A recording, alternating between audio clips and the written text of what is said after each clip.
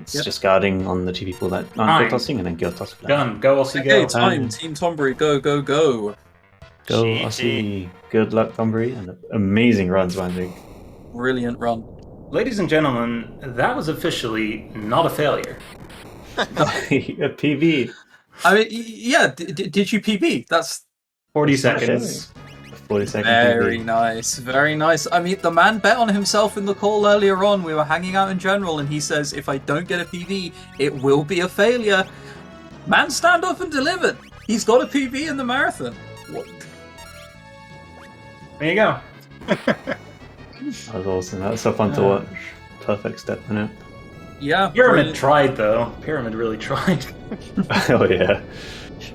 But you dealt with it really well and Yeah. Yeah, it was cleanly executed. It was good. Alright. Good luck, Aussie. And the entire 13 crew, and the remaining FF5 runners. Yeah, good luck. We've got a few moments here if the FF13 crew want to introduce themselves. Hello, hello. Yo. Hello, I am LogicDolphin, lead commentator of the Commentators. Well, not really, but I'm MrTyton. Hey. And I am Yes41. And welcome to Yeah. FF13. Yeah, Well, we're there's a lot that we can talk about, but we'll hold off on it a bit until 5 is done. But hi, looking forward to the next 5-ish hours. Yep. more like 4-ish hours now. Well, not Well, really. I mean, because there's gonna be. It still lots runs that'll up to start, 5, so. yeah. Yeah. I'm looking forward to staying up. Yeah. Well, on that note, they've given us the chance to explain the fights and talk about a bit of what's going on. So right now we're combining Dragon Powers and High Potions. Dragon Power? No, Dragon Fang and High Potions, and we're making Dragon Power, and then we're Guild Tossing. Is that a new strategy? That is a new strategy. That's the first boss we've killed like that. Okay, yeah, good. Until now, we've been doing something completely different that isn't that exact thing. Don't worry about it.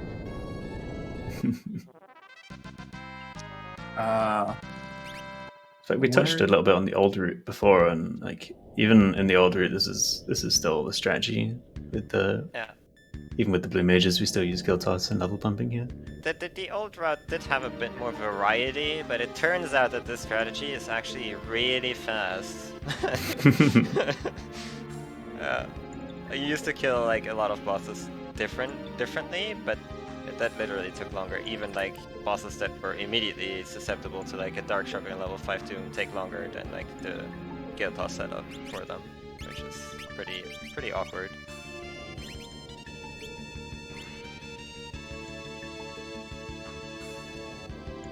Difference was back then though, like instead of dragon power, which increases levels by 20, we'd use Samson power, which increases levels by 10. Yeah, Because we but didn't yeah, have a setup for Dragon Fang duping. these iterations didn't quite understand the duping the way we do today. So we back then thought it was impossible to dupe items like Ethers and Dragon Fangs, but it turns out it's not. You just have to be a bit more clever about it.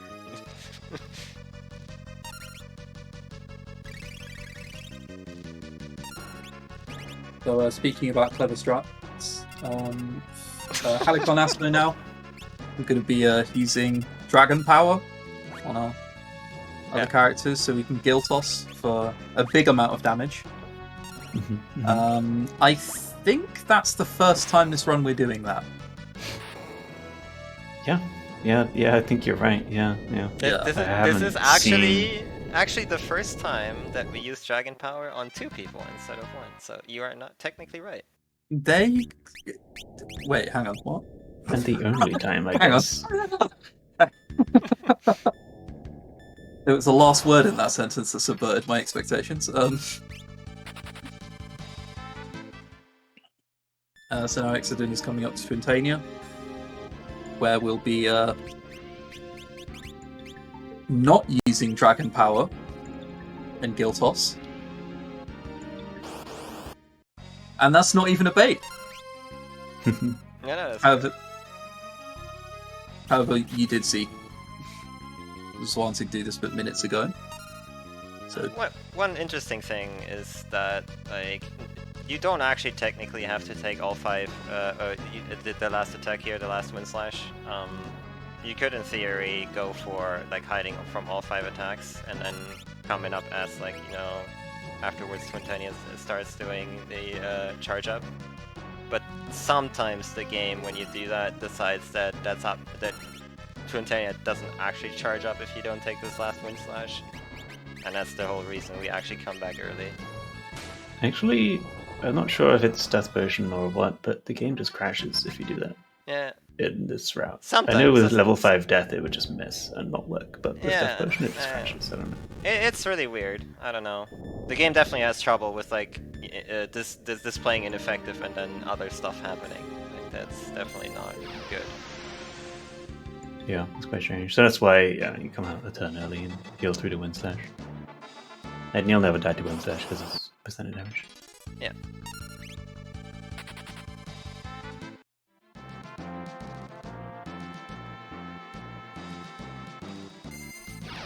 And we don't get the Gilgamesh fight here because we didn't take the chest in XF's castle earlier.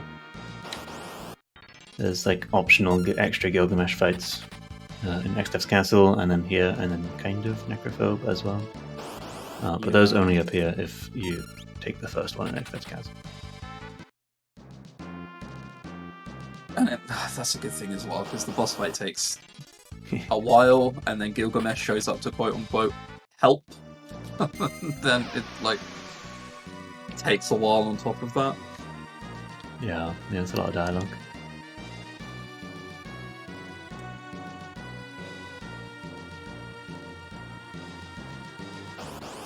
So now on the boys. So XIII will still be getting councils, although that are they now on the last screen? Yeah, there's still some here. Yeah, I believe. Yeah. And now we're clear. Yeah, just don't get any encounters. It's that easy, lol. Yeah, saving time. Easy. really didn't seem like too many extra, so yeah, pretty good. Yeah, probably just even across this castle.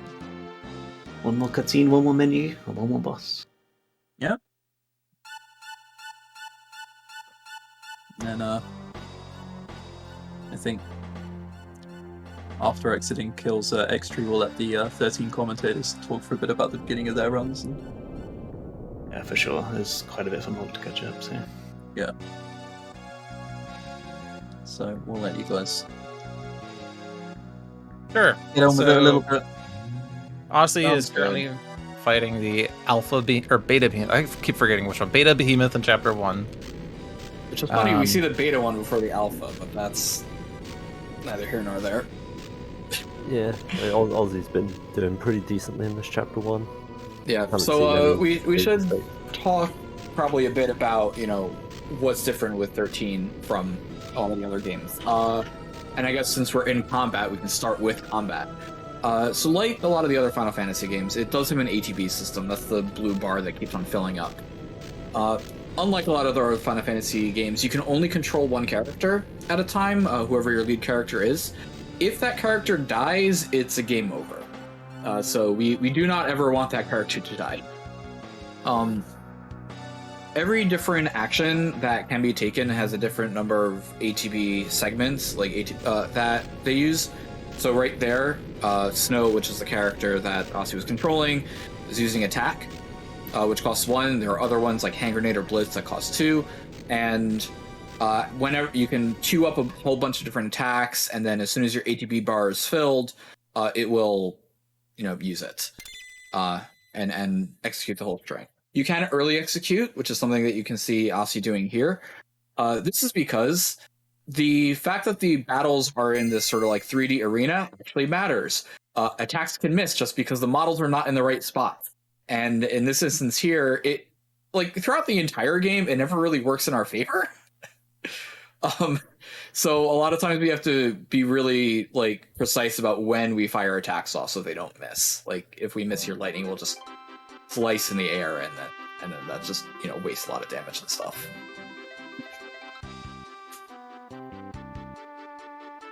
Yeah. And the other major part of 13 is the field, where you have to dodge the encounters that you see on the field. Unlike other Final Fantasies, encounters appear on the field, like in 12, but if you bump into them, you're initiated into a fight sequence. And in the speedrun, you want to dodge as many of these as possible because each of these takes time to either do the fight early on or to have to retry the dodge again. Aussie just got hit at the end. Hopefully he's actually past the battle zone here so that he doesn't have to do this. Alright, good. So when you retry, there's a retry system in the game, by the way. Kind of like Flee, but it's guaranteed. You'll be warped back to when you last entered the battle zone, or if you're outside of the battle zone, you'll be warped to where you just were. The battle zone is the area where the enemies are alerted to your presence. And sometimes you'll fail a dodge after the battle zone because 13's enemies can run past battle zones, which is somewhat annoying. But in that case, you can just retry and you'll be past, and the enemies will be reset to their positions inside the battle zone and it'll be fine. But the fights that we're doing here are the fights that we have to do for story progression, and that was the last fight of Chapter 1, a very good Chapter 1 for Aussie, if I may say so. Did you get Legendary Dodge? Don't know. I wasn't fully keeping track, but that is still a very decent Chapter 1. But Yeah, I was too mesmerized by Seraph's voice. We've got XF happening, so... Yeah, just to interject ever so quickly, we've just got, Exodin fighting the final boss here. Looks like the setup's gone off fine. Kiss of Blessing has gone off. Giltos is doing massive damage. We should be very, very, very close to Team Choco being able to start. I will try and call out time as soon as I see it. It's imminent. Either one or two more Geltosses. Yep. Counting. Very, very close. Team Choco, go. Team Choco, go. Go, go, go. Good luck. GG Exodin, very good run. Very nice. I considered recovering step route there, but it would have been a lot of half steps for no point. So yeah, I think you made the right choice. Yeah, I think in the end, you lost steps just after it mattered, as we touched. So like it ultimately didn't particularly matter. Great job. Like I said in chat, a lot of my gold splits for that final dungeon are in runs that lost step route at some point. So. And were you timing your run locally? Yeah, it was 3:49, which was like 3 minutes off PB. So okay, not too 3 bad. minutes off PB. I mean, that's still very, very good for like a marathon. You're safety safe and you're doing a whole bunch of extra stuff. It's a really good, solid time. Well played. Yep, very well played. Put it this way, I imagine if we offered you the chance to get a 3:49 before your run had started, you would have taken that. Yeah, that would be a great marathon finish. Yeah, okay. Brilliant. Alright, awesome. Check out the FF5 runners. I think we will mostly hand over the commentary to FF13 now. We might chime in FF5 a little bit here and there for things we might have missed, but for the most part. Yeah, exactly. We'll ultimately probably just try and interrupt if something does happen for Team Mog, but for the most part, it's just go ahead, FF13, the floor is yours. All right, so this is LogicDolphin, lead commentator. Wait. We've done this part. Yeah, so at the beginning of Chapter 1, we were sort of just thrown straight into our first fight. The first fights in the game are just very basic. We've got just basic abilities and... Yeah, it's a former soldier with a sword, a person with a gun fighting against a giant scorpion monster that shoots lasers. Is that familiar at all? If you attack while its tail's up, it will counterattack with its laser. Actually, no, that's not true. It will attack no matter what, but... Yeah, so I feel like I need to state, there's a lot that's going on at like, for most of the run. So there's going to be a lot of sort of mechanics that's all build up on each other. But we should also introduce our runners. So we've got 2 people going right now. Asi on Team Tonberry, 0 on Team Chocobo. Kaya is going to be in Team Mog at some point soon. And it's also a treat. They are positions 1, 2, and 3 on the leaderboard right now. So you're getting the best showing that we can realistically give. Yeah, and just to sort of note that this is PC any percent. All 3 runners will be doing this on PC. We do have every platform separated, so PC, PS3, and Xbox 360 are all separated. These will be all done on PC. And that's mainly for load times because PC has the fastest load times. 360 is also a little slower than PS3 because it is run on 3 discs and features disc changes, and I think load times are also a bit longer on there as well. Also with FPS differences.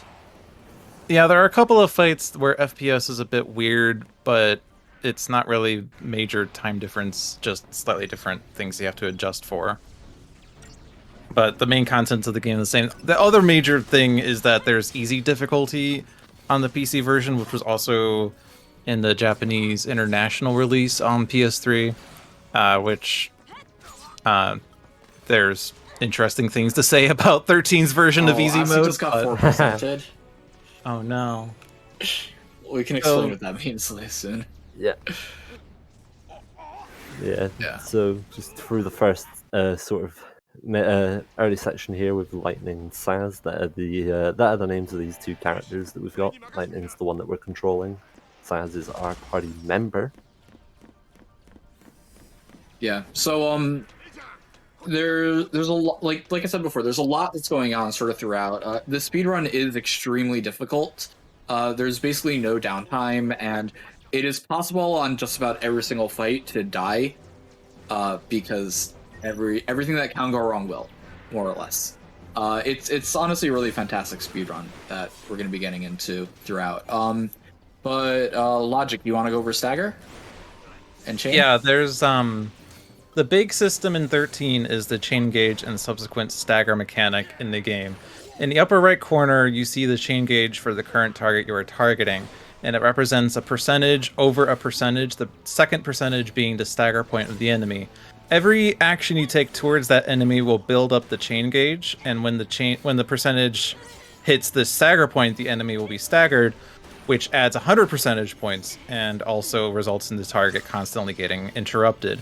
What the percentage primarily serves as is a multiplier to damage dealt, and this is independent of stagger. If you have 200% chain, you are dealing 200% damage. If you have 400% chain, you're dealing 400% damage. Stagger adds 100 percentage points, which in Chapter 1 usually means you're getting to the point of 200% damage. But every action you take will add to the chain gauge, and starting from Chapter 3, we'll start getting actions that will greatly add to the chain gauge. And a lot of fights that we have to do will end up staggering the target, either for interruption purposes or for damage purposes. Yep. But yeah, in the first 2 chapters, we do not have Ravagers, so staggering just happens mostly because their stagger points are rather low. Yeah. We're now in the next section. This is the Snow, Godot, and Lebro section. Snow is our 3rd playable character. The other 2 characters that you see in the fight are actually going to be temporary characters just for this chapter. You can also see their HP is just question marks. They can't actually die, even if their health bars go down to what looks like 0. And yeah, is that even possible for them to take enough damage if that happens? It can happen in the section without Lebro. Yeah, because Lebro will just heal you immediately because she will throw potions whenever someone hits yellow. Yeah. The Snow and Godot section, Godot can go down to 0, but well, he'll just sit at 1 HP really. Yeah, as mentioned before, whenever we get caught by a fight, we usually are going to retry instead of just fighting it. But that one's a bit of a special case. In order to dodge that one off of a retry, it takes a lot longer than what would necessarily be needed to just do the fight. And that dodge is also known for just being extremely difficult. Yep. We call it the legendary dodge. It's the kind of thing that you just hope that you get, and if you don't, then oh well.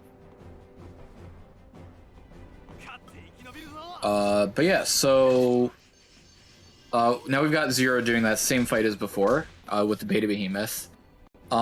It's a really good example of just the knowledge that we have of how the enemies AI works and their scripts.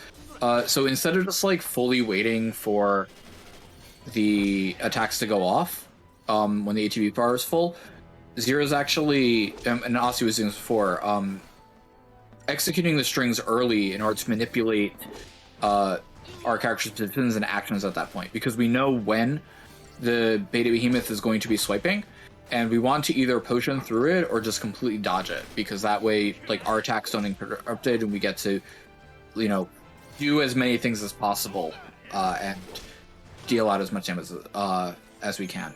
And doing that, like, that knowledge of what the boss's AIs are going to be doing at any point in time is really, really useful, especially later on, because there are some bosses that would be almost impossible to do if we didn't already know what's going to happen with, like, the development and stats that we're going to end up having. So we've got Aussie, who's actually almost done with the end of Chapter 2. And we're going to be seeing, like, our first sort of real boss coming up with Anima. And we're also going to be seeing our first use of Shrouds. Wally, you want to explain Shrouds? Yes, so Shrouds are a sort of limited item in this game. You can farm them infinitely, but they are usually a very rare thing to have a big abundance of until post-game. And Shrouds in this game are going to give you certain... Shrouds are used to give you buffs outside of battle. There are numerous buffs that you can gain in battle, but you can actually use Shrouds to gain those buffs at the beginning of battles. So here, Aussie has popped what is called a Fortisol. The Fortisol is going to give him Bravery, which will increase his Strength, Faith, which will increase his Magic, and Haste, which will speed up the rate at the which the ATB gauge charges. And it's really useful for this fight, which is Anima, as Anima has a lot of HP and is also quite quick when it comes to attacking, as well as being able to sort of just out damage it before it can actually do enough to kill lightning. The way that we conduct ourselves in this fight is Anima is the main body, but has two different parts, the left and right manipulators. If the left and right manipulators are defeated or destroyed, then Anima will attempt to regenerate them, in which Anima can then not attack. And with Haste and Bravery, we're able to pump out a load of damage, and whilst that regeneration is happening, we can just take out Anima very, very easily.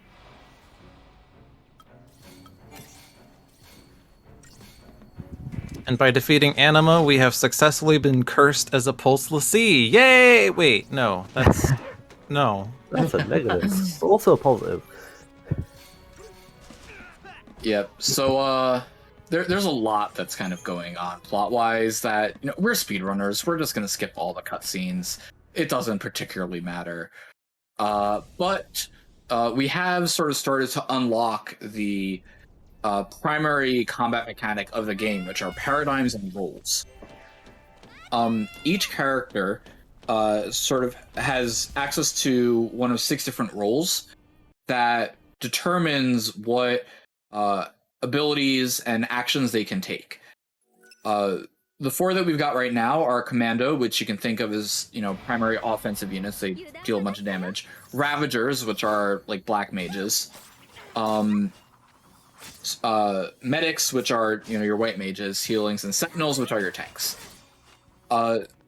Each of the jobs gets leveled up individually, and each of the roles gets leveled up individually, and also each character has access to different roles. So that's something that will change later on, but for now they just all have their own roles. In combat, the way that you effectively control your allies is through changing what roles they are, because each of the roles has different AI that's associated with them, and the characters will do different things. The way that we do that is something we're going to see in the next menu up here, which is the Paradigm deck.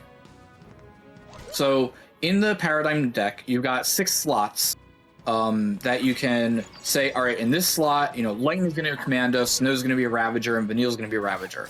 And the second one would be like, all right, all three of them are going to be Ravagers. And during battle, basically at any point, you can switch between the different paradigms.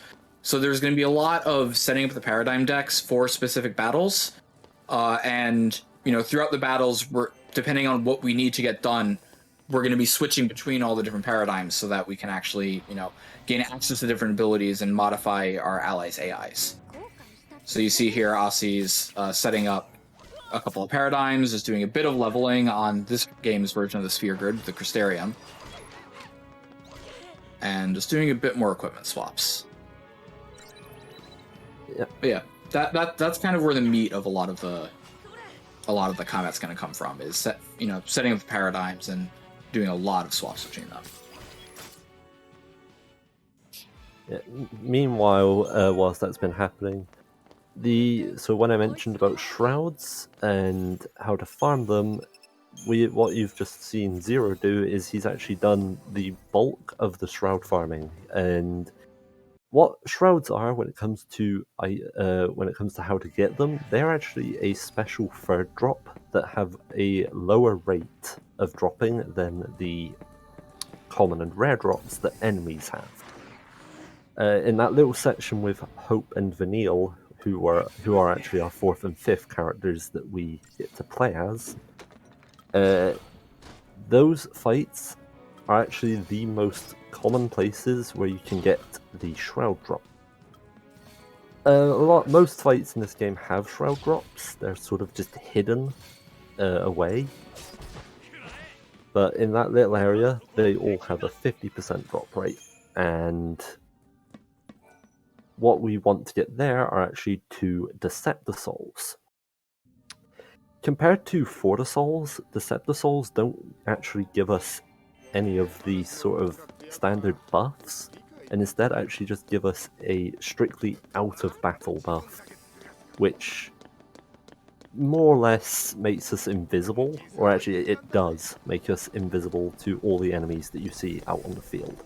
And it makes dodging a lot easier, but it's also a lot more powerful than that, which we will explain later on. Yep. So we can see Aussie using one of the real basic AoE attacks, which is Blitz. It costs 2 ATB instead of 1. It hits AoE. Each character actually has their own unique Blitz animation, except for the characters that don't have Blitz. Well, only one character doesn't get Blitz, and that's unique, so really... They're all unique in their own ways. Yeah, for the record, Vanille is the only one without a Blitz. Yes, Hope does have a Blitz animation, and it's weird. I mean, it's Hope. That you kind of default to it, that being weird, right? I hope so. Anyways, we've got Madison Ormec too. Or 3, depending on how you look at it. The first split. So this is Manasvin's return, and as you can see, he's rather beaten up since the last time we saw him at the start of Chapter 1, yet he's actually a lot stronger than he was at the start of Chapter 1, because go figure. But it's kind of our first time using multiple paradigms in order to effectively set up the kill here. We're using some commandos at the start to build up chain duration, which will tie to how long the stacker lasts. And the next thing we need to do is to time our stagger to interrupt that big attack there. If that attack were to go through, it would certainly kill us at the HP totals that we have. And then once we've staggered him, we're just going to be shifting in and out of commando rolls in order to deal damage. The reason we have 2 of the same paradigm here, these are 2 aggressions in English, is because if you shift every 12 seconds when you do a paradigm shift, your ATB will refresh, and we'll incorporate that in this fight in order to get some free ATB. And you can definitely see it with Snow here, where he just starts doing a set of 3 attacks straight away, saving us the time of needing to regen that ATB back. We got a 52-second fight, which is 2 seconds faster than I would have liked, but sure.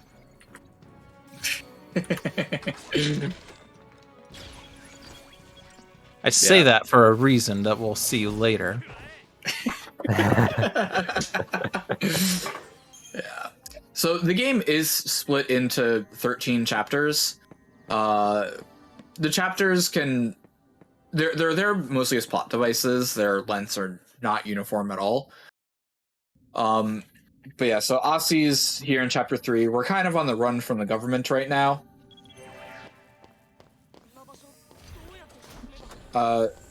And we're just trying to escape. One of the things that happened when we became the Seas is that everybody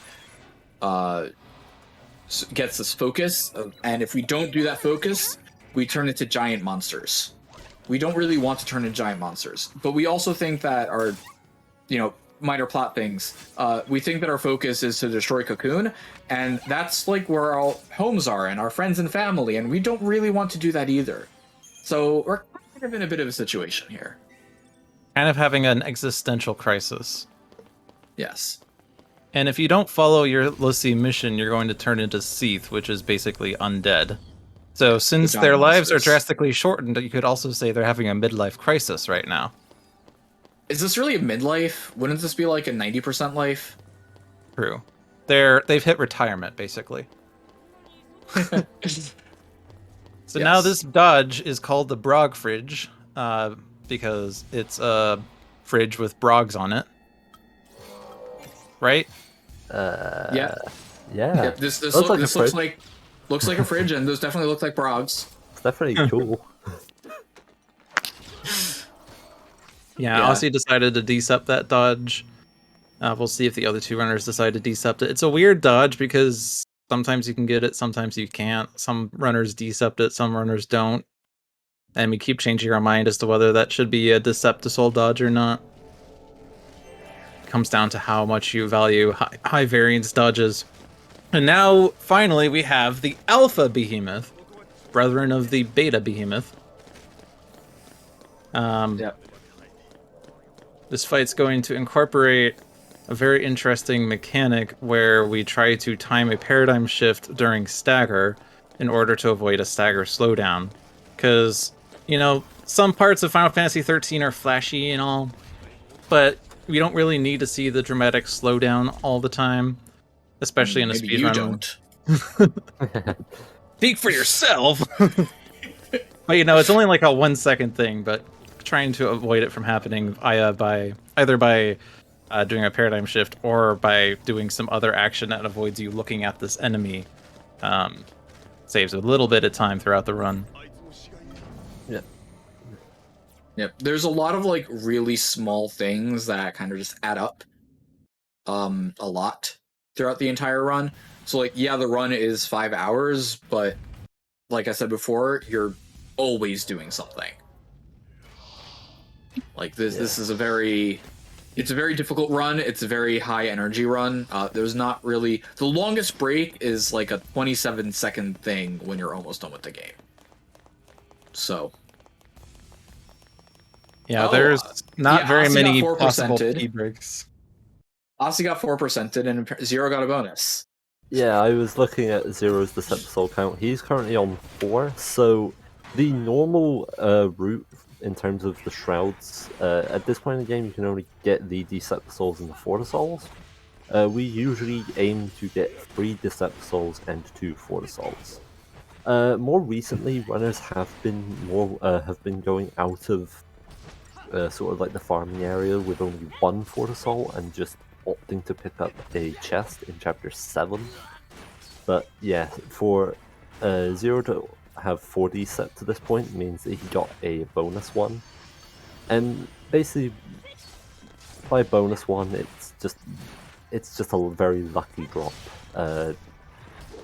It's the most common in this chapter. In this chapter, the Shroud drops are 12%, but that percentage drops off very quickly. So getting them now is always really welcome, and they will help with fights way down the line. They save a bunch of time throughout. And in case you folks at home are wondering, Fortisols are actually a reference to the video game Fortnite. So we're also seeing the first instance of us using a Deceptisol on Aussie stream that kind of just ended. So Deceptisols are the one that have the least direct action on a fight. Fortisol and Aegisols, give buffs. But Deceptisols just kind of make you invisible on the overworld so that nobody can see you. My personal opinion is that, this place has invisibility potions that I think just make you smell really bad, and then everyone just kind of ignores you and hopes that you'll go away. But they're really useful throughout the entire run, because like Logic mentioned before, enemies have battle areas that they will aggro in, and if you retry a fight, you will respawn with everything as it was before, all your items, all your HP and stuff outside of the battle area before you entered it.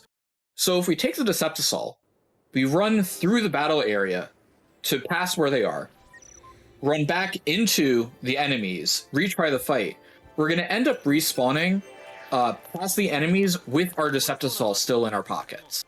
So we do only get 3 Deceptisol, but we could just keep on reusing them throughout the entire game to get past any dodges that would be really impractical to, try to do manually. It's really nice. This is actually not allowed by the JP rules for a really long time, but we kind of just let it go ourselves. Otherwise, it would just make things like really obnoxious. Yeah, I think it was called like infinite smoke proliferation or something in the JP rules, because in the Japanese version it's called sneak smoke instead of Deceptisol. I don't know what the other Shrouds are called though. Buff smoke? Shield smoke? If only we knew somebody who had the translations. If only.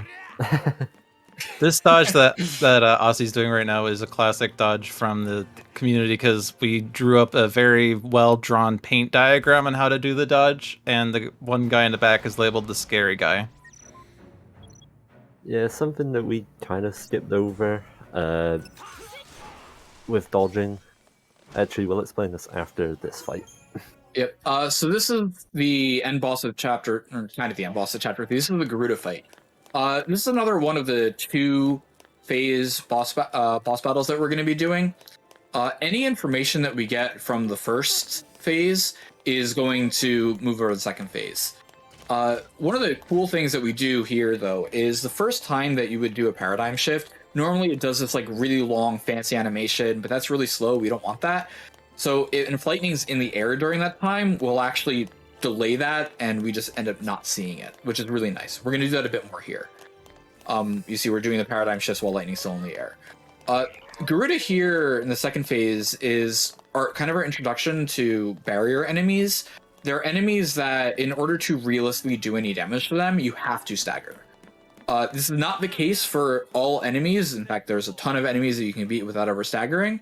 But Garuda and other sort of barrier enemies, they're taking single-digit points of damage here. And as soon as the stagger, that's going to, increase to, 3 digits worth of damage.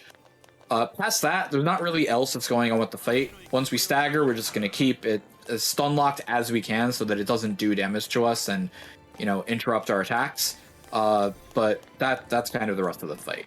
The important thing here is that it's a barrier enemy that we have to stagger. Barrier? I hardly know her. Yep. That is Garuda down. He might have gotten a shroud from that. It's hard to tell, unfortunately. Yes, slightly. So, going back a bit to Manasvin, after that fight, Snow actually left our party. We swapped him out for Saz.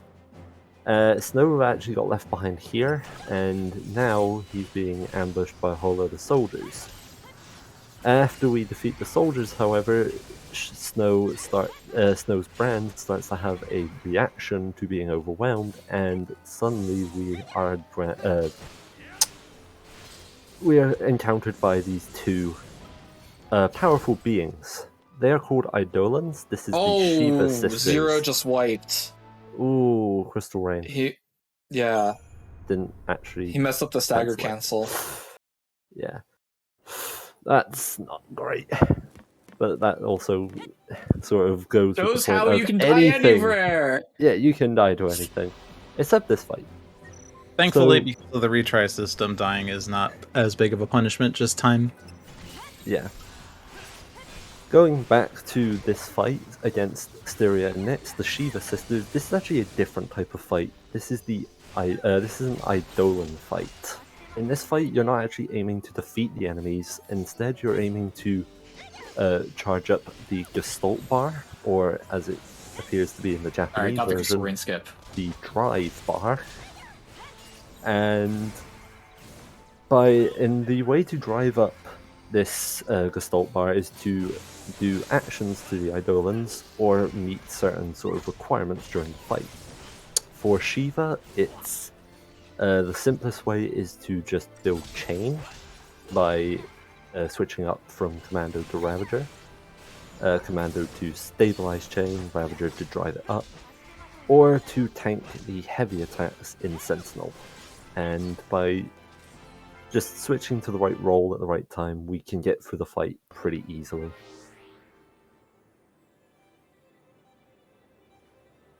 But with that done, second time through 0 was chapter 4. oh, sorry. Yeah, we're in chapter 4 now. Second time through 0 did it. A-okay. Yeah. Yeah. This game is hard. This game never stops. Speaking of hard, hello, chapter 4. Okay, it's not a hard chapter, just a very annoying chapter. Obnoxious, And yeah. what Aussie just did there was he checked his Shrouds in order to see if he got a lucky Fortisol fight from the Shiva fight, because even though the soldiers before the fight don't have a results screen, it does count as a battle for CP, and there are spoils from the fight. And that fight has an 8% chance of giving you a Fortisol. And if you get that Fortisol, it's the lucky invisible Fortisol that you would never know you have unless you check it right there. Or anywhere, but that's a really good spot to check it, because you're waiting for the thing to fall anyway. But yeah, we're in chapter 4 now, and chapter 4 is infamous for its terrible dodges. This is a Deceptisol dodge that we're doing here, and it's still terrible because it's a very tight corridor with enemies whose hitboxes don't make sense. And so even though enemies can't see us, we still have to wait for them to get out of our way in order to run past them. And then the dodges that come after this are dodges that already don't see us, but they still take up a massive amount of space in the corridor. But the other annoying thing about this chapter is its frequent party changes. Even though we're running with Lightning and Hope right now, that's not going to last for long. We're going to swap over to Saz and Vanille. Yep. And when we get to Saz and Vanille, it's really awkward for the first part because we don't necessarily have a good way of doing damage. But we do get to see the other two roles that we didn't actually see in chapter 3. Yep. You want to go over them? How about you? Alright, so the other two roles that we've now gained access to are the Synergist and the Saboteur. The Synergists are essentially our buffing, our party member spells that buff us, and the Saboteur are the offensive debuffs. They are kind of the most broken roles that we have access to. We're seeing, for the first time here, us preempting enemies. If you run into an enemy encounter without them seeing you, then every enemy will sort of start with one hit away from being staggered, which can save us a ton of time. And the way that the Saboteurs and the Synergists work are, it's again more with the multiplier systems. So Synergists get access to things like Bravery, Faith, and Haste. Haste is going to increase our ATB charge rate, which is really good because we get to do more actions. And Bravery or Faith are going to increase our Strength and Magic stats by 40% each respectively. Now, the offensive debuffs, things like D-Shell, D-Protect, Imperil, etc., are like massive, massive damage multipliers. D-Protect and D-Shell decrease the enemy's resistance by 89%. And this is a multiplicative change, it's not an additive change. So Logic can double check my math, but if we have an 89% decrease in, say, their physical defense, and we bravery ourselves so we get a 40% increase, we end up doing approximately 2.5 times the damage that we would be doing normally. So damage numbers just kind of, there we go, perfect. I did the math right, and I definitely didn't just remember what you said from the other day. I've just pulled out a calculator, and it's 2.646 to be exact. Oh. Actually, I should just stop. It's 2.5 times your base damage, and that's ignoring the chain gauge, which also multiplies your damage. So if you like dealing 4 times damage at 400% chain, well, if you throw in Bravery and Deep Protect, now you're doing 10 times damage. Numbers Wait, get there's really more! big really fast.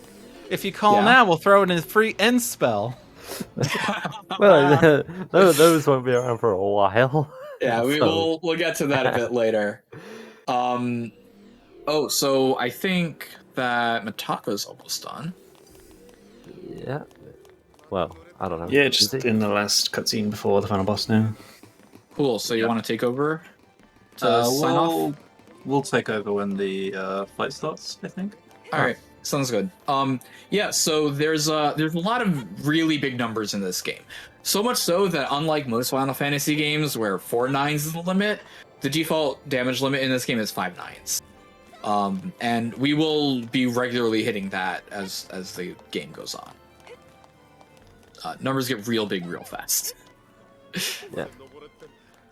So One thing that 13's environment does very well is you can kind of tell where you are just based on how the general area looks like. For instance, you can see that Zero's in Lake Brescia and Aussie's in Vile Peaks mainly because Lake Brescia is a largely blue crystal area, whereas Vile Peaks is utter garbage. And Actually, it is literally garbage, but yeah. Aussie just ran into one of the 2 enemy types in the game, birds. The other type is a dog. Those are the only 2 types of enemies. The birds are kind of one of the reasons why Chapter 4 is so awful. They run really quickly, and while they don't have a great turning radius, so if you dodge them once, you're usually good, it's getting that initial dodge, which can be kind of difficult to do. And while it's great if you manage to get past without failing any of the bird dodges, it's not unlikely that you are going to fail a number of them. Yeah. We mentioned that Chapter 4 is just kind of awful all around.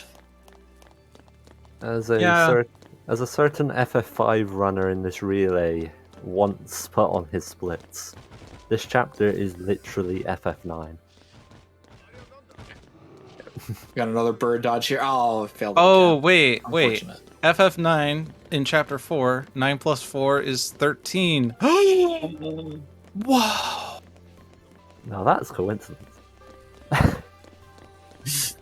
No, that is a big brain play.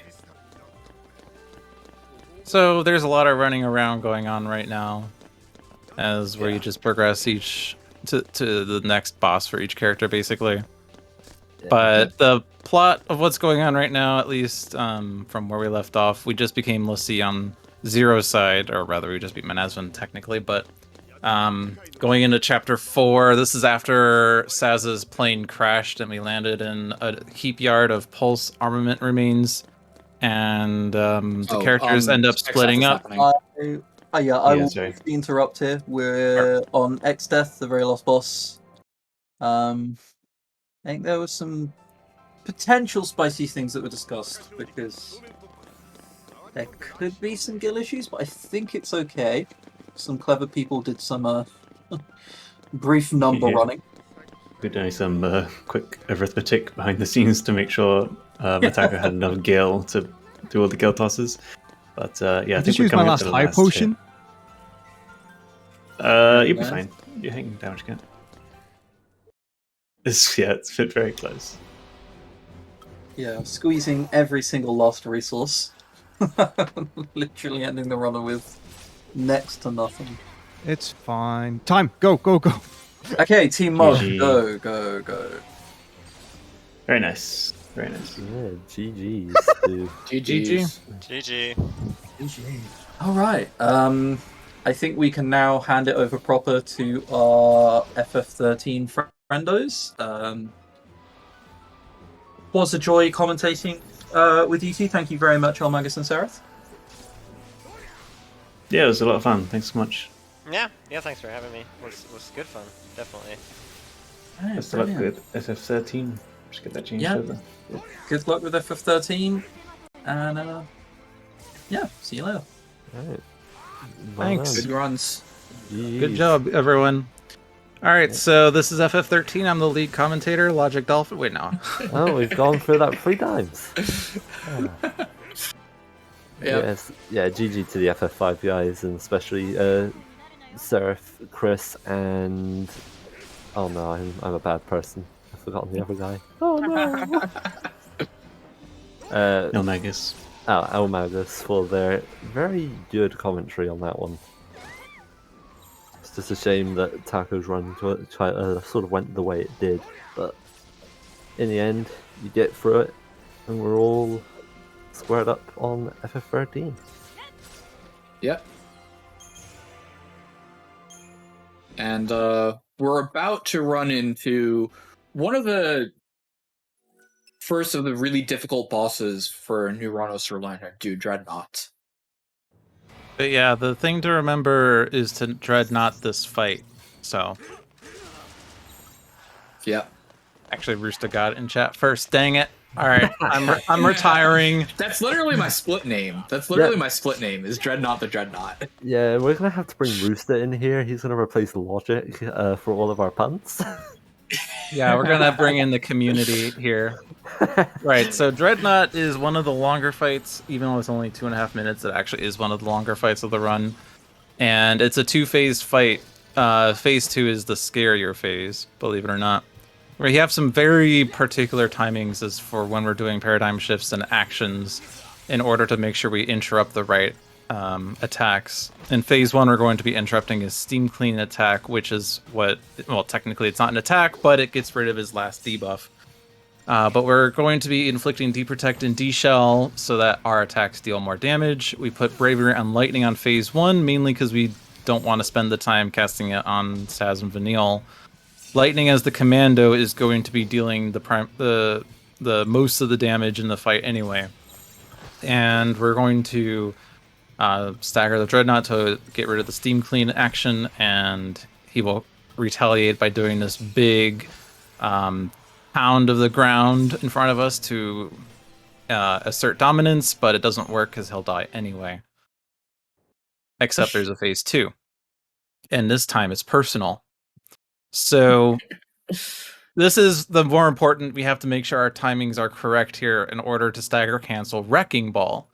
Wrecking Ball is his big physical AoE attack that at these HP levels will deal probably about 80% of our damage, but it runs a great risk of hitting twice for whatever reason.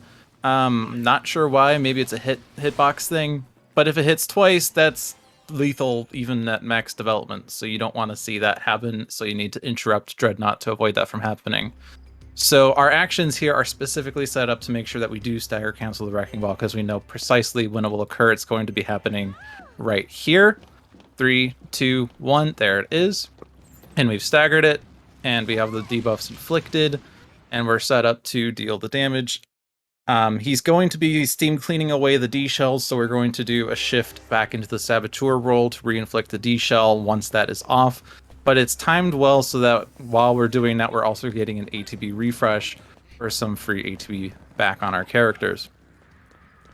And if it's done right, then Lightning... Oh, she's not attacking straight away, but that's fine.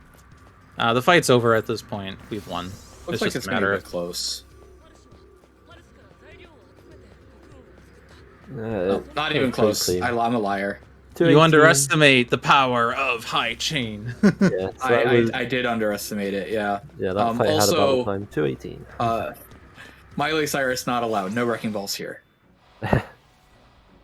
So, by beating Dreadnought, we have now unlocked the last primary role for Saz and Lightning. Saz now has the commando role, Lightning now has the medic role, but more importantly...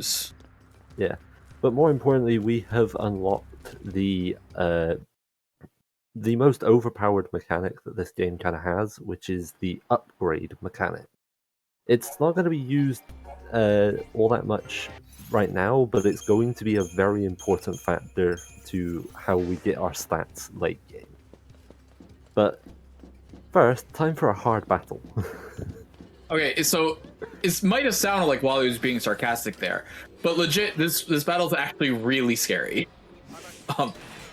The thing is that like they can run around a lot, our attacks might not hit. They attack really quickly a lot of times, so they can just like randomly KO either Lightning or Hope. And if it KOs Hope, then like the fight's really slow, and if it KOs Lightning, you got to do it again.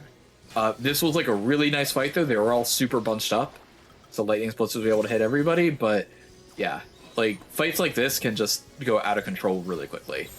Haya got the legendary dodge. Nice, 1 for free. Nice. This the start of Team Mog's return. Yeah. Unfortunately, Kaya did end up missing a dodge, I think, in the first section. The Enforcer and the Aerial Recon actually got instant aggro. Wow, I'm surprised he didn't reset. Wow. It's my running joke with Kaya that if he ever fails a dodge, I say, why haven't you reset yet? Yeah. Look, just it's because he's grind ridiculous runs at until you dodges never reset. these days. Right, yeah. Also, if anything ever goes wrong, just grind until it doesn't go wrong, right? Yeah, that's how it works. Also, something that we haven't yet mentioned that has actually been used quite a lot by all free runners is camera tricking. We didn't quite get around to that. So, what we basically mean by camera tricking is moving the camera into a location where we can put enough things off screen. When things are off screen, they're sort of very lazily, they're active, but they're very lazy. They don't like function the exact same. They'll sort of do things later, or they just won't act at all. This is just a way to sort of save on processing, but by doing it in that section just before the Beta Behemoth, that last dodge had only 2 enemies that could actually catch us instead of the 4 that it normally has. Yeah, basically you can think of it as the game is like a child. If you can't see it, it can't see you. Just no object permanence. Anyways, on Aussie's screen, on Team Tonberry, we've got the Dreadnought minigame. And this is the only time we're going to be seeing this minigame. I can't actually tell if he got the music skip or not. Nor can the chat because they don't have that audio. It's fine. But he did not get the music skip. Oh, unlucky. So we got to run through and destroy enough of these Pulsework soldiers by running into them in order to get a certain reward at the end. Now, here's my issue with the reward is we want to get the 20 thickened hides out of this chest. This is the only chest in the game whose contents can change based on what you've done. In this case, in the minigame, every other chest in the game is the exact same.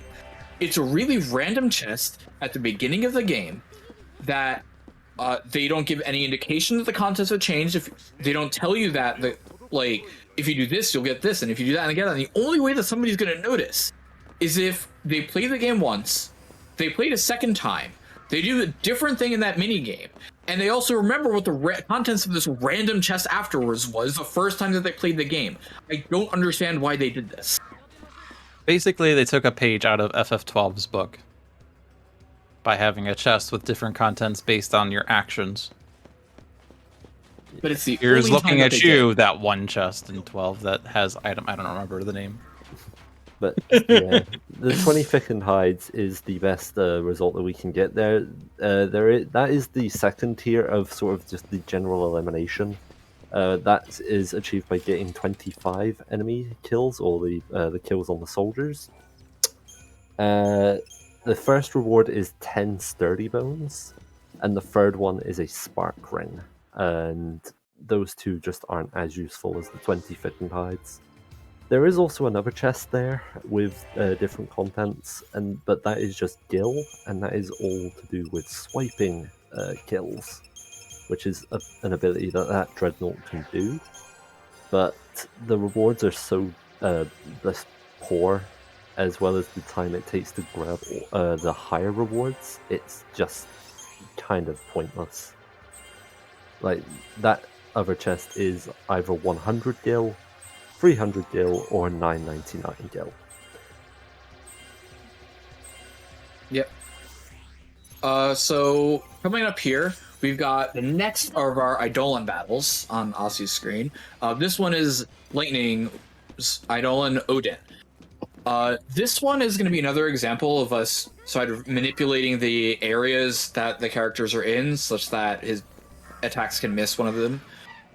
Ideally, we want him to be attacking Hope, because Lightning's going to be the one doing more of the damage here. If Odin stays in the correct pattern, then we're going to be doing the same thing each time, which is a bit of chaining, followed by heals, followed by more chaining, and so on and so forth. Ossie's doing a double dose there just to make sure that nobody dies. It's not the worst scenario if we run out of chain. The chain in the chain gauge, it doesn't actually affect how Odin's Gestalt is going to increase. But if the chain does run out, then it just means the first spell that we do isn't going to increase the chain, which means that it's a bit slower because the Gestalt won't go up. But this fight's been really good so far. He's just kind of been focusing down Hope. If he wasn't focusing Hope, right as I say that, he switches over to Lightning. So things are going to have to go a bit different now, because we want to make sure the Lightning isn't going to be launched up into the air. But it looks like it's all good. The potion was used to cancel everything out and just throw a few more thunders off, and there we go. Odin fight done. Yeah.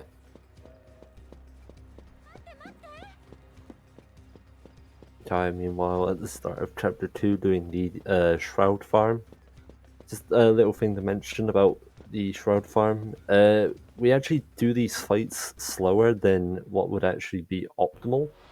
That is because we want to manipulate the battle results. Every fight in this game has a star system, and the stars actually impact drops. They impact like the common drops, the rare drops, but they also impact the Shroud drops.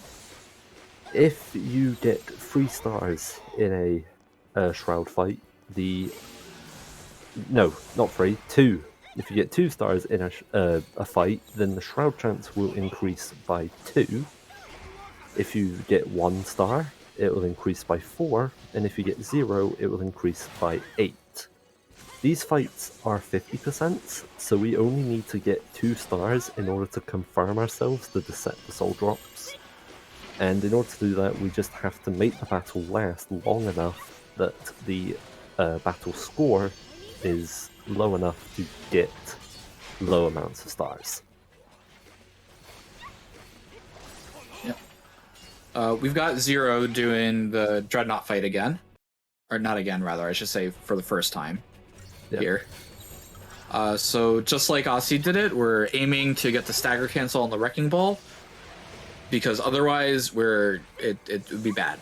It'd be very bad. If you die in the second phase of the Dreadnought fight, you don't restart from the second phase of the Dreadnought fight. You restart from the first Dreadnought, which is really slow. So yeah. Just doing some buffs because it's going to make sure that we do a lot more damage, and manipulating all the actions that not only we're doing but that our allies are doing, so that the chain gauge ends up in just the right spot, so that when we go here, it should end up that we get to stagger cancel the Wrecking Ball. Yep. And perfect stagger cancel right there. So instead of wrecking us, we wrecked him. Ha ha! Oh, got him! What is Aussie's Vanille doing? Running dominance and running around. Vanille is showing us how to dodge, really. Yeah, she's just trying to show us the way.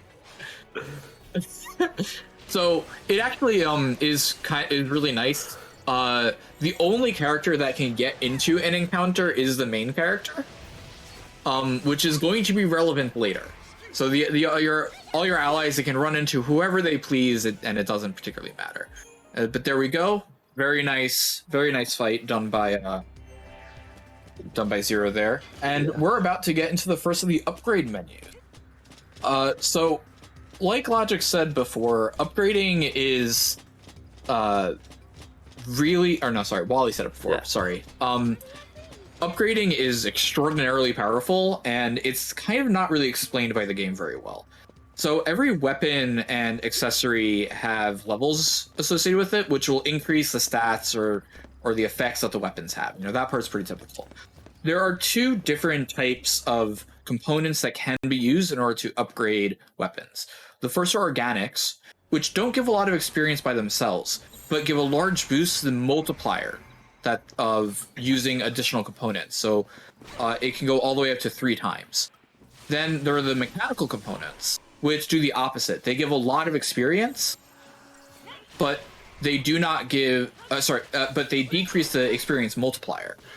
So our typical strategy for doing all of the upgrades that we want is we're going to be first feeding it all the organic components that we need in order to make it a 3x multiplier, and then trying to give it as many mechanical components that we can at once so that we make the most use of that 3x multiplier and just spike our levels up all really high.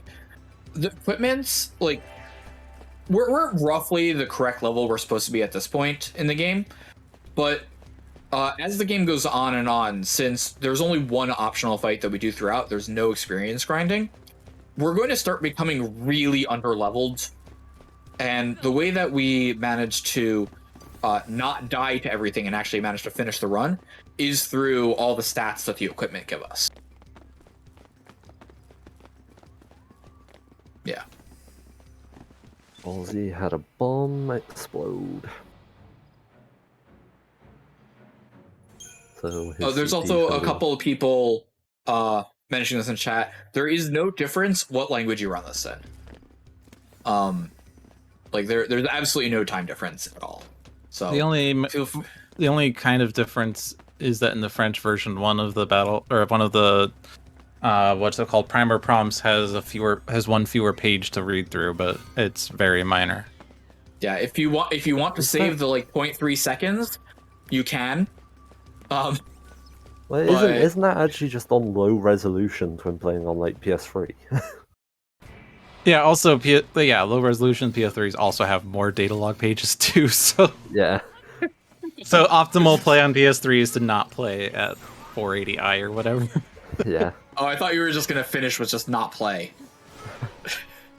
Well, I mean, if you want to go fast, then don't.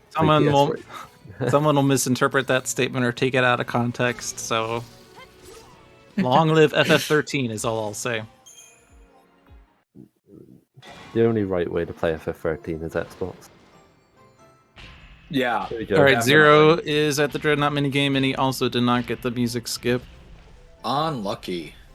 So I was told once upon a time that this was what happens when you play the game at 60 FPS. But since then, I've had the game running at 60 FPS, and I've yet to get it. That sounds illegal. I think it's running at 60 FPS. It's running at 60, but it's also skipping the cutscene on the first frame. I've not gotten lucky with that then, I guess. Yeah, it could be it's probably a timing thing that I just never get. Or is something. So Aussie popped open a Shroud menu. I think he got a bonus Shroud for these fights. Should be the Aegis-Sol, probably, but I can't read Japanese. Yeah, it's difficult to tell what Aussie really gets, because... Yeah. Well, we'll see when... So there's going to be a Fortisol that gets picked up. These are we call these the Gauntlet fights. They're basically just the end of the chapter. We have to fight the mobs that are guarding the switch that opens the gate that lets us through to the flashback. And you can get bonus Aegis-Sols here, which are kind of useful. Aegis-Sols, while they are really nice to have, don't give us offensive things. They just kind of increase our defensive. So there's less opportunities for them to be massive time saves. Yeah. Also, but we got to go through all of these, and that's basically the end of the chapter. Mm-hmm. Oh, he's not. Oh, okay. Maybe he will do the D-sub tier so that we can check his Shroud counts. Kai had a really nice double gas dodge in Chapter 2. One of the gas came forward really quickly, got stuck, and the other gas backed up, so we had a massive gap. And also Aussie making nice work of that one as well. The final dodge in Chapter 4. So I wanted to double check this before I said it, but Chapter 4 is the worst chapter in another way, in that in the speedrun it has the most fights of any chapter in the game, which is rather crazy considering Chapter 11 is normally so much bigger and longer.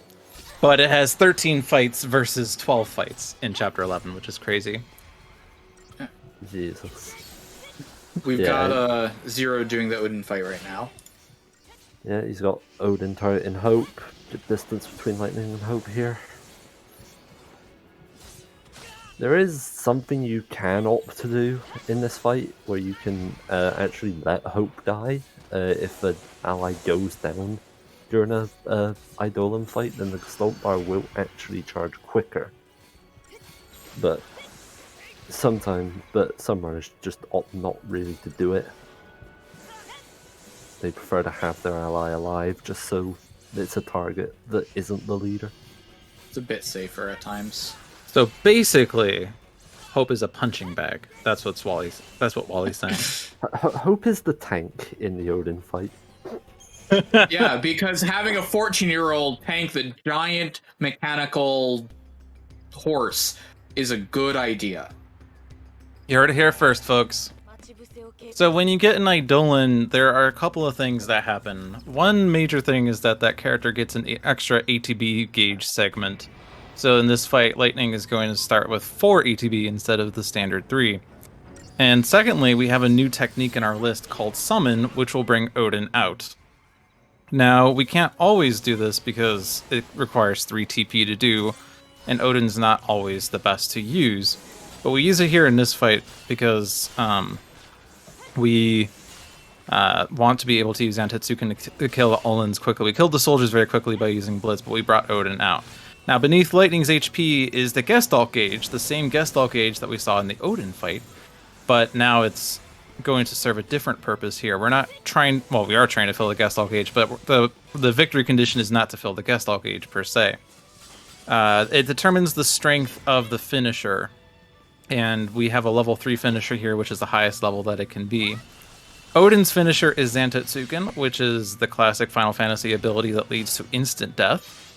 It's not necessarily instant death in 13, it's more there's a calculated formula that determines whether you get instant death, and that formula is primarily based on the square of the target's chain gauge. So in this fight, basically we stagger both Ulans and get to Zantetsuken level 3, and usually that will kill both Ulans with the Zantetsuken.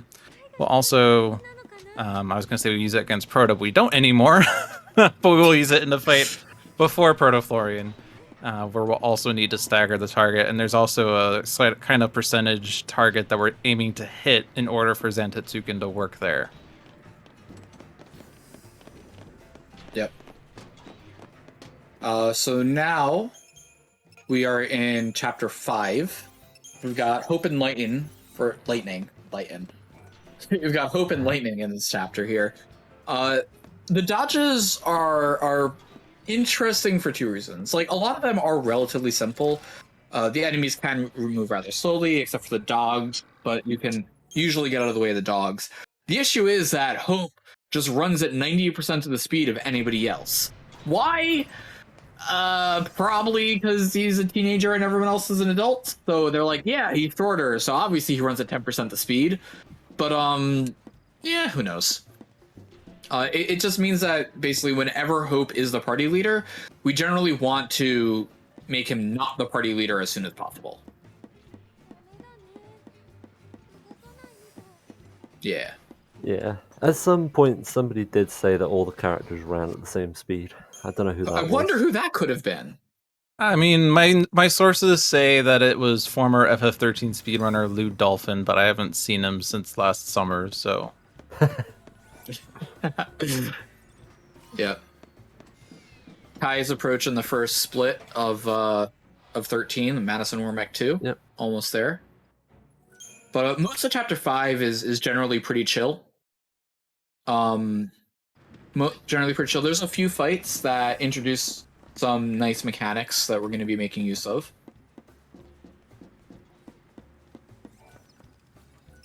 Yeah, Zero came up to the first upgrade. He had a bit of trouble with dodges before this. He had to actually do a decep cancel just because of a soldier and bomb just being very awfully positioned. Yep. We're also seeing how we're getting most of the money in the game with Zero Shop. Gil doesn't drop from any of the battles. That's not how the game works. Every battle only drops like items. So what we kind of do throughout is we'll pick up a lot of chests, but those chests exist solely to sell, more or less. Like it'll be a weapon that has, you know, oh yeah, this is a really fantastic weapon, but we're just not ever going to use it, so we just sell it for all the oodles of gil that it gives us. There are some items that drop that are explicitly for selling. They're marked as like premium components. And there are going to be those that we are trying to keep track of how many you get later, because the guild can be kind of tight. But for the most part, it's just like, do we need this thing or not? If not, just sell it for money. I used to joke whenever I opened a chest, like, well, I wonder what's in this chest. Gil! And what's in this chest? Gil! And what's in the chest? Even for Gil! I just have one question. Who's Gil? And why haven't I been introduced? I do know somebody named Gil, actually. So, if you want, I can introduce you, but he'd probably be really confused, because I don't know if he knows what speedrunning is.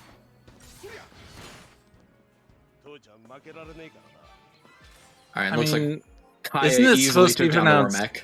Isn't it supposed to be pronounced Jill though? Because Oh my Jiff. god.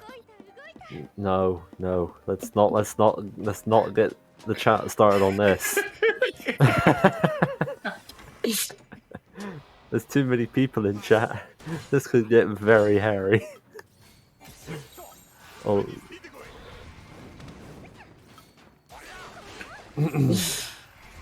Yeah.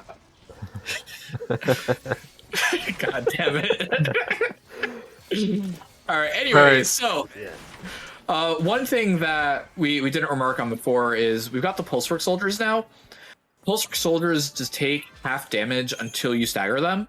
So while you can kill them without staggering, it's a lot faster to just get the preempt, instantly stagger them, you know, with the debuffs and buffs on us, and then they just melt. So you'll see here Zero's waiting. Oh, didn't quite get it. Oh, did get it. I lied. I'm a liar. Yeah. So waiting to get their preempt there so that they start off at the, you know, one step away from stagger, and then doing another instance of us manipulating the AI targeting by hovering over the first Pulsar soldier, waiting for Vanille to start attacking there, and then actually attacking the second Pulsar soldier. We can make sure that both of them actually get staggered, don't lose any of their chain duration, and we gotta kill them really easily. Yep, and over on Aussie's side, we've got legit one of the scariest fights here, the Crawler X10. There's a lot of enemies here, and they can also attack really quickly, and if they attack Hope, who has very little HP, he can die really quickly, and then, you know, we just kind of have to retry the fight. This fight's actually, like, a lot scarier than you would think it is. Yeah, if Hope dies, it just gets hopeless. It really does. It really does. We also had the first Feral Behemoth fight, but we'll get through that later. We're gonna have it again really soon. Chapter 5 takes a while to get to like the fights, but most of the fights are literally one after another. There is something that can be noted about that last fight, the Crawler ×10. We didn't actually preempt that compared to like the previous Crawler encounter.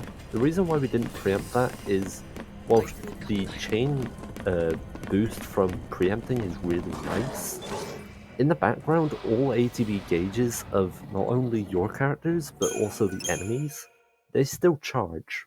And with 10 enemies, the preempt animation is very, very long. And as soon as that preempt's done, there's a very high likelihood that Hope just dies in like half a second, because all the crawlers just jump on him at the same time. Yeah, and we do not want that to happen. It's like, oh, what's your reward for sitting through this long preempt animation? Death.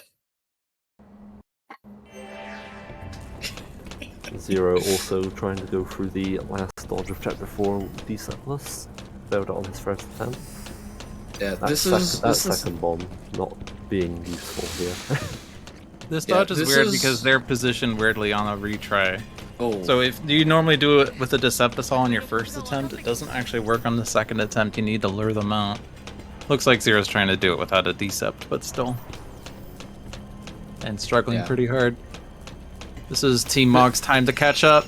There we go. The 2 bombs came out, and then soldiers are Nice. just easy to break the ankles of. Easy. That looked like he was about to get sandwiched by that. Not even close. Titan. It was Yeah. easy. Okay. Oh. No, we're not. Alright, We're not fine. playing on. We're not playing on easy mode, Wally. Easy. Oh, We're right, not so lost. yeah, He's here, follow fighting Behemoth Feral 2. P2. Yeah. Yeah. With Logic, Lightning you wanna lead, go? the fights. With Lightning lead, the fight's a little bit easier because Lightning has slightly more HP. Plus, Lightning has slightly more strength than Hope does magic, so her Aqua Strikes deal more damage. Plus, she has 4 ATB segments instead of 3. The reason that we would want to do Aqua Strikes is because the Feral Behemoth is weak to water, and so the Aqua Strike deals double damage. The weird thing is that Commandos also sort of deal double damage, so you would think that attack versus Aqua Strike doesn't make much of a difference, and you could be onto something there. But what if I told you that you could do an Aqua Strike that gets the Commando roll bonus? Well, that is Tell me called more.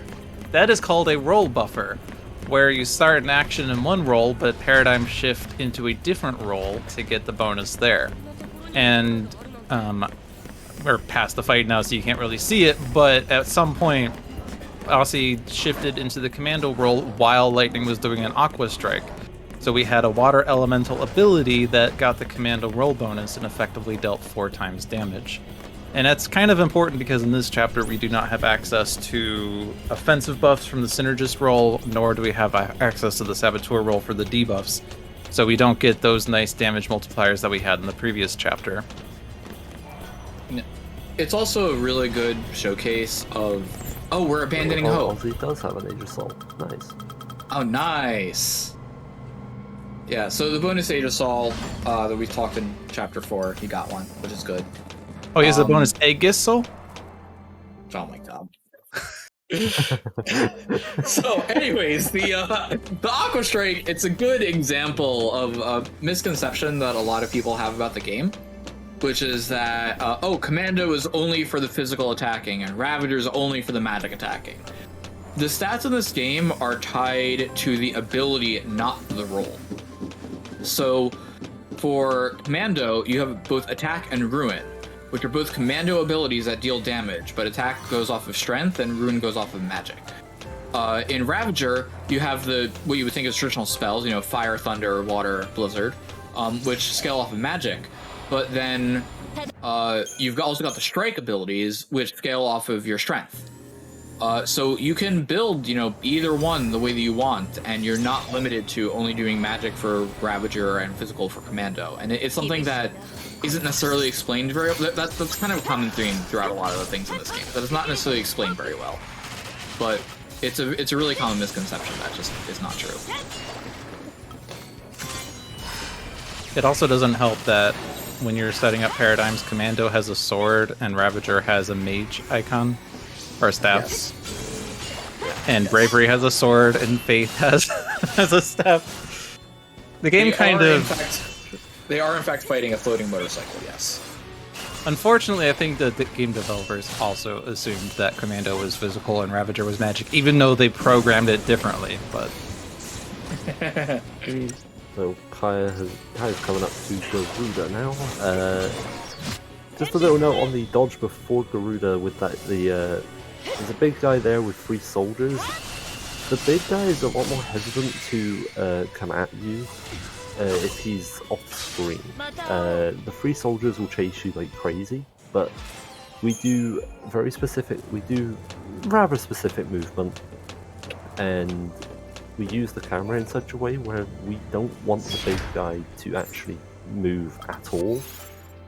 And before we actually figured that out, we used to go up the stairs to the right of it, and we would just dodge the 2 soldiers and drop down. Yep. So we're coming up on the second split here for Team Tonberry. the Aster Ploto Bulbasaur. I can't pronounce the second part of that word. Is this the split or is Odin? This is the split, yeah. Odin was also one. This is Yes, welcome to Bulbasaur. Welcome to Bulbasaur. Wally?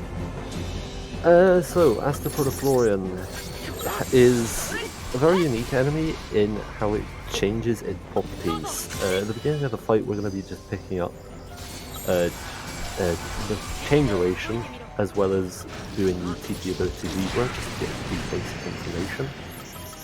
We're going to then be chaining up whilst keeping both characters alive using potions.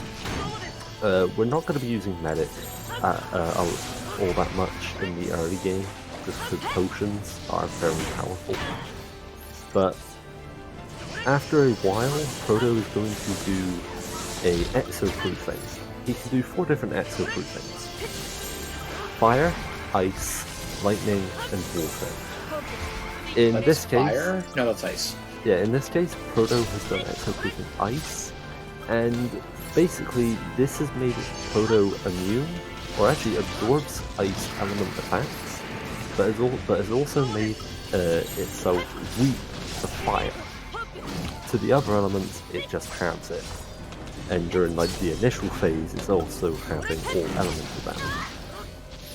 Now, in this fight, we actually would like to have lightning and water, just because it's the 2 elements that we have physical abilities for, so that we can make the most use of lightning's strikes. Ice is slightly worse, but we have the fire spell, so we can at least do some damage in Ravager before we go to Commando for our main damage, as you can see in this stagger. And basically, and we need to make sure that we do get this fight done in 1 stagger. If we do not finish this fight in 1 stagger and we let Proto sort of have a lot more action after, Proto's patterns become a lot more unpredictable, and he can also do Nice. Actions that can basically one-shot lightning. Good job, Aussie. Yeah, Getting the kill on Ice Exo right there. It looked really smooth. It's really difficult. Also, he went down to 19 HP at one point, and I was really worried. Yeah. That's only 18 more than he needs. It's fine. Yeah. You know, that is a true statement. That is a true statement. We're also seeing Zero doing the first of the Feral Behemoths. It's like 12-ish seconds slower than the second time we do Feral Behemoth, just because we don't have control over lightning. She likes throwing off waters instead of making use of her swollenness. Yeah, the AI Ravager will generally try to alternate abilities, and the reason for that is kind of secret. You have to be in the biz to know what it is. So if you want to know more, please be sure to subscribe. No, I'm just kidding. No, the reason is because there's a thing in this game called conditional chain modifiers, and without going into too much detail, certain actions you take and the way that you implement them are going to influence the chain gauge in different ways. And the biggest one has to deal with alternating abilities. By alternating abilities, you get a bonus of 0.2 percentage points to the chain gauge. And so Lightning, as a Ravager, recognizes that she wants to increase the chain gauge as much as possible, and so we'll be using alternating abilities. And she also recognizes that Feral Behemoth is weak to water, and that she has 2 water abilities, Aqua Strike and Water. So she will do Aqua Strike Water, thinking that that will give her the most chain. But what Lightning failed to consider is the fact that Lightning Aqua Strike is slow, or Aqua Strike Water is slow, versus just doing Aqua Strikes. And that's unfortunate, because the real thing that Lightning should have been paying attention to is chain per second versus chain per ATB gauge. Anyway, that's the unfortunate thing about AI Lightning versus leading Lightning for that fight. Yep. Also, as an example of how scary Crawler X10 is, Lightning actually died in it. And Zero had to use a Phoenix down. So that puts him down a Phoenix down. So he's down. You're on a roll right now, aren't you? Right. We got Aussie now in chapter 6 doing the main sort of menu here. This is actually a really big upgrade, despite it being only 1 item. He's going to, instead of upgrading accessories like we did in Chapter 4, this is actually going to be a weapon upgrade for Saz's default weapons. And you're going to see the stat increase, and it's going to be very, very high. Saz's base weapon starts at, I believe, 15 strength, 15 magic, and at the end of this upgrade, it's going to be on 135 strength and magic. I don't know if I've got my numbers right. Big. Oh, it's 12 strength, 14 magic, never mind. My numbers are all wrong. But even still, you can see there, oh, we're up to 102, 104. So we've gained 90 strength and 90 magic in what is like a 10-second menu, or maybe like 15-20 second upgrade menu. Yep. Did Kaya just get a bonus shroud there as well? I saw 3 different drops. Oh, nice. Yeah, so Chapter 6 is a pretty chill chapter. There's that menu at the beginning, and then there's one fight at the end. But we are going to be picking up our second Doctor's Code. We got our first Doctor Code in the, actually at the Anima fight at the end of Chapter 2. And it's a really nice item when we have it equipped. It will double the effectiveness of potions. Potions in this game heal your entire party, and they also scale, which is nice. And the Doctor's Code will double the effectiveness of it. However, the reason that we go out of our way for a second one is because when they are upgraded to full, in addition to upgrading accessories and weapons, you can also dismantle them, and they dismantle into, different things depending on whatever item it is.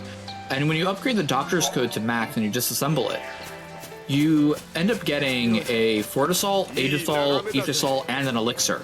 Or the Elixir is basically just like a super potion that also refills your TP. And that's really valuable. It saves so much time, just the fact that we can use all of these shrouds. And it makes it worth it to go out of our way to get the Doctor's Code and to upgrade and disassemble it all down later.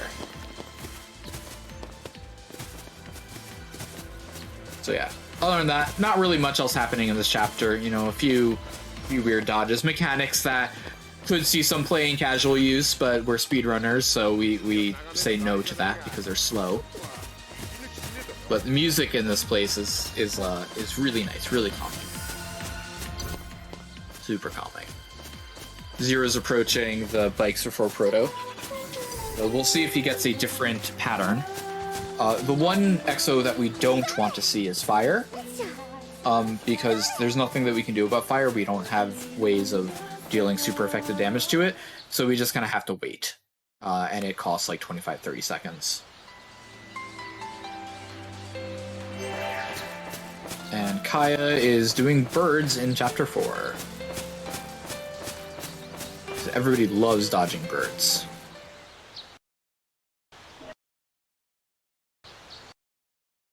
Yep.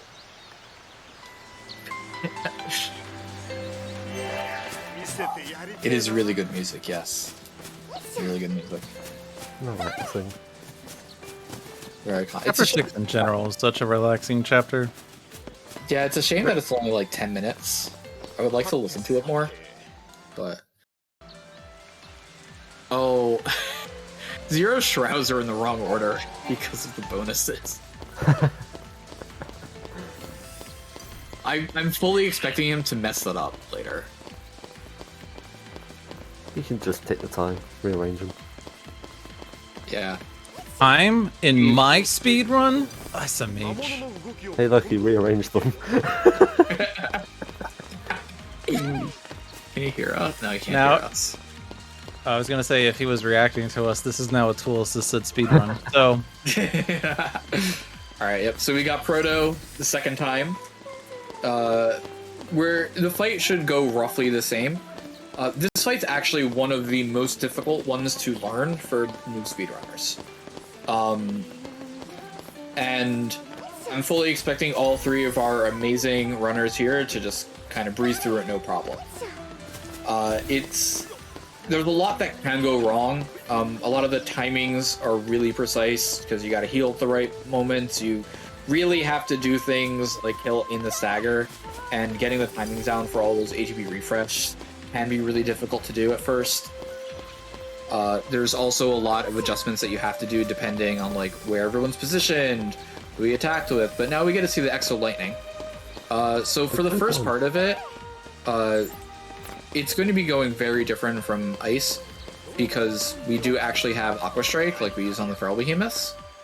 So we're getting the second Efflorescence. We're chaining up with the waters mostly because like it's just faster to do so. But then after that, we're going to be doing the Aqua Strikes, trying to keep Proto stun-locked the entire time, and making sure to refresh Hope, because Hope actually does like a significant amount of damage in this fight. And we just want to keep him stun-locked so that he can't accidentally kill one of us. If he attacks Hope at this point, Hope is like almost guaranteed dead, so we just don't want that to happen. Oh, we also have Enki and Enlil happening. That was fast. Yeah. I was waiting for Proto to finish before I chimed in. But it looks like Zero's gonna get it, hopefully. It looks tight, but it's definitely fine. Yeah. So Enki and Enlil, this is the first fight where we have access to end spells, which are going to provide the commandos with elements that they wouldn't normally have. Currently Saz has in Thunder, which makes his attack deal Thunder elemental damage, which is good against Enki, who is weak to Lightning. Or Enlil, I can't remember which one's the first one, honestly. Enki and then Enlil. Okay, so it's in order, great.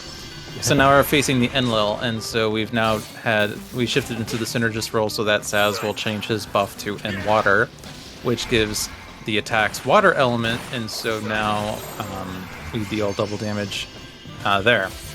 It's a lot better than trying to do water damage as a Ravager or to try to buffer the water, because that's slow. You have to keep changing in and out of paradigms to accomplish that. So it's a lot better to just have the commando innately have water damage in their role. This fight is a bit interesting because once the Enki/Enlil goes down to 80% or so HP, they'll get enraged, they will bellow, will remove their debuffs, and will also cast a bunch of buffs on them. But we time it so that they're currently staggered, and hopefully we keep them interrupted during that so that they don't actually get it off. If they do, then we have to recast Deprotect in order to get that extra damage on Saz. But that seemed to go pretty well. The only other thing to mention is that their attacks do significant damage. We are starting to realize how much not fighting things is affecting us because our HP is lower than expected. So we have to be throwing in potions with Doctor's Code in order to really survive a lot of these attacks. And when we get down to just the Enlil without the Enki, then he starts attacking faster, and it gets a bit scary there as well. Yep. Currently Kaya is doing... Yeah, Kaya's doing Dreadnought. Man, we are on the same wavelength here. We both have a thought. Let's see if we get that stagger ball wrecking ball stagger. It came in like a wrecking ball, and now I'm gonna stop singing because I really can't sing. What about for a change of pace, we just get double wrecking ball? Oof. Seemed a bit close, but the strat we use is pretty reliant for that. Yeah, older strats were a lot more inconsistent. Yeah. Current strats are so much better. One thing that's interesting with the Enki and Enlil fight, it's actually gone through a lot of revisions over the years.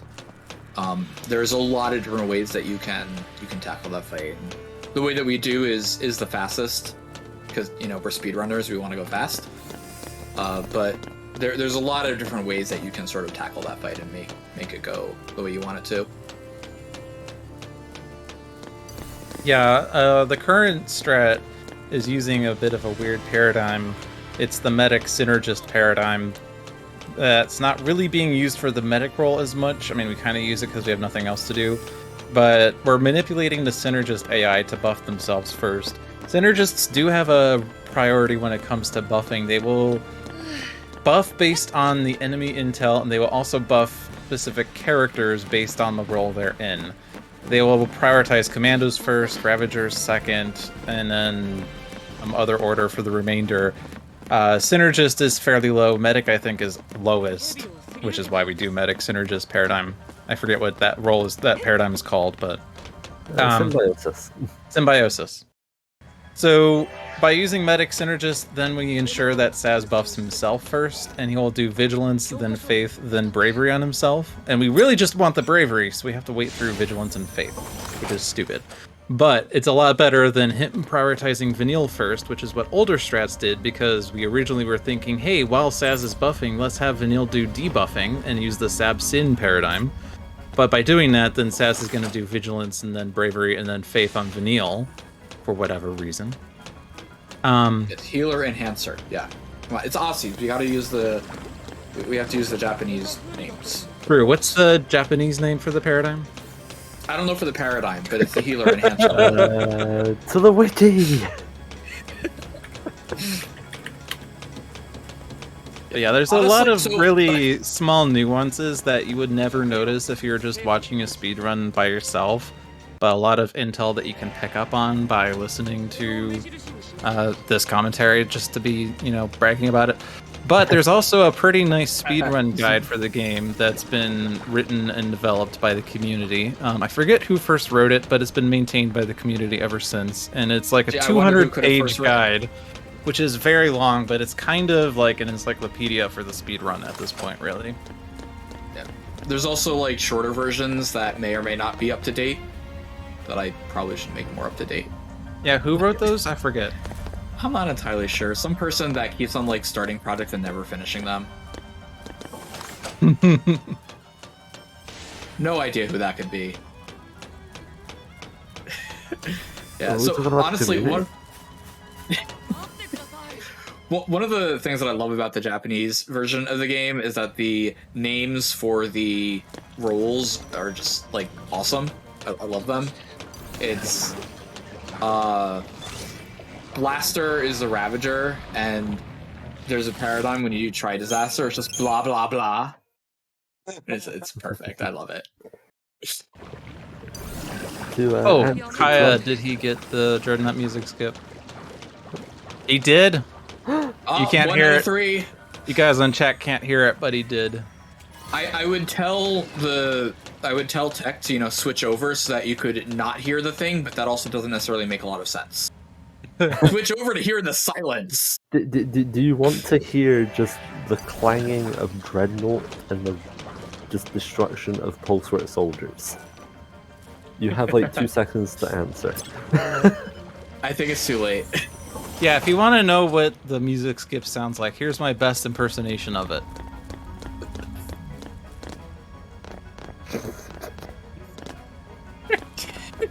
Ding. Why was I feel like me and Titan were expecting something. Nope. That's kind of where I thought he was going with that. Alright, so now we're actually back to a fight on Aussie's side. We're doing what's called the Shiva Stadium. Although I was recently asked what makes it a stadium, and I'm not really sure actually if it even is a stadium, but whatever. So the stairs look like seats that people could be in, and we're in a like half circular dome where we're the primary attraction. I think that counts as a stadium. Sure. So this fight is just a Gestalt fight, really. It's a lot easier on console than it is on PC for whatever reason. On console, you just mash auto Gestalt and you can get the chain gauge filled. The chain gauge. You target the Orion originally, and that's the one you really need to focus on. The soldiers will just basically automatically die. But on PC, for whatever reason, there's some sort of like hitbox issue where the chain gauge will die if you just mash auto Gestalt because one of the hits doesn't hit and you can't maintain the chain that well. So for the speedrun, of course, we don't want that to happen. So we have specific inputs that we do in order to make sure we maintain the chain gauge. I mean, of course, we want to do it as fast as possible, so we've optimized it since. But it's very particular what we have to do there. Yes. So on Kaya's side, we notice that he's actually doing a fight with some buffs already cast. That's because he used an Aegisol in the fight, which is not routed in, but he had a bonus Aegisol and he used it here. The benefit of that Age of Soul is that we start the fight with Protect, Shell, Veil, and Vigilance. The primary ones that matter are Protect and Shell for damage, but a secondary benefit is that, going back to the conditional chain modifiers I mentioned earlier, having 4 buffs on your character also influences the chain gauge by a pretty small amount, but it's pretty significant for the summoned fights because we are trying to get max Gestalt as fast as possible, and every little bit helps in that regard. But of course, by also having Protect and Shell, we don't have to heal as much, so we can be more offensive more often, and we can increase the chain faster than we normally can. Normally, an Age of Soul doesn't really improve the speed of fights as much as a Fortisol does. This is one of the few situations where it is actually appreciably faster. Yeah, so we also saw... so Zero's doing Enki and Enlil right now. But we also saw Othi taking a bit of a detour. Since he got that 4% miss on the Fortisol before, we instead of explicitly farming for another Fortisol, which you can do, there's a lot of spots in chapters that you can do it. Instead, we just try to rely on a Fortisol randomly showing up because, you know, there's a lot of spots that we have that one can drop in. If one doesn't show up by chapter 7, then we kind of take the initial time loss of it and we just pick up one from a chest. So overall, on average, it's worth it to, if you get 4%, to reset your run.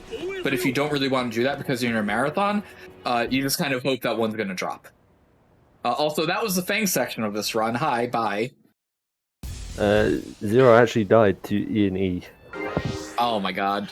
So something that I think might have gotten skipped over actually. With this fight, if one of Enki or Enlil die, the other one will actually become more aggressive. So it definitely can become a lot more difficult once one of them is dead. So, after Enki dies, we're potioning a lot more just because Enlil attacks a lot quicker. Yeah, really, really unfortunate there. Although I will also say it is not unlikely to die, at least 1 or 2 times over the course of the run. There are very, very few runs that are on leaderboards that are completely deathless.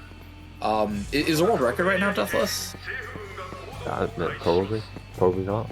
Who knows? Can check. Yeah, I mean, I don't know, but tons of the world records and most of the runs that you see on the leaderboards are going to have at least 1 death. Because this game is, the fights are extremely difficult. There's a lot of really precise things that you have to do, and things can just go wrong.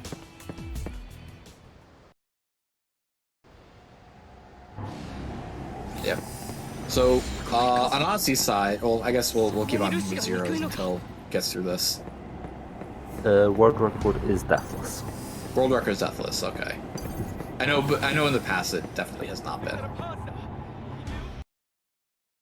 There we go. Zero getting through second try. There we go. Yeah, that's a 2-minute time loss, roughly, which is unfortunate, but it could be worse. There's definitely worse fights to die at.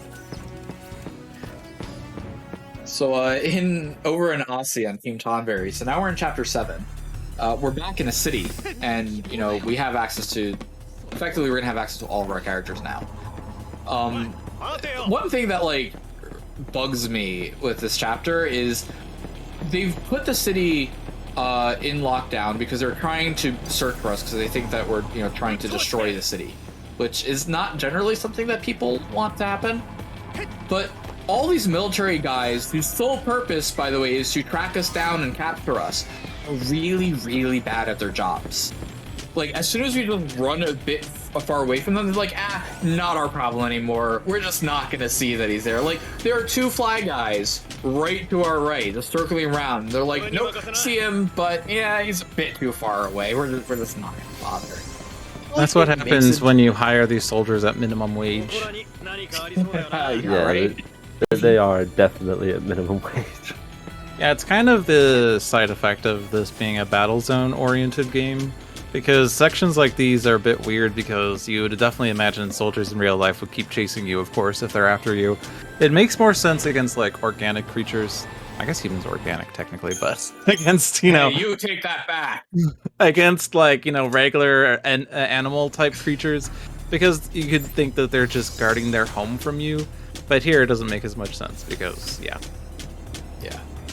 They're just all really bad at their jobs. They also can't see you if you put on the sting powder, so... Yeah.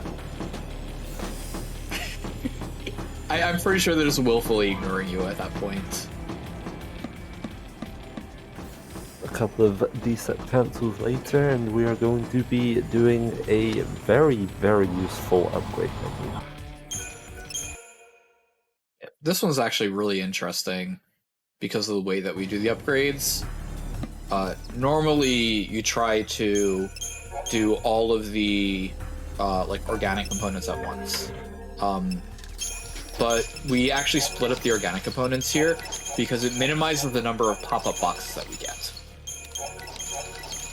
We're also seeing that we just sell a ton of stuff because we don't need any of this, and it's much more useful as skill. One thing that the game doesn't really explain is that each of the different components has different amounts of like EXP that they sell for. So, that they're useful for when upgrading. So there is a very strict like price to experience chart that you can build, and be like, yeah, this component is worth it. This component isn't worth it. But also because we're speedrunning, sometimes the components are worth it just because we can get more of them, and then it's just a faster menu because we've got to do less inputs. There are so many menus in this game that we've rerouted in the speedrun because it saves like 3 inputs. And it can add up. It can really add up over the course of an hour run. Yeah, and they did this without my input, which in of itself saves inputs, so... So right now we're upgrading, I believe, the lightning weapon and then the snow weapon second. Yep. The lightning stats are going to be important for mainly Chapter 9, and then the snow weapon upgrade is helpful throughout the rest of the game. Starting from this fight here against Ashamgal Subjugator, big, large flying thing that we're going to see about like 4 more times in different shapes and colors. But this phase here, we need to utilize Shiva here because Hope just does not have enough HP to survive phase 2, plus we also can't really deal enough damage without Shiva's aid.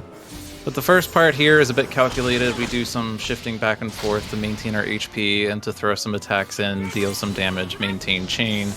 Here's the Tailhammer attack. We summon through it, which is... we're going to be doing this a couple of times throughout the run where we do a summon to dodge an attack, which is a pretty nice thing to do, because it saves you from having to recover from it. And now that Shiva's out, he's going to be distracted between Shiva and Snow. He also did an overdrive action where he buffed himself with Bravery and D-Protect D-Shells, so he's like basically powering himself up to be stronger, but also weakens his defenses as the result. Unfortunately for him, he got staggered, so we're doing super damage to him and also interrupting him more, which is fantastic if you ask me. But now we're approaching the end of the Shiva thing. The thing we haven't mentioned is that Eidolons are only out for a period of time, as evidenced by their sort of HP total that is constantly decreasing. As they take damage, that goes down, but it also goes down over time. And when that reaches 0, then it starts taking your Gestalt away, and once all the Gestalt is gone, then the summon is just dismissed, and you don't even have a Gestalt thing. In this case, we don't care about Shiva's Gestalt, it's faster to just kill him straight up. So we just let Shiva get dismissed. And that brings Hope back, and Hope ended up dying in that fight, but it doesn't really matter. Hope's not really relevant for this fight, and arguably the game. So you don't need any hope. So one of the other things with that fight is that, Snow is somehow dealing more damage than he's taking, when you would think it would be the opposite, considering how he's punching and kicking the giant metal tank. Somehow his hands are just not breaking. Like, how does that work out? Yeah. So now we've got Fang again. So Fang is our last party member that we like very briefly saw before. She's pretty good. She's gonna have access to the Saboteur, Commando, and Sentinel roles for the time being, and we're gonna be doing a level up with her later. But the game does try to trick you into thinking that she's, you know, she's been in your party this whole time by having a bunch of her stuff being pre-leveled and just giving her some experience points. And the funny thing about that is that the game developers were like, yeah, we'll put Fang to have like roughly the development that we are expecting players to have by this point. We do not have that development. We are very far behind, so Fang's actually like way stronger than we are for this point in the game. Hands not breaking, is that? Yeah, I think that is some kind of Lassie power, in fact, yes. Yeah, it's, this is another instance of just like, oh, you know, we could chase after them, but they went down a flight of stairs. Like, do we really want to go down that flight? I don't think so. And this giant dog here, we're just gonna hide behind the pillars, and then it can't see us. You know, it's a dog. What are you expecting from it? So now is the hardest fight of the run at this point. Yeah. Hope solo versus Ushu. So first we want to shift to the medic role and... Oh shoot, he went wrong. Okay, so now he's the medic. That's fine. We can totally recover... Wait. Oh no.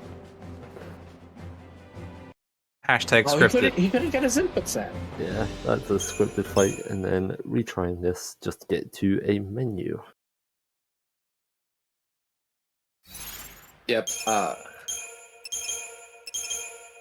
Yeah, so that is a scripted fight. It's not really possible to win. The fight will end either when you do 1% damage or when Hope dies. So yeah, what we're doing here is, you know, we're just leveling up a bit because, you know, we need it for the fight. And we've gained access to two really important abilities here with Fang, which are Launch and Smite. They're auto abilities, so they're not ones that we can sort of, you know, decide to use. But, I mean, we'll see what happens in the fight upcoming. There's just a bit more of leveling, some equipment swaps. We're going to be giving the strength stuff to Fang and the magic stuff to Lightning. I was about to say the lightning stuff to magic. But anyway, so Ushu 2 is a lot more difficult than Ushu 1. For one thing, he likes to attack really, really quickly. And we don't like that because he also does a lot of damage. So we lead off with Fang running slow, just so that he doesn't attack as fast and we can survive a bit more. And also just, you know, Hope getting protect on everybody because, you know, make sure that we'll survive a bit longer. One of the things that we haven't really talked about is the chain duration. So Ravagers will greatly increase the chain amount, but then Commandos and Saboteurs will actually increase the duration by an even longer amount. So you usually want like a balance of the two so that you can maximize the amount of time that they're staggered at. Once we've been staggered, you can see Fang, when she's hitting the Ushu, is launching up into the air. This is really nice because they can't take any actions when they're launched up into the air, so we don't necessarily have to worry about constantly interrupting them so that they can't attack us. Instead, we're just going to try to keep juggled in the air. Hope and Lightning are firing off their Fandagas because that's going to amp up the chain and the amount of damage that we can do. So you can see it's at 999%, so we're effectively 10xing all that damage. And then what we're going to try to do here is land the Smite, as you see, which is the other of the abilities that we picked up, where if the enemy is launched up into the air, the stagger is about to end, and we're attacking them. Instead, we're just kind of going to smash them into the ground, and it deals a ton more damage.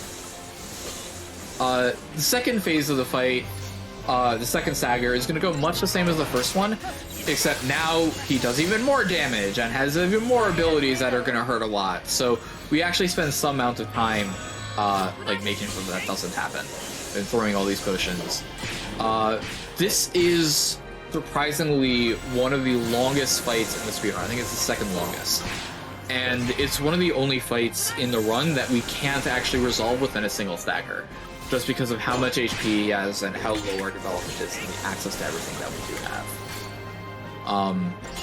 It's Yeah, but he handled the fight really, really well. Got the smite off, doing all the damage as should be, and yeah, there should be no problems with this.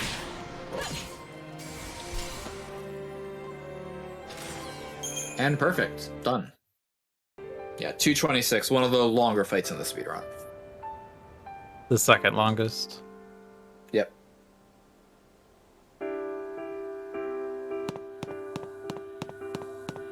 So now we have arrived upon Hope's house.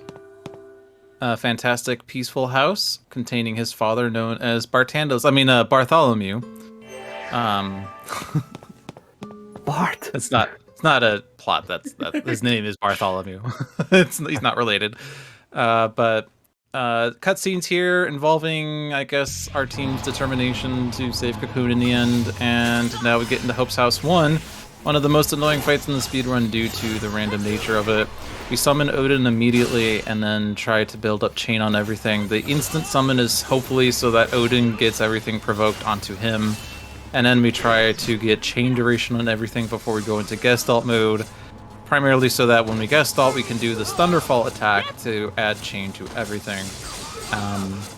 We're only on Xantet level 1, but it should be good enough as long as the aerial soldiers are staggered, and it looks like they are. We'll see how this goes. They're all dead. Excellent. That was a good Hope's House 1. And now we're going into Hope's House 2, which is benefited by a slightly different paradigm setup than we've had in the past. We have 2 aggression paradigms now, so aggression is 2 commandos and a Ravager, or 2 attacks and a blah, if you prefer that. And with that, we're just going to be shifting back and forth in between the 2. It's just better to do it this way than what we had done in the past with Relentless Assault in the middle. Works pretty well. We'll get these soldiers died. These soldiers died. Good English. But we will get these killed off. They're dead. And now we'll go and we'll pick up this item over here very quickly. It's a Brawler's Wristband for extra strength. It's only strength plus 50 right now. But later we're going to upgrade it to a Warrior's Wristband, and it will grant 156 strength, which will be pretty good. Yeah.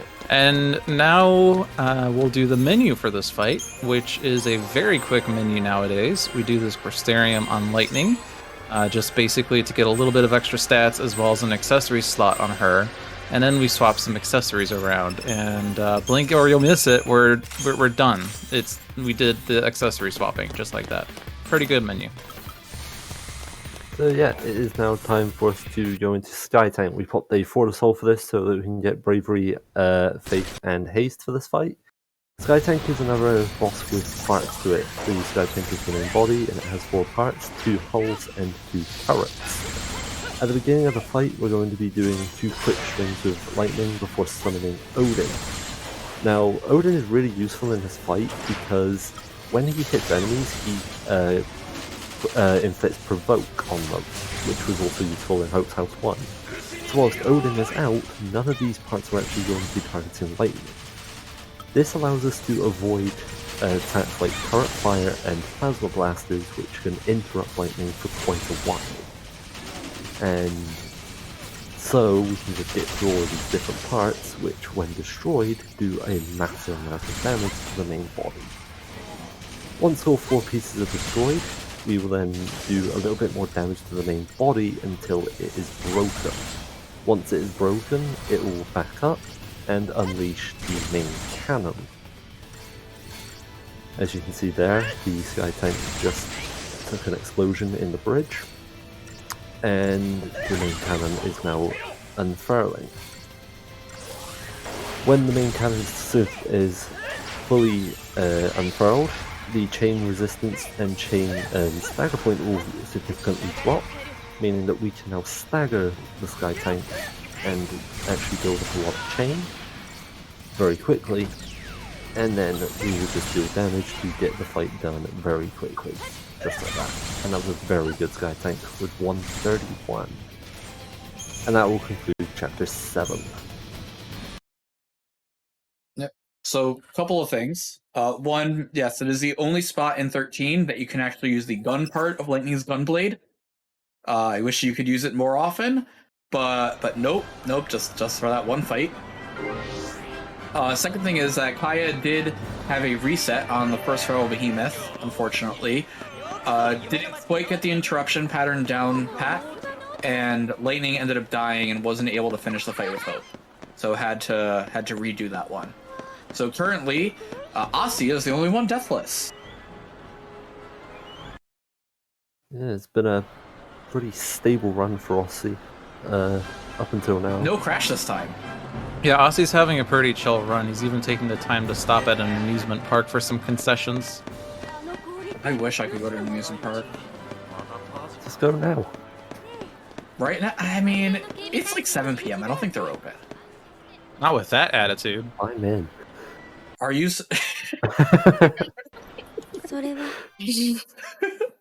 Zero, on the other hand, failing a pretty tricky dodge here in Chapter 7.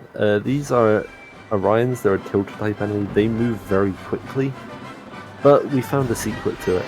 Just veer off to the left whilst they chase you, and you'll be fine. And also maybe a camera trick that does something, maybe, who knows? It delays them from... Does turning anybody around, really maybe? know I don't anything about anything? I don't know. I don't know what I don't know. Wow, but you do know what you do know, but you don't know what you don't know, so maybe you do know what you don't know.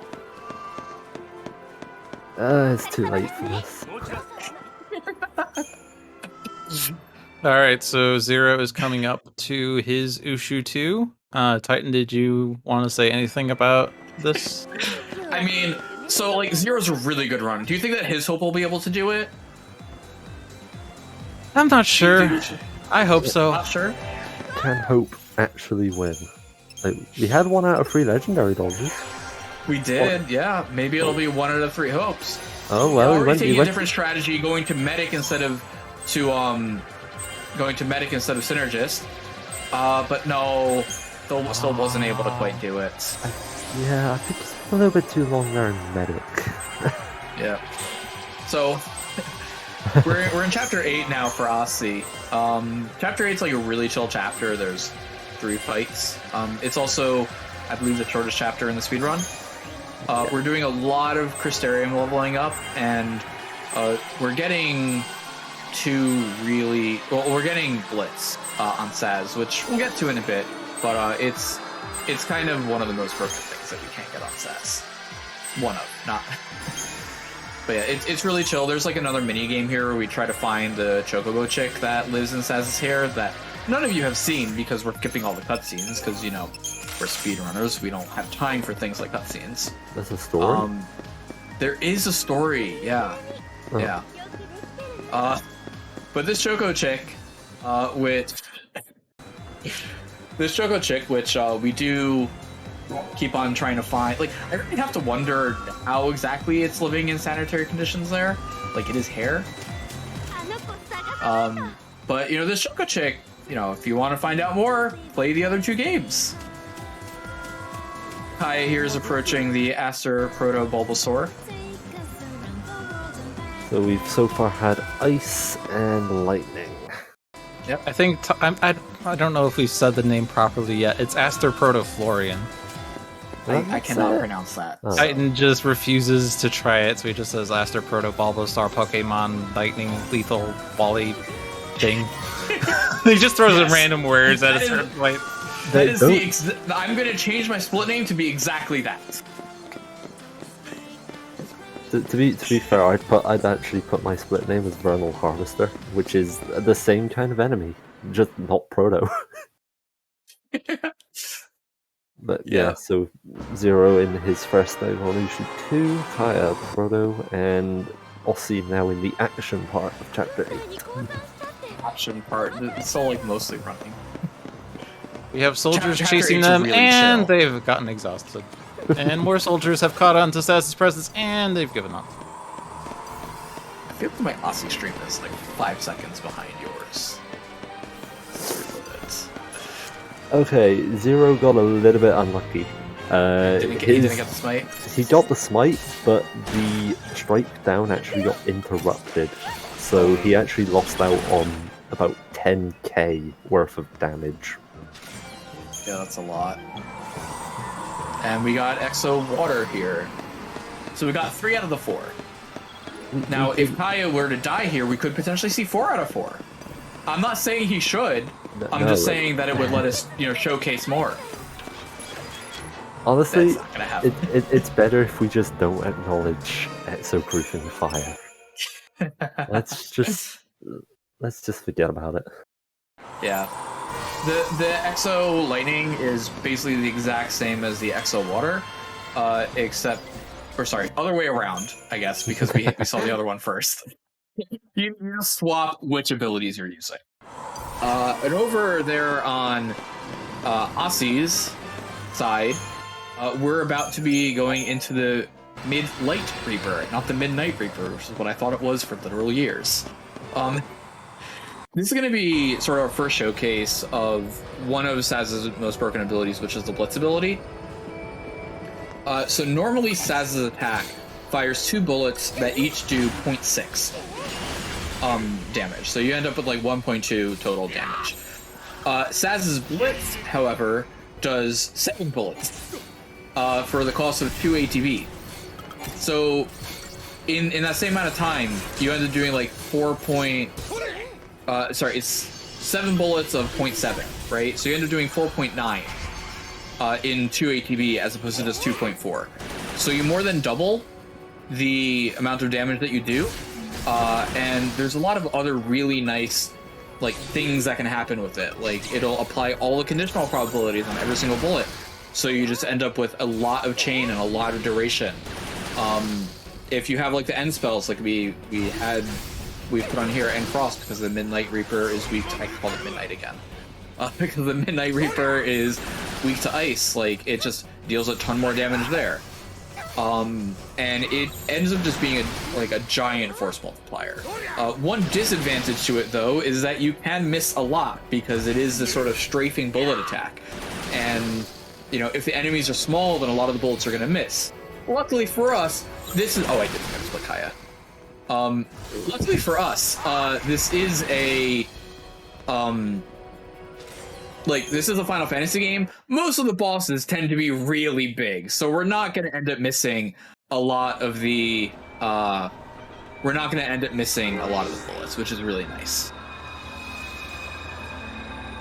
Yeah.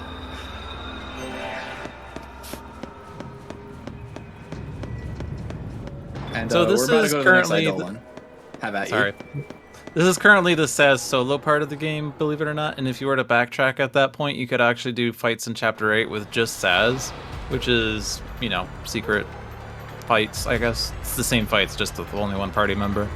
And now we go into the Brunhilde Eidolon, the 3rd Eidolon of the game, and this one's very difficult to do unless you know the trick to do it, which in this case is to cast in Frost on Saz and to use Attack Blitz. So we're getting the alternating attacks conditional bonus, but we also have it with in Frost against Brunhilde's weakness, which provides an extra bonus. I think it's 0.7 percentage points instead of 0.2. But as Titan said, every individual Blitz bullet gets that conditional modifier. And so the more Blitz bullets that hit with that conditional modifier, the more that the chain increases and the higher the Gestalt gets. And that's very important because casually this fight is very difficult, and you might spend 2.5 minutes out of the 3 that you have trying to win this fight even if you don't die. But here we'll be getting in hopefully less than a minute. It's gonna be close. You can tell how much time is left by the Doom gauge. It's actually telling you tenths of a second. But yeah, we're almost there, and it's at 65 seconds-ish. So, not the best fight, but it worked. That fight times can be really spread out, just because a lot of it depends on how close or far Brunhilde decides to be. Yeah, Brunhilde does basically 2 different attack sequences. One, I forget what they're called because we didn't see the English names. But one of them is she comes up close, does this physical thing, pauses for a bit, and then does another physical thing, and then a super big blast that she jumps back from. It's actually better to get that pattern because with Brunhilde being close to Saz, more blitz bullets will hit. But if she doesn't do that, but she just does the other one, it's Pyro Shot versus Pyro Burst, I think is what it's called. If she only does Pyro Shot for the rest of the fight, like, she will always stay far away from Saz, and the blitz bullets will miss. Yep, we've got Zero doing the Havoc Sky Tank over here. The fight seems to be going pretty well. Yeah, pretty standard fight. Meanwhile, Aussie is now in Chapter 9, so for the first two fights in Chapter 9, we're actually going to be doing summons for this. So at this point in the game, this is really where like the enemies are actually getting way over, or way too powerful for our development. Like, we may be able to kill these enemies, but we will not be able to kill them that efficiently. So we're actually taking a summon. Now, one of the benefits that these enemies do have is that they actually have low chain resists, and with that, we're actually able to stagger them quickly, and also drive Gestalt max extremely quickly as well. And they also don't have a lot of HP, so Odin is just able to do Xanta and kill them very, very quickly as well.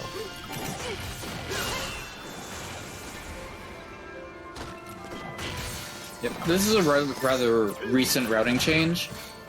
Because we have access to the Ether Soul, we used to use it before Proto as, you know, the backup for the Exo Ice. But since we figured out more consistent ways to do it without the need to summon Odin, we can take that Ether Soul, use it here, and you know, just make the fight a lot faster.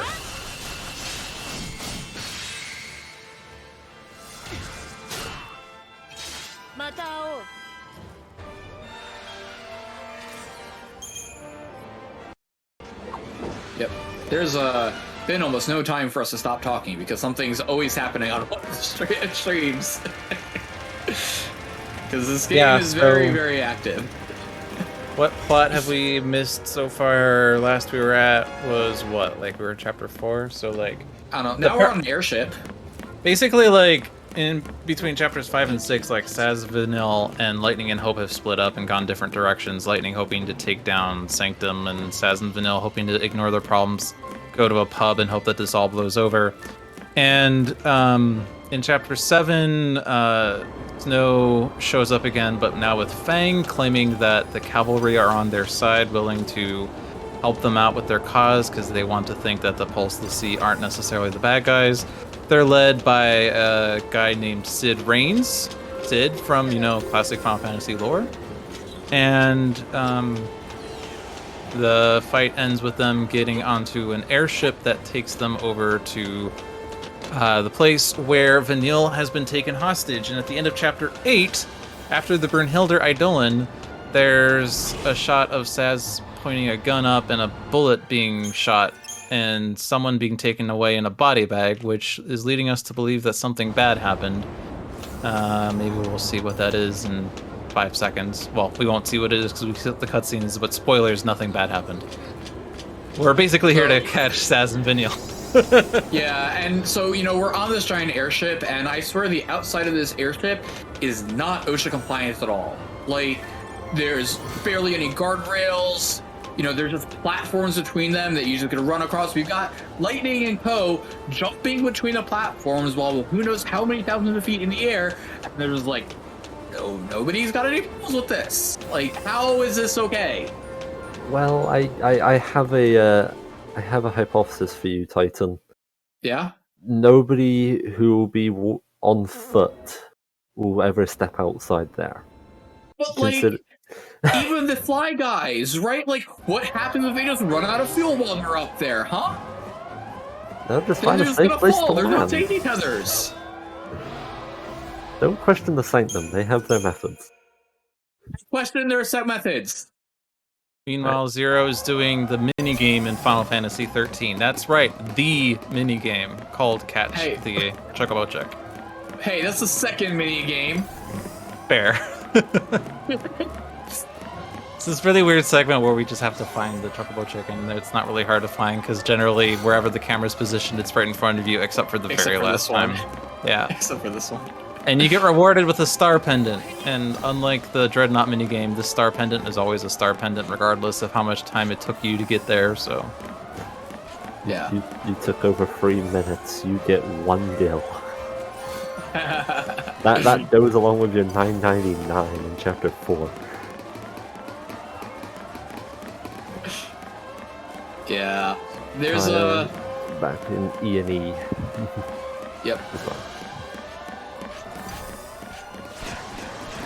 Yeah, the dodges that Asu's doing right now are like kind of trickier than they seem.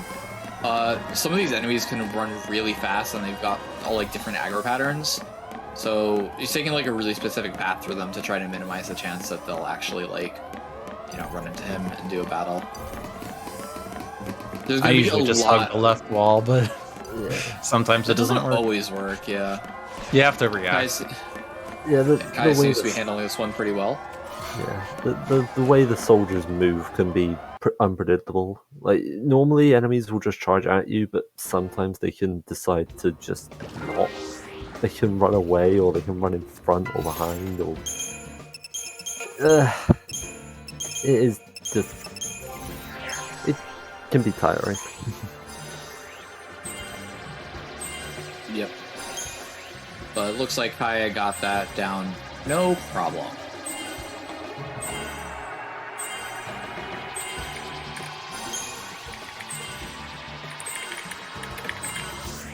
Absolutely no problem. There's gonna be a lot of like party swapping and stuff here. This is kind of the first point where we have access to most of the party members in one chapter, and that's gonna change a bunch. Change a bunch soon. These fights are like pretty reasonable, honestly. It's a really good showcase of like how powerful Blitz is, because he has just demolished both of those flans, you know, with 1 ATB strength. They were positioned really well, but it just like completely demolished them. And yeah, Zero's doing the Midnight Reaper here. I know. Like, I know, and like, I said it right the first time, but then when I was doing the fight, I just kept on saying midnight, so I just give up. Like, there is no hope from my mouth. You're precious. Well, if you can't remember that, you could just remember Megrim Thresher. The what now? The chapter 13 variant of this. I know. Or as Zero Scar used to call it back in the day, Margaret Thatcher. Yeah, so this game is a very typical Final Fantasy thing where it will take the enemy models and do like a color palette swap on it, and suddenly it's a much more advanced version of that monster. Yeah. Releasing arm restraints, priming main cannon, die. Yeah, Zero not quite getting it in the stagger, but that's all dependent on when debuffs land in that fight. Vanille can take a long time to land the debuffs, or she can land them instantly, and we can't do much about it. Yeah, that's going to be a recurring theme throughout a lot of the fights. It's like, Vanille, please land your debuffs. Meanwhile, if she does, Kaya has entered the sewers as a nod to Team Mog's current position. Okay, that was a bit too rude. Yikes. Yeah, I think Team Mog should win now, just to get back at you. Back to Aussie now, he's going to be doing the Firma dodge. It's just a dodge for a Firmadon. You're going to bait him out of his little hidey hole and just run by him. Just you're not really supposed to do that. Yeah. And now into the Firmadon and Vespid soldier fight, and this is sort of done in 2 parts. The first part is get rid of the Vespid soldier, and then the second part is the Firmadon.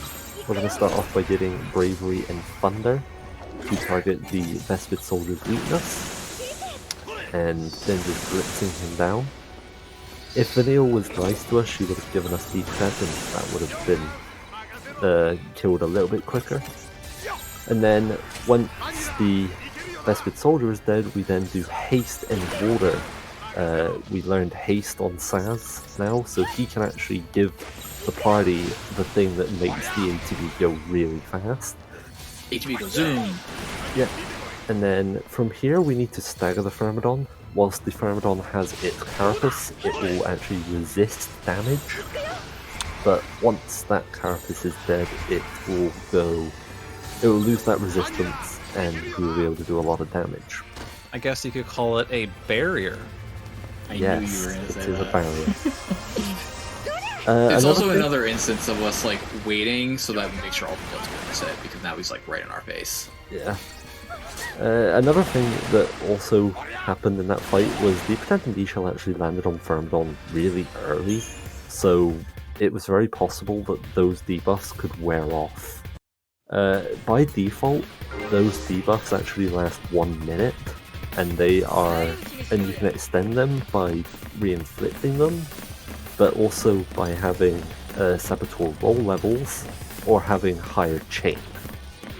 But in that case, we had the Protect and D-Shell land at like 100 and 104. So like they were only going to last a minute.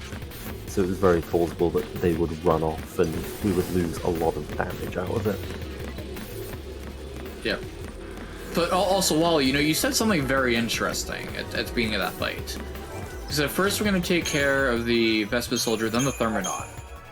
So, am I understanding it correctly that we can win every fight in the game just by killing the enemies? That's generally the way to win fights. Very interesting. Very interesting. It's kill them before they kill you. That's generally how this run works. Very interesting. I'll have to keep that in mind. Maybe that's where I've been going wrong. Yeah, pro tip, to kill the Cyber Demon, shoot it until it dies. I think you got the game wrong. Oh wait, did I get doomed? So you're saying that in order to defeat Seymour, we have to smack it? Smack him? With like a giant dragon? I think we're getting a bit off track. Meanwhile, we have, on Aussie's side, we've upgraded the Brawler's Wristband into the Warrior's Wristband, and it's given that plus 50 strength into plus 156 strength, which is a massive boost in Chapter 9. We also, again, with the OSHA violations, they're just like jet engines that are spitting exhaust out in spots that people can walk in, and there's like no safeguards on it, whatever. Like, this does not seem very safe. How are more people not dying? It's only scary if you look down. You should close your eyes. Yeah, that's exactly what I do when I'm somersaulting between, like, platforms outside with the wind buffering when thousands of feet over the ground, is close my eyes. Also, a little part of that upgrade menu was the upgrade on the Doctor's Code. Certain accessories like the Doctor's Code only have one level, so they max out very quickly.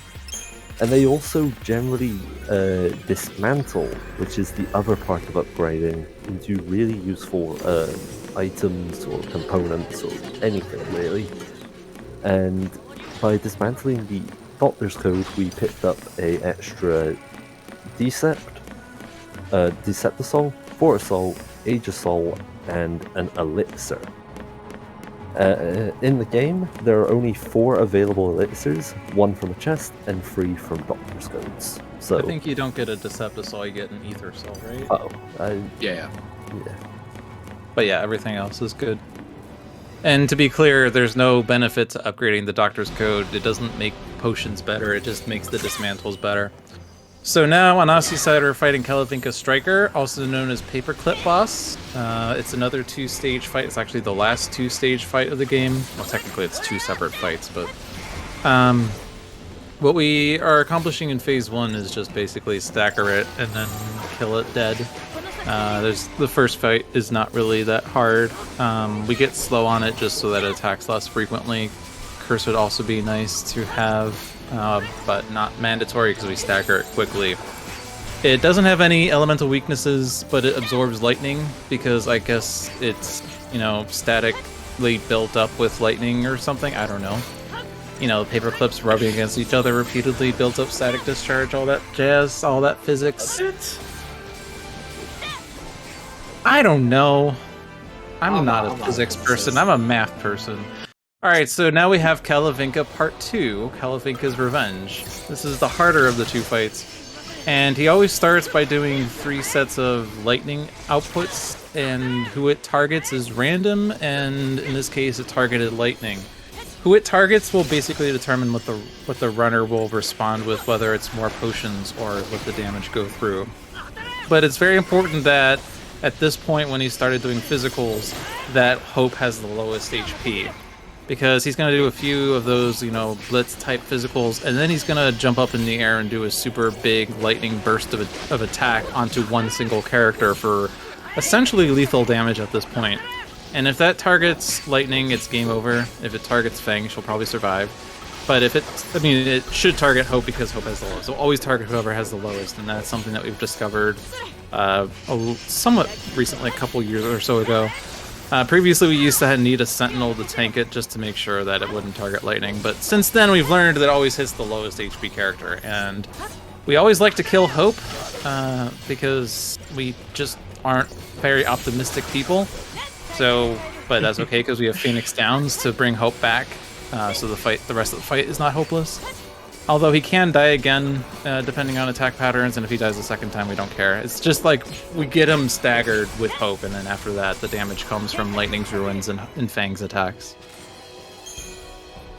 But that is Kalavinka Strikers done, and this next cutscene that we're skipping is kind of cute because we actually see what Vanille's fishing rod does. It basically hijacks an enemy and possesses them into their favor, and is used to grab a Garuda to smash into the bridge. Because that's how fishing rods work. By mind-controlling enemies. Yeah, makes complete sense. But now for the first time in the game, we have access to party changes. We can't change our leader, but we can change our party composition, and thank God we don't need to use Hope and Fang anymore. We'll now use Saz and Snow as our allies.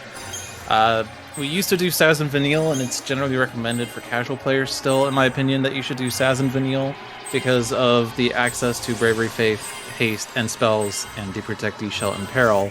But in the speedrun, it's actually worked out better to have Snow as another commando, in addition to to Saz's buffs. Yep. The one restriction that we have right now is Lightning still has to be our party leader. Other than that, we can do what we've put with these right now. Yep. This fight's actually like pretty scary because they can just do a lot of damage. I'm gonna say this a lot. Like basically all the fights for the rest of the run, and even a lot of the ones before, are pretty scary because, especially starting now, like we're really starting to fall behind stat wise. So we can just die at really random points if things don't go our ways. We've also managed to pick up a new technique, which is a really important one. It's called Quake. And for a lot of the fights that we've been doing, we do a bit of stuff in Commando or Saboteur in order to get some chain duration.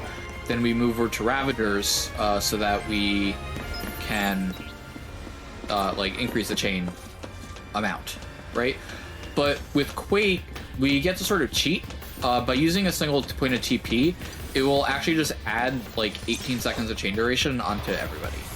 And what this means is that we can spend more time actually increasing the chain amount while not having to worry about the duration, which just can make everything go a lot faster. So that's what we're doing in this fight here, because we start off with a Quake, and then throw a few Thundaras, and then summon. And then this should be enough to make sure that nobody runs out of chain, and I say that, and there was a mess up. So he gets to do it again. Aussie died! Aussie died! All the runs have deaths in them now! I mean, technically he didn't die, he retried, but in terms of time lost, it's basically a death. Yeah.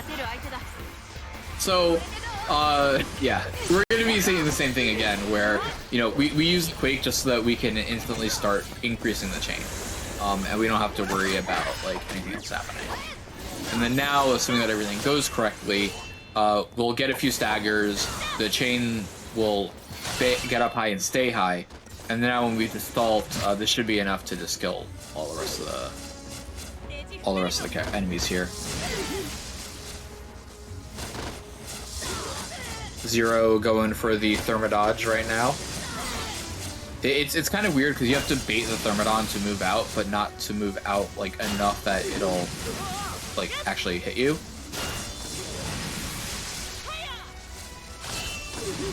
Unfortunate failure of that dodge there.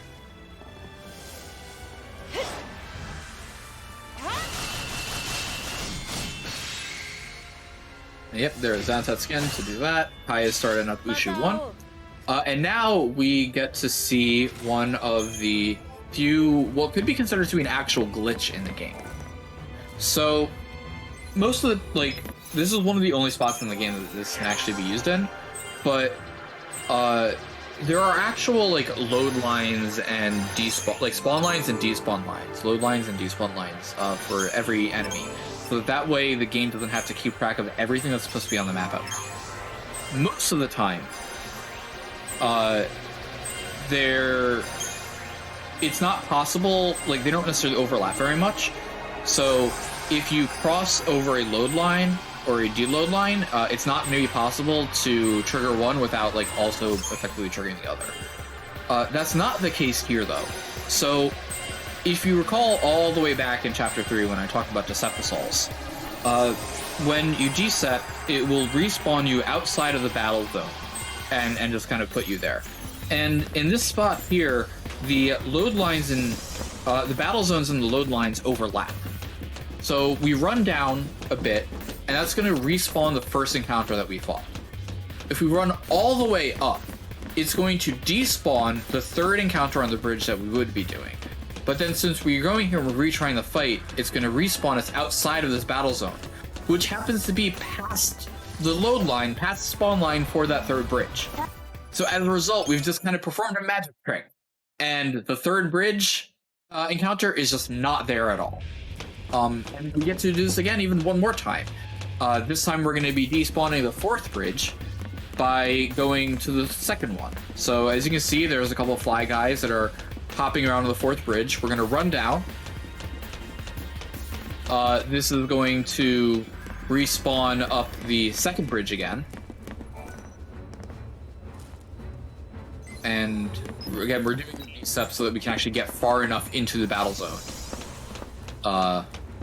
that we'll be able to you know, despawn the fourth bridge. And yeah, this despawn trick was found out by a casual player who just like popped into one of our, and was like, yeah, I guess like this isn't worth it in a speed run. And I was like, what isn't worth it? What are you talking about? Who knows? And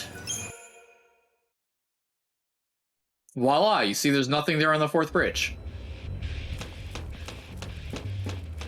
Yeah, it's one of the only like actual glitches in the whole run.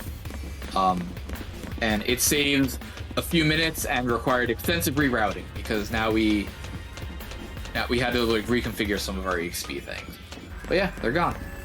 And we're now approaching, sorry, I'm talking a lot, this is the last I'm going to talk for a bit. We're now approaching one of the hardest bosses, especially for casual players. And it's also the like beginning of the difficulty spikes, and our first time seeing like one of the primary antagonists, Barthandelus. We're starting off with Cortisol because getting these, you know, the haste, bravery, faith are going to be really, really useful. And this is kind of like a two-phase boss fight. And my stream froze. Okay, there we go. So it's going to be a two-phase boss fight. The first phase, not the. Okay. This is the split, by the way. Yeah, I know. It's just my stream kept on freezing, which is not great. We're trying to talk about the fight. So we're going to be making use of a few different aspects of the allies' AIs while doing it. So right now, Barthandelus has 5 heads, and each of the heads has a different elemental weakness to it. So by throwing the Libra Scope and then going into the Cerberus, which are the 3 commandos, when there are multiple commandos like this, their AI is to naturally split up who they're attacking. So Saz is going to give everybody a different end spell related to whichever target they're attacking. And we're destroying each of the heads sort of individually. So like we've destroyed one, Snow's destroyed one, and it's gonna keep on going like that. We're doing this like 3 attacks into cancel or shift, because that way lightning doesn't do her flip, and it just makes things go a lot faster. Once we're done with killing all the heads is where the second part of the fight's gonna happen. And this one is kind of like a large make or break for the for like a really big time synchronized, whether or not we get what we call Destrudo skin. So now, again, we're doing this triple Ravager with the Quake so that we just get more time, like a much more faster stagger. And this is the first of his like signature attacks, the Town Enthusiast Smile. It does a lot of damage. You know, he's got these beautiful pearly whites that just like to hit us a lot. And once we get into the staggering, what we're going to try to do, after increasing the chain to about 600% or so, is we're going to try to stun lock him. Barthandelus has this move called Destrudo, which will reset his chain. Will not only do like a ton of damage, but will also just completely reset his chain gauge, going to 800%. Yeah, that's fine. Completely reset the chain gauge, and we don't want that to happen. Remember, like, if the chain gauge goes from 800 to 100, then we've lost an 8 times damage multiplier, and we tried really hard to make sure that's going to happen. So, got out the Smile. It's not great, and yeah, there's the Destrudo, unfortunately. So this does cost like a bit of time, roughly like 40 seconds to a minute, depending on how everything goes. But it's actually a really, really difficult thing to do because you don't necessarily have control over Snow and Sats. You only have control over Lightning. So you have to try to stagger everything such that first like Snow's hitting, and then Lightning's hitting, and then Saz is hitting, such that it all sort of flips into one another. And like he just stays unlocked the entire time. One of the really nice things about running those Japanese voices is that the grunts that Bart makes when he's being interrupted are really hilarious. But the rest of this fight should be going down no problem. It is easy to kill after the Destrudo and restaggering because the HP is really low by this point, but it is a time loss because you do have to go through and restagger. So one out of 3 failed so far. We'll see how many of the others fail. Zero's actually really close right now, like finishing with Kalavinka's. So it's just a bridge fights in Bart. And Kai is doing Ushu. Looks like he's on the second stagger. Yep. Getting to the part of the fight where he's just going to be laying in with aggression.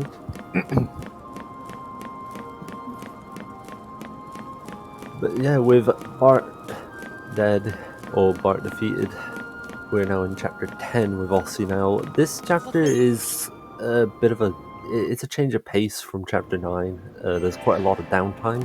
There's only 3 fights that we need to do here. We're going to be starting off immediately with the first fight against 2 Pulsework Knights. Then we're having a boss in the middle and another boss right at the end. This first fight with the Pulsework Knights is going to be another showing of Quake. This is going to stabilize the chain gauge on both knights and basically allow us to get stagger on both of these. These knights do a lot of damage, and Lightning has so little HP that this fight can really go south quick. As you can see here, like Lightning was getting hit quite a lot, but now that the knights are staggered, their resistance has dropped, and they also don't do any actions. And they die very quickly.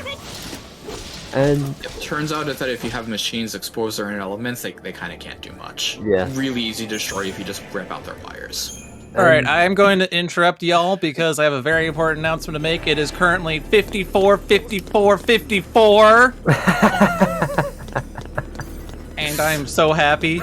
And Kaya just died to Hope House. Oh, that's not a celebration. That's unlucky. Kaya's not been having the best of runs, unfortunately. I don't know if it was Hope House 1 or 2. It was Hope House 1. Oh. Yeah, it's kind of a more awkward one to die to. But now, back into Aussie's gameplay.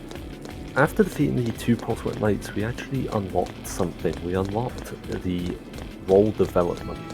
And what this basically means is every character now can learn every role.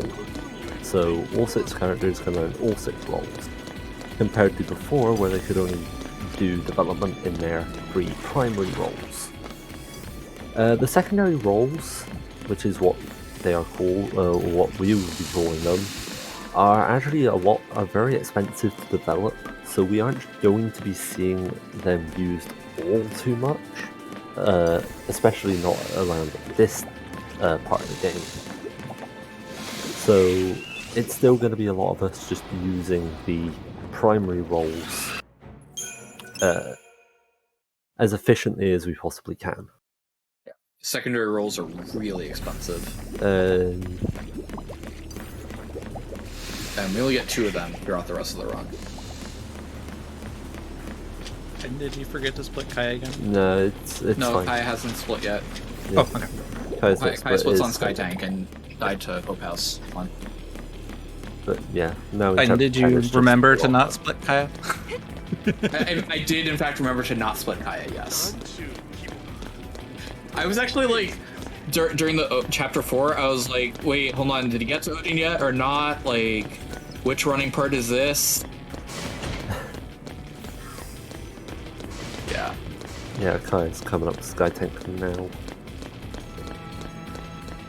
Yeah.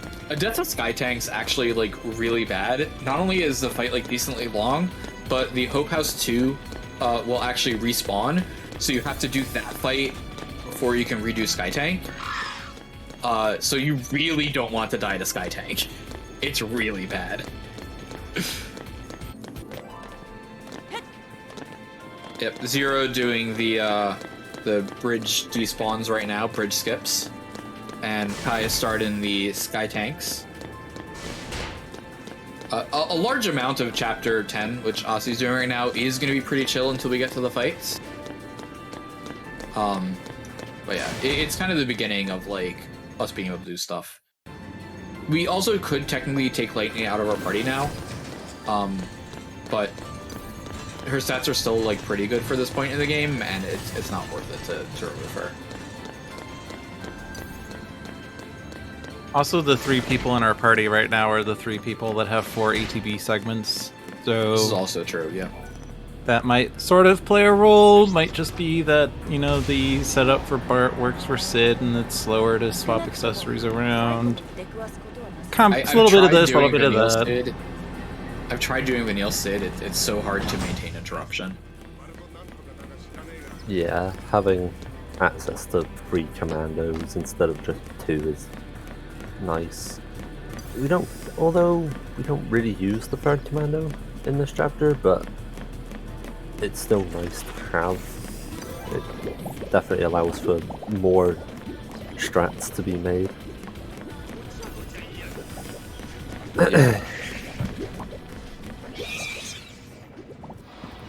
Almost on the Sky Tank here. Also, like, Chapter 10, surprisingly, the dodges are really difficult. The small flans have much bigger hitboxes than you would think that they have, and there's not a lot of room to dodge these things because the hallways are really small, and they also do move like rather quickly. It can be really, really obnoxious to dodge some of these.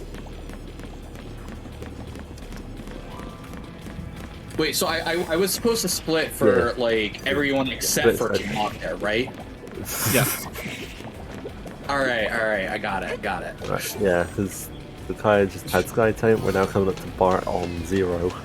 Yep, let's see if you can get the Jushudo skip. Be a nice way to regain some of the time.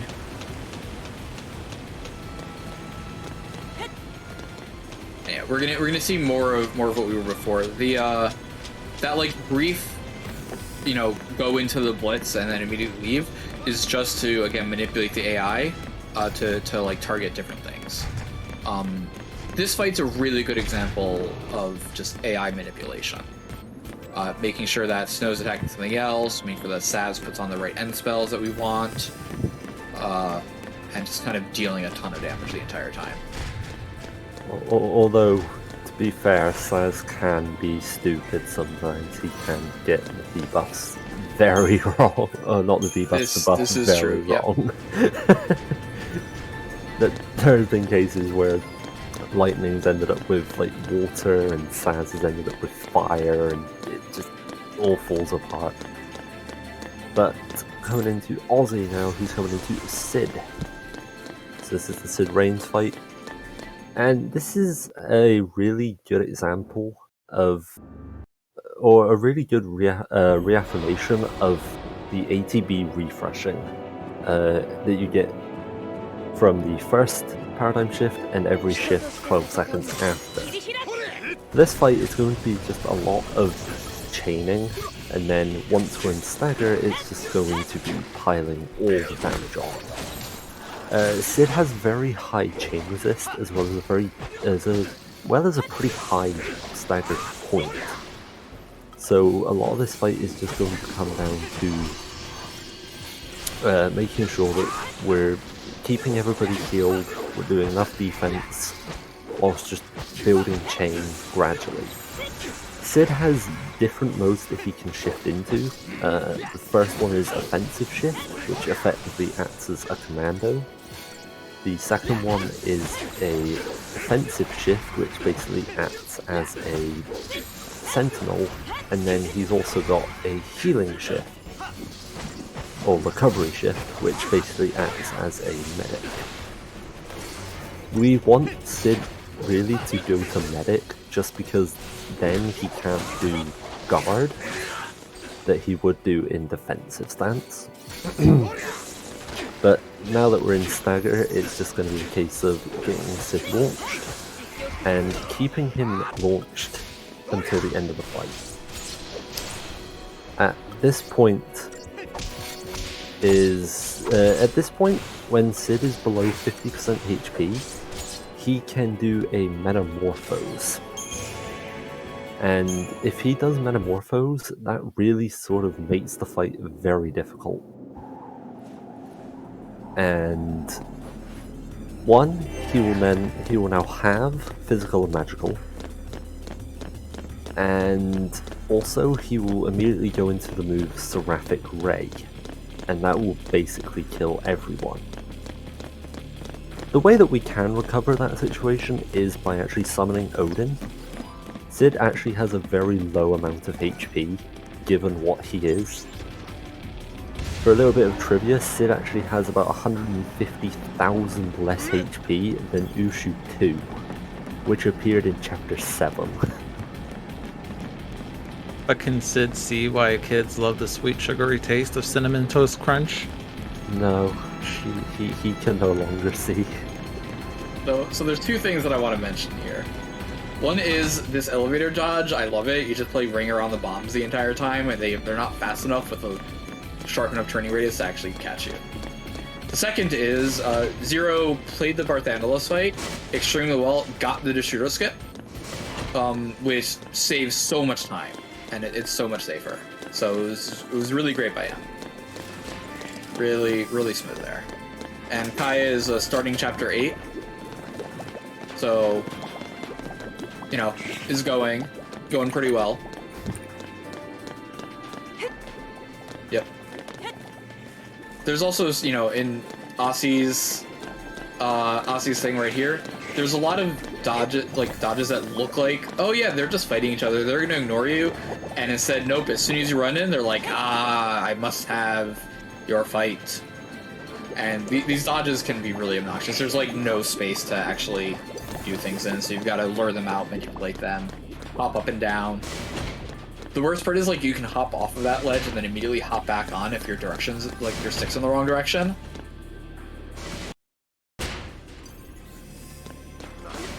Yeah. There's a lot of just like knowledge about how the different enemies will move on the overworld that you do learn as you run this game, and it makes the dodges more and more consistent. But there's literally never been a run that anyone has, in a category where you were supposed to do dodges in, that has 0 failed dodges. And I needed to make that. I think Titan's referencing some run category that's been routed and ran by someone that's commentating right now. At least I don't know where you got that from. I have 3 questions. Is there someone in the commentary that did this? Who is that commentator, and how many runs have they done? Yeah, Wally. 1? Yeah, no, that seems to check out. I don't actually know if he's done 1 run, but... What position is he on the leaderboard? Come on, guys. This was not supposed to be the jokes about me. I was going to make the joke about the chest in chapter 10. Because, hey, there's a logic. Fame arc. Oh, we missed that, didn't we? Well, we've got 2 more shots at it. That's the Faymark chest, or as I like to call it, oh Faymark! As a reference to the critically acclaimed film The Room. I mean, it's definitely a movie. It is critically It's definitely one of the movies that has been made. Yeah, of all the movies in the world, that is one of them. It has been critically acclaimed, yes. Very critically. Yep. And who could forget, the classic line, "It's marking time." No, that's not. Alright, bird elevator. Yeah, so we decept it because it's terrible. Yeah. It's not much really to say there. possible. It's like technically possible, but it's so unlikely, and if you fail the dodge, you have to restart at the top of the elevators. Which is just so much time. So it's worth it to just always decept it. Aussie also, there's a room that has Behemoth and 3 birds, and Aussie chose to decept that. It's one that you can get through without decepting, but it can be kind of RNG, so we just decided to take the safe play and just, get the guarantee of getting through it with the decept. And here we have the bird bridge, or as I like to call it, the Burge. Yep. This is also one that is technically possible to do without a decept, but I pity the fool that tries to do it without a decept. It's really bad. This bridge also sucks in the aforementioned category that I may or may not have routed and or ran. Yep. Well, actually, chapter 10 sucks in that category. Yeah, chapter 10 is actually the first of the part of the game where it's not really story focused anymore. We're not going to get any more party changes except for the start of each chapter. We're not going to get constant cutscene interruptions of important things. Because at this point the party's yep, our focus is to take down Cocoon. We don't want to do it. We're just going to keep heading towards our final destination where, spoilers, they take down Cocoon. Sort of. Asterisk. But, oddly enough, it's actually a bit nicer in this part because you just run past enemies. Most of the dodges aren't that hard, except for the ones we had to decept in this chapter. But there are fights we still have to deal with, such as the Bahamut Eidolon here. Basically, they're also shoehorning all the Eidolons right one after another. For whatever reason, I guess they couldn't figure out a good spot for them. But this is Fang's Eidolon Bahamut, and kind of a rude Eidolon because he will attack, and while he's attacking, you can't really do much of anything.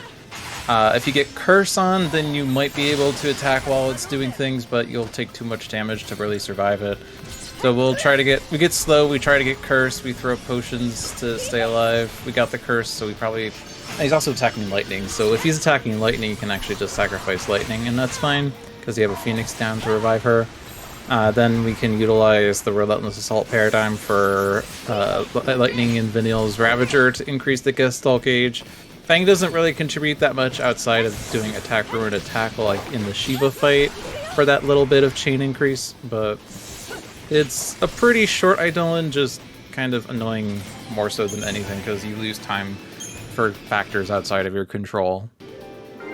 Yeah. Meanwhile, Zero has started Sid. Sorry. I was just gonna say that like it's not uncommon for there to be like a 20-30 second spread in times without you doing anything wrong, because it's just incredibly RNG in terms of the enemy AI there. Yeah, it is Aegis Sid as well. Yeah, This is a very interesting fight because without an Aegis you die very easily if you let Sid get an action off. So it's one of the hardest fights in the run now because you have to time your actions very particularly to keep Sid interrupted while he's offensive. And yeah, so Zero's inputs are going to be very specific, very precise in order to get all the things done right. Off to a good start though. We got past the first offensive thing phase word. For what they're called, offensive shift. Shift. There we go. Yeah, and that's the second one, but we should get him staggered before he gets an attack off, and then it's free. Or you got an attack off, but whatever. Yeah, it hits Sass, so who cares? Yeah, the vigilance that Sass casts is very important here. Like, that's what allows us to interrupt before stagger. But yeah, this is definitely, it can be very risky to do this. Before, we did actually used to have sentinels. We used to use mystic towers just as the sort of default paradigm to go to during offensive shift. Also, shout out to the slug that just literally lit over Lightning's head without touching her. Yeah, that's what slugs do. Yep. Or in Rando, that's what everything does. Yeah, so we're in chapter 11 now. This is by far the longest of all the chapters. A good chapter 11 is just about an hour on the dot. There's a lot of things that are happening here. And it's also at the end of the chapters, there's like a massive difficulty spike for reasons that we'll get to in a bit. There's a few more dodges, and then we're going to be having another one of the Eidolon fights. This one's going to be for Hope. And this one is kind of risky, because we do not, appreciate Hope very much. We do not give Hope basically anything, so if at any point Alex decides to look at Hope funny, Hope is going to die, and we will lose all hope. So the primary thing that we're trying to do in this fight is, again, manipulating our allies' positions so that Fang runs all the way up and taunts Alexander, so that not only does this mean Alex isn't going to hit Hope, but it also means that any of Alex's AoE attacks will also not hit Hope. Past that, it's going to be a lot of like shifting between the paradigms in order to get the ATB refreshes, send off the send off all of our spells so that it increases the chain. And what we want to do is just be consistent. And theoretically, with this fight, if we do the same thing every single time, then we will get the same outcome every single time. It's just a matter of making sure that we do that exact same thing every time. The fight has very little wiggle room in it. So far, so good. This is going very well. Fang's been manipulated to always be in a good position. One of the ways that we do this manipulation is by having Fang be in a commando role, the attacker, because that way she's going to run up, and then we change her there into being a sentinel defender, which will sort of freeze her in place, and she'll do the provoke and the guards. And we just want to kind of keep it like that for the entire fight. So yeah, this fight's gone really, really well, and it looks like, yeah, no problem there. Perfect fight. It's a really easy fight. Just like mess up one thing and then just die. And it's always really depressing when that happens.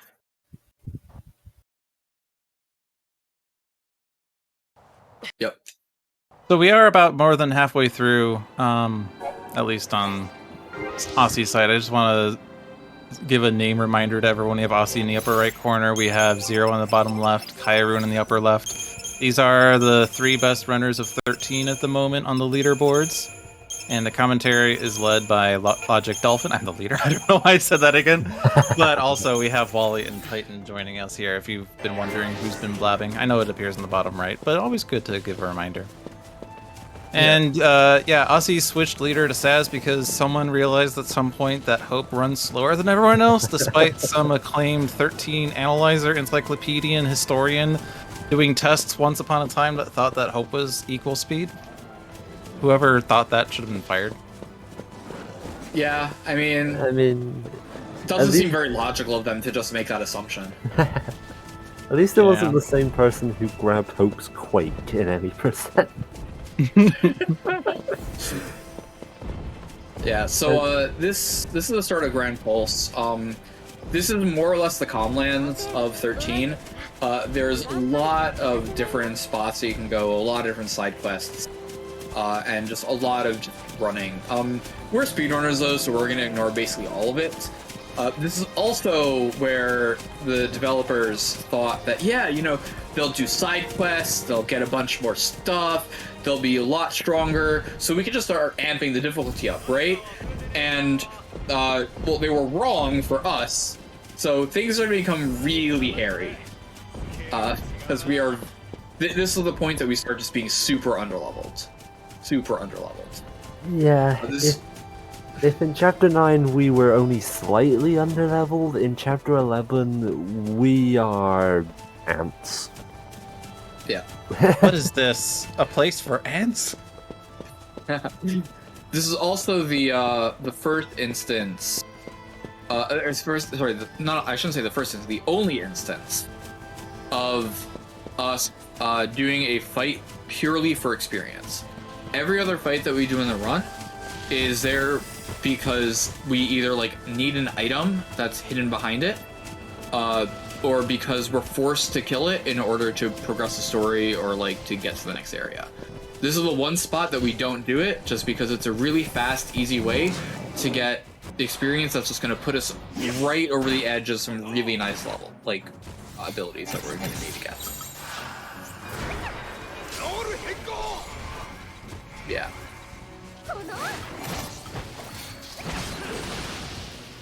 That's about it to say with that. You know, the nice thing about this fight actually is it is a three-way fight, so they just kind of ignore us for the first half of it, and then for the second half of it, when we kill them, there's already staggered, so we can just do that there.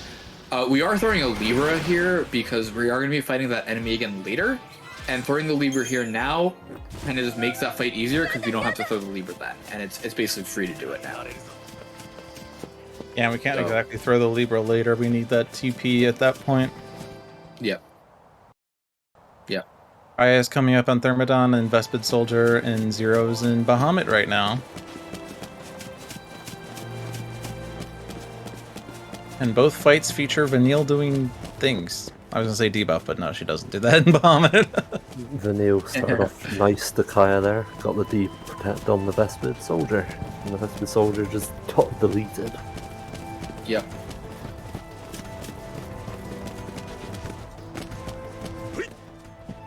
Behemoth is... Or not Behemoth, Bahamut. Bahamut is being a little less kind to Zero than he was to Aussie. That slow took a while. Yeah, there are a couple of different strings that Bahamut can do. He can do attacks into Whirlwind, or he can straight up do Whirlwind. If he does straight up Whirlwind after Umbral Vise, he will do either Ignis or Inferno, and that hurts more. Ignis. That's it! I've come up with a new strategy. Yeah. These dodges here, by the way, that Aussie's trying to do, really, really annoying because these things walk pretty quickly and there's not a lot of space, so you kind of have to learn them out and run past them. He failed it at least once, and it's not twice. Yeah, 3 times. Yep, twice.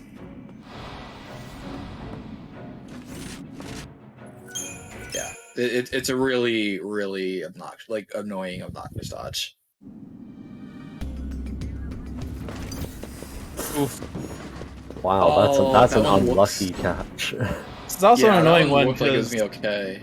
you can't just decept past it. You need to get them positioned. Yeah. And even if you move them out of the way, the decept isn't going to help because the issue is the space. This one looks good. The second guy moved, but then the third as well. This is time for Team Mog to catch up. They are rather close, honestly. Like, Zero's done a really good job of closing the gap here. That's Team Choco down, but yeah. Yeah, Yes. well, the gap definitely has shrunk a bit. It's I should look at the chart. I have not looked at the chart.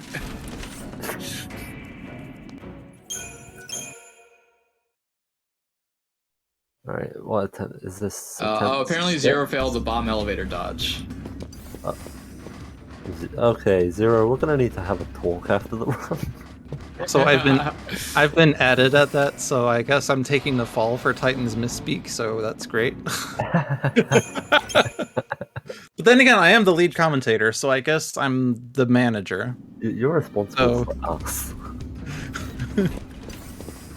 Come on. This is. Oh my god. This is one of the unfortunate things that can happen. Sometimes the dodge is like you fail it a couple times and it just gets in your head and it just makes it subsequently harder to do. Not because like the dodge itself has changed, just because in your mind you're like, oh my god, I should be able to do this. Why haven't I done this? Can I please just do this? Why won't you things just work? Oh my god. And, oh my god. Alright, everyone, please give Ozzy your support in chat. Your chat messages can contribute towards a good cause. At this kind of moment, it's more a case of just potentially just being a little bit more patient, just actually really making certain of it. There we go, just like that. That dodge is so easy. I don't know why it never fails. Sorry, that's what I say whenever I do a dodge after failing it 5 times. Your punishment is now you gotta dodge Rust Pudding's logic. No. That's a 15-minute setup. And no, you can't do it in rando just to get around it. Yeah, I don't know if this was brought up yet or if I just zoned out when this was mentioned, but the person you're controlling has a hitbox, and the size of that hitbox depends on who it is. And Saz has the worst hitbox for this. Probably because when he's running around in a battle zone, he's like leaning forward as he does it, so he's like a lot wider than he should be. On the other hand, someone like Fang is a lot thinner and easier to get through tough spots. So like sometimes if you're struggling with a dodge, it's advantageous to change to a thinner character. But for whatever reason, the 3 people we use in the end game and the 3 people in our party right now are the 3 worst hitboxes. So Yep. Right, we got Zero on Alex. Zero's on Alex. It's looking good so far. Yep. Ossie's now doing the largest menu in the game. Yeah, so this is where the guild route really comes into effect. Depending on what drops you get, it can really sort of help or hinder you. It looks to be okay.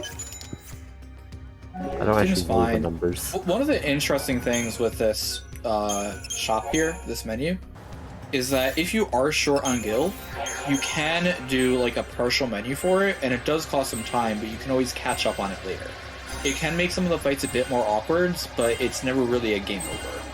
That's actually one of the really nice things about doing this run, is that it is basically every single run is possible to finish. Like, we've had many runners that have sold really important items or like misted XYZ and stuff, and like there's still a way to pull it through and keep on going. You know, strats over stats or something like that. And so it's just a really nice way to do that. It really rewards like knowledge about the game and how the fights are going to work out. Yeah, so there's a lot of leveling up that's going on here. A lot of item purchases and item upgrades that we've also done that are there basically so that we can, you know, have the stats that we need, because again, we're super underleveled by this point. And looks like Kaya is on Kalavinka Strikers.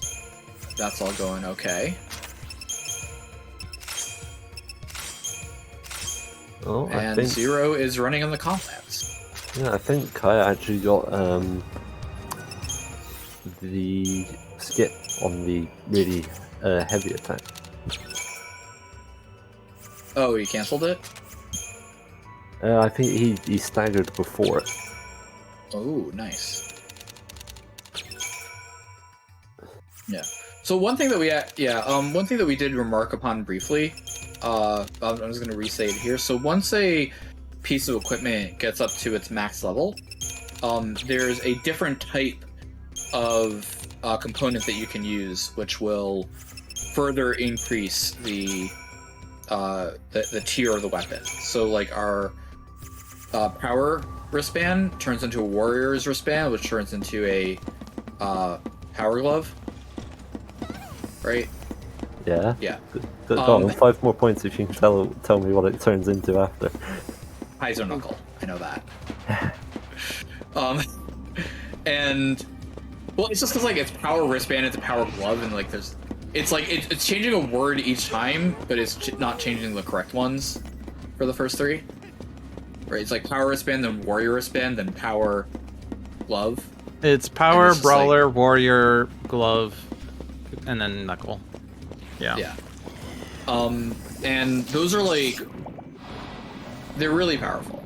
And the fact that we like can get these upgradable, these catalysts is what they're called, means that we just get to save a lot of money and increase the stuff here. And this is the Rust Pudding X2 fight. It's like kinda scary at points because the Rust Puddings can do a lot of damage, and it is technically possible to dodge these. The setup for it takes like 15 minutes because you have to very, very slowly move them out of the way and hope they don't reset. So you just kind of fight it. Like we'll take the quote unquote time loss that fights usually are and just sort of run through it. Yep. Zero doing the BK. Kaya's about to doing the bridge fights. Cool.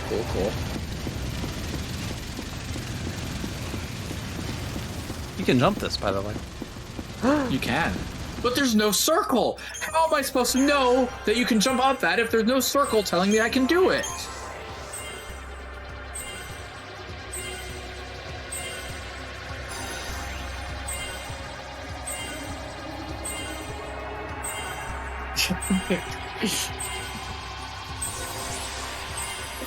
Yeah.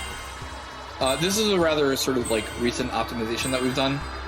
We used to do this part of most of that part of Vanille's menuing in the previous menu. But now we just all combine in one. We've picked up Vanille's 4th ATB segment here, which is something that every character has in their Crystarium somewhere, is the ability to get another ATB segment. And the reason that we pick it up is that it's just going to make things with her so much easier. It's going to be really useful in the next fight that's upcoming. But also, since we rely so much on Vanille to mostly try to apply debuffs, the more segments that she can do at once, the more likely it is that the debuffs are actually going to land, which is going to make things so much easier.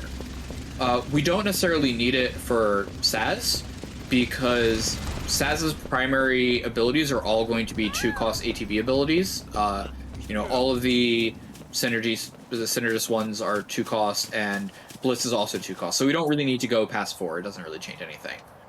And now here we got Hepton. Yeah, so inflicting debuffs is important, and this fight really... this fight is all about getting debuffs inflicted. Hekaton is very powerful, so as Hekaton is doing its attack strings, which it will do after Looming Wrath, Fang is going to be put in the Sentinel role.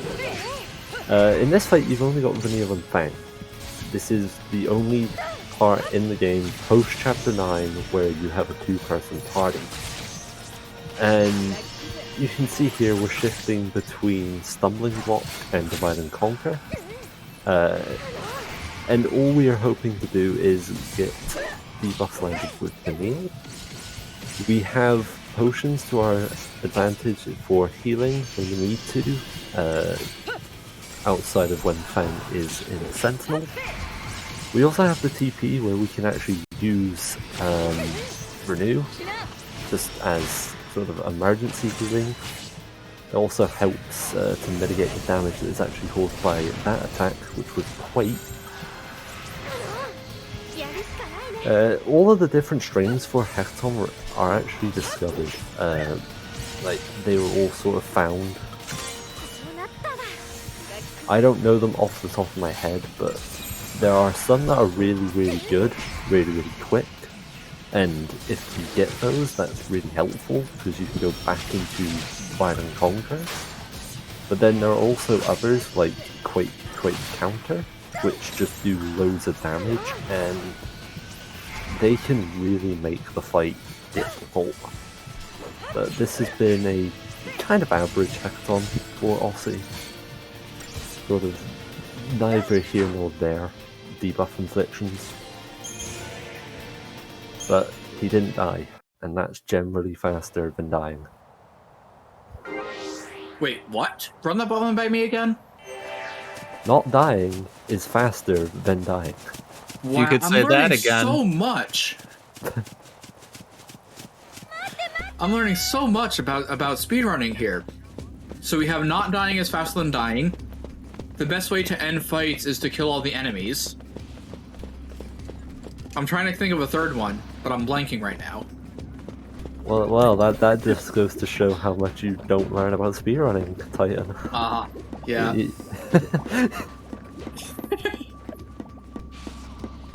Speedrunning a game involves playing it for as little time as possible, but doing so requires you to play the game a lot. So, yeah, it's sort of a give and take, you know. Got Kaya coming up to Bart. That'll be the next split for Mog. Also, did you split the hackathon? Yes, I split for hackathon. Good I boy. ran back. Good boy. I ran back from the kitchen after refilling my water bottle. Like, right, this is a split. Oh no! And I got here right on time. Good boy, Titan. Yes, praise me more. Okay, I need more of it in my life. Oh, you need validation. Never mind. I need validation. alright, Kaya on Bart 1. Let's see if he gets the Destrudo skip. I believe in Kaya. I don't know if we had the audio for this on the English side. I think it's been on Aussie for a while, but Yeah. Lightning's opening line in this fight is "Cocoon's nothing to you," which is, it doesn't really mean anything. I just like that line. Yeah, but that's nothing compared to "you are ignorant of your face." Oh yeah, that one too. I mean, in Japanese, he does like, and it's really funny.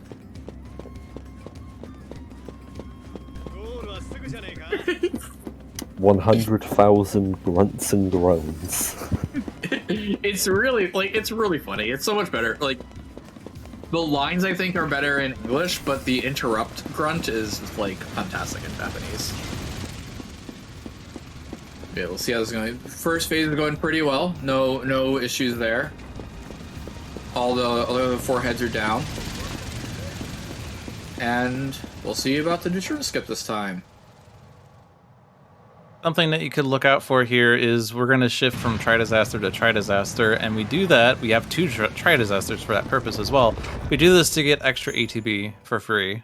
Every 12 seconds when you do a paradigm shift, you get an ATB refresh, which fills up your ATB and allows you to basically perform things faster. And it's kind of the game's incentive for you to be constantly changing paradigms, which we proceed to take advantage of by setting up duplicates of the same paradigm, kind of defeating the point. I think actually it's partially like a safety mechanism, because what I've seen like a lot of capital players do. Oh, I don't think he tried to go. He's going for it really early. So both Zero and Aussie went for it about 800%, and Kai's doing it like 650. But yeah, Bart's not wanting to be interrupted here. Double baptisms into Smile. No, I think he's recovered it. Yep, he's recovered it. Nice. That's really good. It's really hard to recover it from that. Stagger ended. Oh, yeah. Just barely. Stagger ended actually before the Destrudo. Yeah. I was like, that's actually quite different. It should be fine though. It doesn't even re-stagger because it was so low. Yeah, the HP was low enough that we could just push through with commandos. You kind of have to like do a kind of like an on-the-fly analysis of, do you bother chaining back up at this point, or do you just bring his health down with commandos at 100% chain? At that point, it's clear that commandos is better. Yep. Oh, right, yeah. So, what something I did, and I've noticed a lot of casuals do is you tend to stay in like one paradigm for a really long time. It's like, this is my offensive paradigm, this is my defensive paradigm, etc. So if you're in like your offensive paradigm, you've been there for a while, you take a bunch of damage. It's like, oh no, I have to heal up, and you go to whatever has your medic in. The fact that it refills the ATB there instantly means that you're going to heal sooner, and you're unlikely to just instantly die.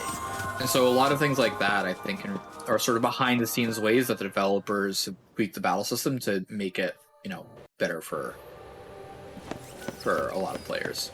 But if they wanted to make it better for players, then why is leader death equal KO still a thing? They changed that. They learned and changed from it in 13.2. But then if both Sarah and Noel die, then the monster doesn't just take over. Do you want the monsters to take over everything? Yes? Next question? I mean, might be ruminant on some things, I will say.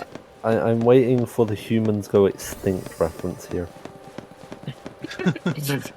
Yeah, Zero's head whacking on Hecaton right now. Fight seems to be going pretty well. Oh, Fang Ish. died. That's going to be a delay on the provoke. But there's the emit renew. Yeah. It died into the living wrath, so it should be fine. It'd be a lot worse if she died while Hecaton was still doing her I don't know the gender. It's attacks. His, okay. Basically, every Eidolon has opposite gender except Hope's for some reason. Okay. I'll keep that in mind. That's how I remember it. Yeah, I knew there was one exception, but I wasn't sure which one.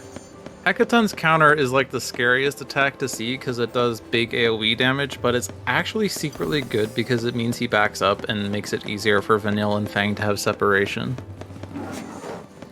And separation is very big so that you don't get hit by, say, counter. But also physicals could hit Vanille. And is now entering the tower. Yep. The Ascent of Pharos. No, the Tajin's Tower. I forget what it's actually called in 12. I always think it reminds me of that one tower in 12 that you spend a lot of time in, or at least I don't know if the speedrun does, but I just remember it from my one playthrough of 12. So I'm going to borrow something that Chris said before in the Final Fantasy one. Would it really be a Final Fantasy game if there wasn't a giant maze-like tower that you had to progress to the top to in order to continue? Well, according to random people on forum threads, this isn't a Final Fantasy, so no. Ha! Checkmate! Oh, dang it! Defeated by facts and logic. You're saying that like I'm not giving you facts. Hi, your head commentator, Logic. I actually wasn't making a joke on your name. I only realized that after the fact. Unintentional puns. Oh yeah, Tajin's Tower. Anyway, missions. Yeah. This is basically I guess the lore is that we need to get past this tower to get to Ereba, but this tower is kind of collapsed because the Falsi Dahaka has taken over it, and these soldiers called Minhiram want to extradite, or that's not a word, get rid of the Dahaka, but we need to power them up, and that involves us taking on these random missions that serve no purpose other than to prolong our time in Tajin's Tower. So there's 6 missions in here, missions 21 through 26. There are 64 missions in the game, period. These are the only 6 that you have to do to complete the game. But we're going to be preempting most of these in order to deal with them because, yeah, we're kind of very underdeveloped. This is not active pudding. This is Gelatyton. Couldn't remember the name. It's Gelatyton. He's weak to thunder, so we do bravery and in thunder on Saz and Snow. Vanille lands deep protect, and we whittle his health down with commando damage after stagger. The fight would be a lot worse if we didn't have the preempt because we'd first have to stagger, and also he has devastating physical attacks and also occasionally uses water gun. which makes a splash, as you can expect.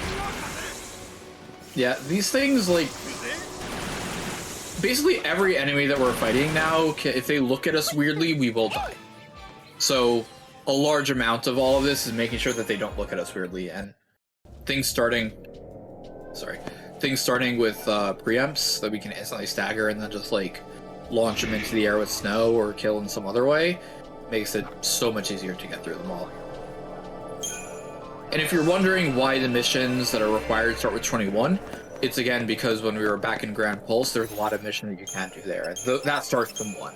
So, yeah. We're also seeing here, we're going to be, even though Saz has been our primary like lead character for a long while, we're switching over to Vanille here because Vanille did just get her summon Hecaton. Hecaton is really powerful. Just straight up does like a ton of damage everywhere. And we're going to be abusing its abilities throughout a lot of the fights here. Just going to make them all pretty, I'm not going to say trivial, but definitely a lot easier than any other way that we have of doing it. Even though Saz is like really powerful as a commando for us, Brunhilde is pretty weak as an Eidolon. So we've got here this Hoplite X2 and I don't remember the name of the other thing, battle. It's Ambling Bellows and Cryptos. Ambling Bellows. Yep. Ambling Bellows and its robots. And so this is going to be the typical pattern that we follow for a lot of the Hecaton fights, where we'll preempt, we'll do a bit of damage in order to increase the chain duration and or to ensure that we stagger. Then we're going to summon Hecaton, maybe fire off a few more things to stall mode, and then start smacking. And then once we get up to a high enough chain value with like enough damage having done, we'll use the Gestalt ultimate and yeah, just sort of continue there, and everything dies in a glorious explosion.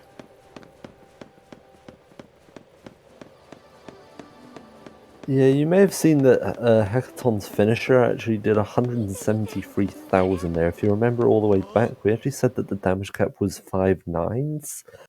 There are certain things that can go over the 5/9 damage cap, and that is one of them. But as for our characters, we can only do up to 5 9s. Yep. There is a Genji glove in the game. We do not get it at any percent. Yeah. There are 3 Genji gloves in the game. There are 3 We do not get. those, yeah. We do not get any. We don't get any of them, yeah.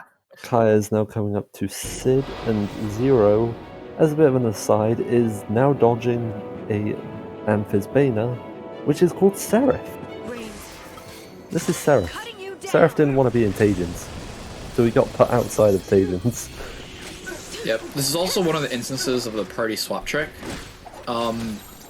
Basically, for enemies that have like a large wind-up animation before they start chasing you, if you swap your party members while, in the battle zone, it momentarily de-aggroes them.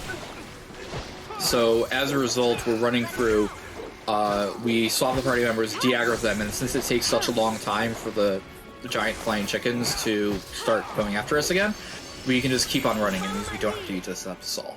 Unfortunately, he did get caught by the doors that are guarding the... Caught by the dogs that are guarding the doors of Tasians. But since he's already past the battle zone, you didn't have to redodge them again. That one can be really annoying to do. And unfortunately with Kaya, there was a guard, which means that Sid's taken a lot less damage. And is now attacking and almost killing Saz. Ooh, this could go bad. This is... Ruin, and... Okay, no one's died. There's the stagger. There's the launch. Alright, the rest of this fight should be no problem. That was really scary for a good portion of that. Yeah, we now have Zero and Aussie both in Pagans.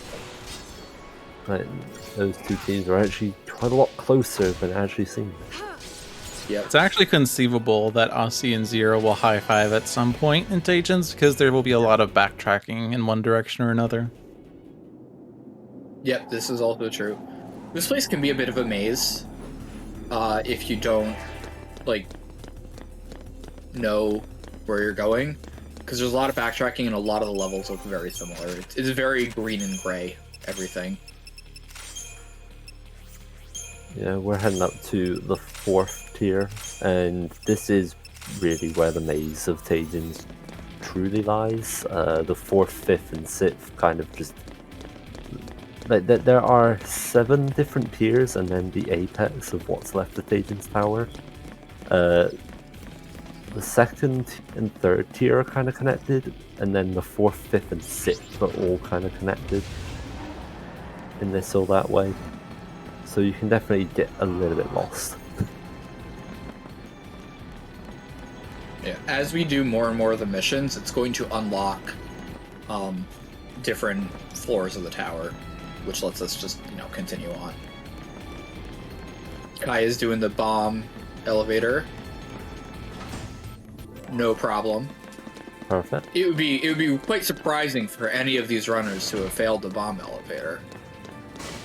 Be a real shocker.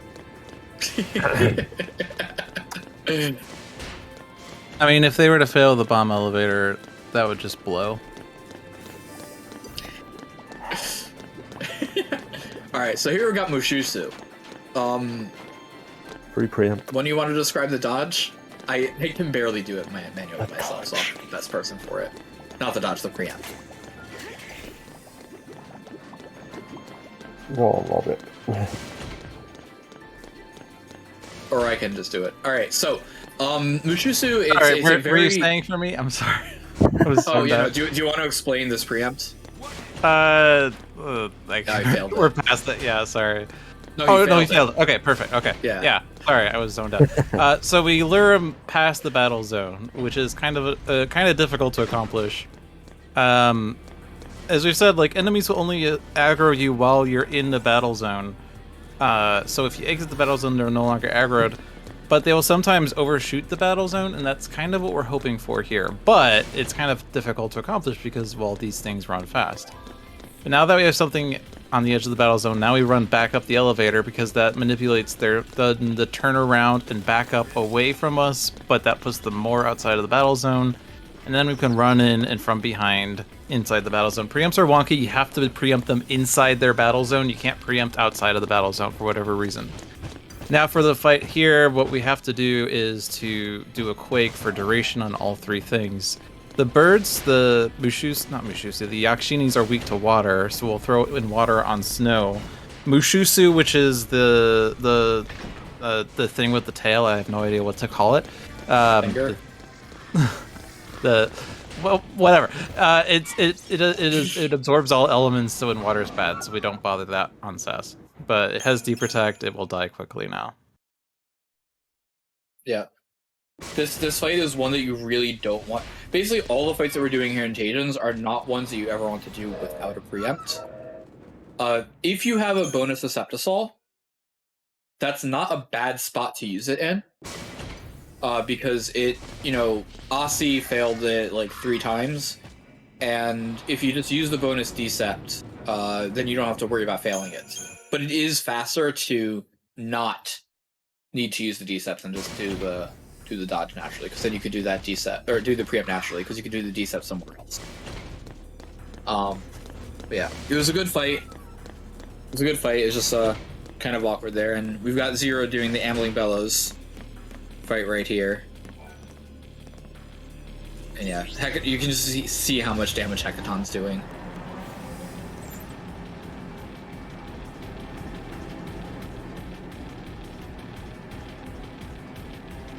And Kai is doing the bird there.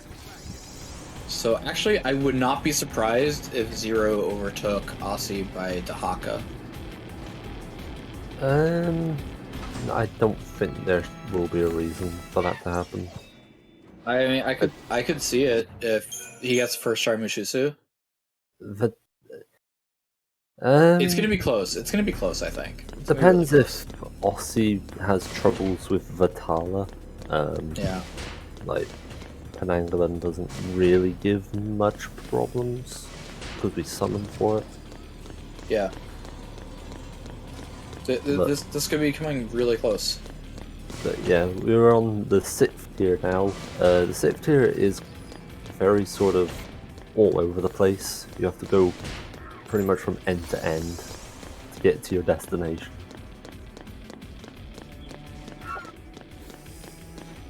Here we're doing something a little weird in that we're going to do mission 26 before we do mission 25. We've been doing them in sequential order because that's like, you have to do it for the first 3 missions, and then the 4th one is kind of also off to the side, should be done first. But 25 and 26 are kind of in the same area, and the game, like with the mini-map, is hinting at that you should do 25 first, but we're doing 26 first because it gives us more CP that we can spend before 25. 26 is arguably the easier fight because we can summon against it, but 25 we need to take down like more manually. We're not going to preempt it. We need to stagger it, chain, and yeah, we're going to need to have a little bit more HP and stability to survive it, and we're going to get that CP from 26 first, spend it in the Crystarium before 25, and hopefully be able to survive 25.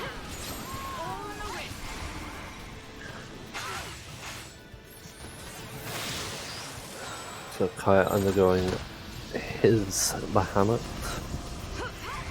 No debuffs in the first string, that's kind of scary. Second string as well, no debuffs or debilitation. This is getting risky. Slow is extremely useful on Bahamut. Bahamut is a very quick Eidolon. It seems to have sort of calmed itself down a bit. He's now able to sort of focus back on just getting the assault. Yeah, this is very well managed. Not only do you have the RNG of like what Bahamut decides to do, you have the RNG of when Vanille decides to land, you know, slow. Oh, I guess Fang's better than this, but you have that RNG as well, basically. This fight is RNG stacked on RNG stacked on RNG. Yep. Yep, so here we've got the Penangolin fight. This is going to be another summon one. So, pretty simple one all around. We're doing that, like, hover over there, just so that we get Saz and Snow to deal a bit of damage and give some staggered chain duration to Penangolin. Otherwise, they're just going to attack, like, one of the random other flying things that are around there, and that's not really useful. They're gonna kind of just naturally die when Hecaton does the rest of the Hecaton things.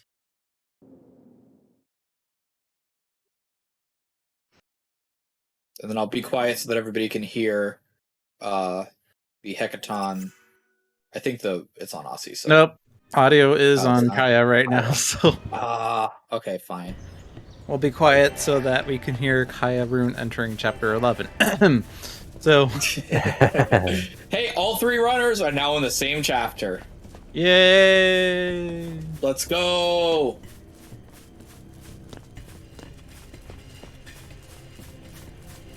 And yep, that's Penangolin done. So now running back for Vitala. We still doing the shop for the Vitala, right? Yes. Yes. Yeah. I'm not actually aware of what this really is. I am very much. Everyone just makes up the route at this point. We're just making stuff up now. There's a lot. So the thing is, like with this section of Tajans, there's a lot of like runner preference about how they want to go about doing this. Like, do I do the menu here? Do I do the menu there? Which of these ones do I want to do first? Where do I want to like put my risk in or not for the bit of time? So there's a lot of things that like runners can do a bit differently here. It's sort of up to preference. So yeah, he's gonna do the shop and upgrade here. There's another rather large one as well, and it's gonna give us a lot of stats, which are gonna be really, really nice. This is also the spot where if we were short in the Mahabharata section, we're basically guaranteed to have enough here because of all of the things that drop from doing these missions, which are like they drop for a lot of money. And it's basically the spot that we're always going to have some extra, so we can always use this to catch up, which is rather nice. It looks like Zero got a really good Mushisu. He had the bonus decep. Zero had a bonus decep that works from out. very early on. So he was just using that on Mishusu to get that preempt very, very quickly. Yep, that works out. And Kaya's doing Alexander. So again, doing the manipulation of Fang's positioning, and then just doing the rest of these chains to try to increase the assault gauge as much as possible. The really nice thing with Alexander, like we said before, is that his script is extremely consistent. So you basically always know what he's going to do next. It's just a matter of can you position everything in the right way. That Fang is very close to Hope. Yeah, so... Alright, no Blast Punch, so... Yeah, this could be really risky, though. Yeah, Lightning's also not in a very good position. Blast Punch and Explosive Fist are going to basically be the deciding factor here. Yeah. There might even be the possibility that Fang just actually gets pushed back into Hope. Yeah, this is really risky here, because Alex does not really ever back up. So the fact that he's this close here, we're going to see if we can make sure, it's going to be a bit RNG depending on what Alex decides to throw off. Gonna be the last But string. it looks like this is done. So, yeah, nice. There we go. That was really scary. If Alex had done any different sequence of attacks, that might have been another game over.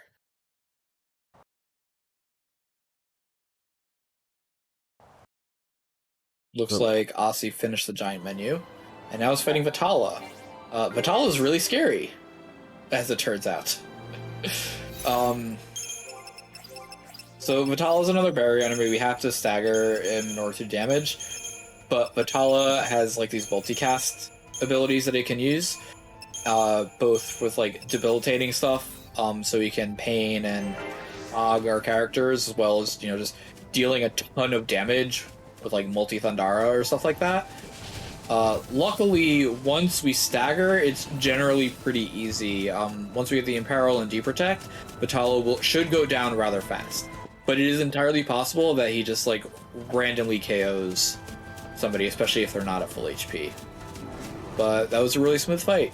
Good job. Yeah, that fight is...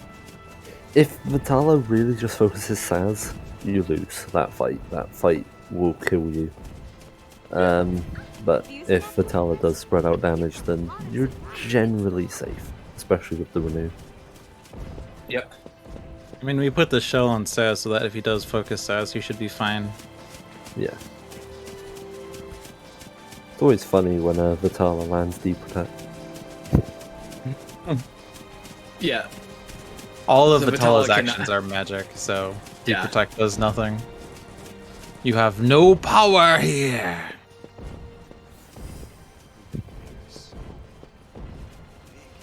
Your strength is Arkhild meaningless. Step. The Arkhild Step on Kaya's stream is my favorite track of 13. Well, one of my favorite tracks. Really, I love every track of 13 because that totally makes sense. But I mean, you can love them all. You just love some more than others. it's definitely one of the most relaxing tracks in the game, and definitely kind of functions as the overworld music of 13, even though it doesn't have a proper overworld. But you could imagine that if it was an overworld, this would be the music you would hear. Yep. Maybe we should give 13 an overworld. Should we give 13 an airship? 13 already has an airship. We blow up parts of it. That airship is a massive OSHA violation. Yeah. Zero's handling Penanglin. Seems to be going pretty well here. Not much to say. Kaya doing the BKM farm fight, and now I kind of want to order some fast food. Okay. I have not eaten yet today, so... Probably eat at some point. I should. After the runs are done. Damn it, now you made me hungry. Damn it, now I'm hungry. You should be asleep. You're right, I should be asleep. For Oh, the I just record- missed. Did they get a high five or past them? Yeah, I don't know if they did or not. No, I don't think there's any high fives. Feels bad, man. All I'll see is past the point of high fiving. Yeah. So this giant, that's a vampire, right? Yeah, The thing with the giant arm, yeah. So we do have to get past it, and it is rather easy to get past, but you just have to wait for it to walk out of the doorway. Like, you can't do-step past it, you just gotta kind of have to wait. So we've got one more menu. We're doing a setup for what the next split is going to be. And the nice thing about this fight is that it does sort of show the culmination of all of the damage multipliers and everything else that we've been building towards. Like this fight's sort of the culmination where it really shows like, dang, that's a lot of damage. Yeah, it's kind of like we spend a minute or so chaining and debuffing and buffing and all sorts of stuff preparing for it, and then our damage comes in the last 40 seconds of the fight, and it's kind of a spectacle to see. But it's yeah, also kind of one of the fights where if you don't do things correctly, you'll end up dying. We do need Snow Sentinel for this fight. So this is Dahaka. We're finally taking on the head honcho of Tajin's Tower. You'd imagine it'd be MrTyton, but no. He has a big bulb. Cool. So we throw a Libra on so that Snow will do attacks later in the fight. And then we want to go into the Ravager Sentinel Sabbath's 4 paradigm fairly quickly. The goal is for Vanille to land in peril. Hopefully she got it. She did not. So we're going to have to shift back into their next. We shift here into the Synergist role to get the haste on Saz and Vanille. Then we're going to start thinking about Bravery and End Spell on Saz. Do not buff Snow at this part because Snow is going to take the brunt force of Foul Utterance, which will debuff him, or dispel him technically. But since we did not get Imperil, we have to try for it again, which is slightly less optimal because it will screw up the chain a little bit, but hopefully it's fine.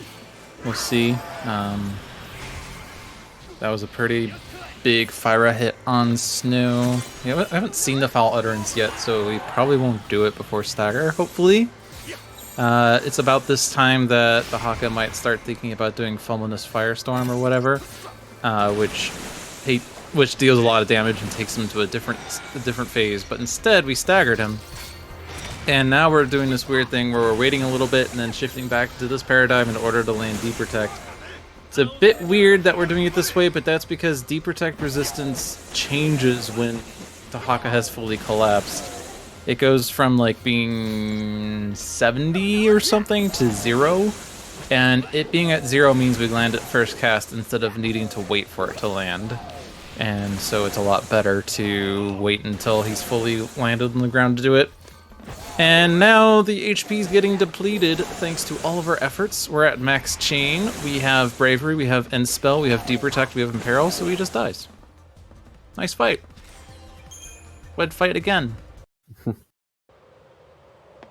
Yeah, to answer the Deep Protect resistance, it goes from 99 to 0. Okay, that's ridiculous. Yeah. 99 Yeah, resistance is like very difficult to get inflicted. Yeah, and like Dahaka has 2.3 million HP. And we chewed through all of that in like a minute 40. Like math gets numbers big.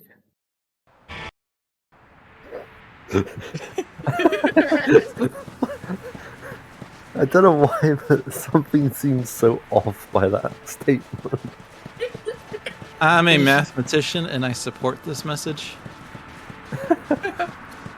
Yeah. Also, as I like to refer to him as God.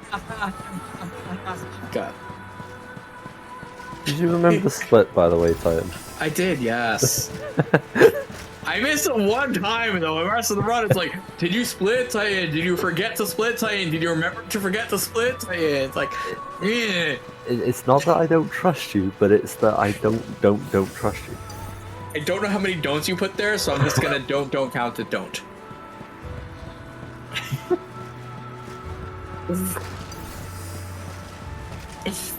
Anyways, we're running through wherever right now, or we're running like to and through wherever right now, which is Vanille and Fang's hometown from 300 years ago before they were put into the cryogenic sleep. Which, spoilers alert, is something that happened. Yeah, if we're running through Aruba, it's kind of been destroyed for a really long time. There's a lot of things that you can actually do here. There's a little robot called Bhakti that gives you the final achievement you need in order to get platinum. All the platinum trophies, the treasure hunter. There's also the weapons that upgrade into Saz's ultimate one, the Magnums, which is a different route that I don't believe any of the runners will be taking here. Which is, I really like it, but yeah, we're just gonna ignore that. And yeah, there's a bit of dodging here. There's a really cool dodge upcoming actually when we get to the Seeker Bridge. Yeah. No, it's not 5 seconds late. I split when the results screen clears. I'm very consistent with that. And I'm splitting on like mine. I'm not splitting it off the Twitch stream. So yeah, we're just doing some paradigm deck setup, which is needed for it. Yeah. Menuing in 13 is a big thing, or at least I like to think so. But like, you do have, like, if you're watching a menu and you're wondering what the hell these people are doing or how they know what to do, it's because they've like practiced these menus and have figured out how to optimize the inputs and even do inputs before you can even see the cursor on screen and all that. So this is why I would like plug my speedrun guide for this, because you could follow along with that while watching a speedrunner do this incomprehensible menu. Yeah, a lot of 13's menus is all just little micromanagements, just getting set up for every scenario that we need.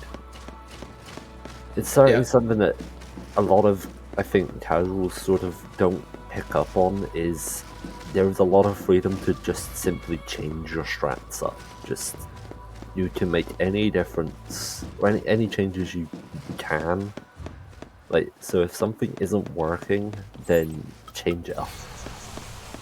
Yep, Zero's starting to Haka right now as we do what I think was one of the coolest dodges, the Seeker Bridge. Basically, you lure the Seekers out by a bit, and then it moves their hitboxes enough that you can decept right past them. But Zero's doing Tahaka right now. And let's see if you landed the Imperil in the first string, so that's going to make things a bit easier. Which is nice. The rest of the fight should be going just about the same. Do some buffing, stagger, deprotect after falling down, and just continue on. And there's the foul utterance that we were discussing before.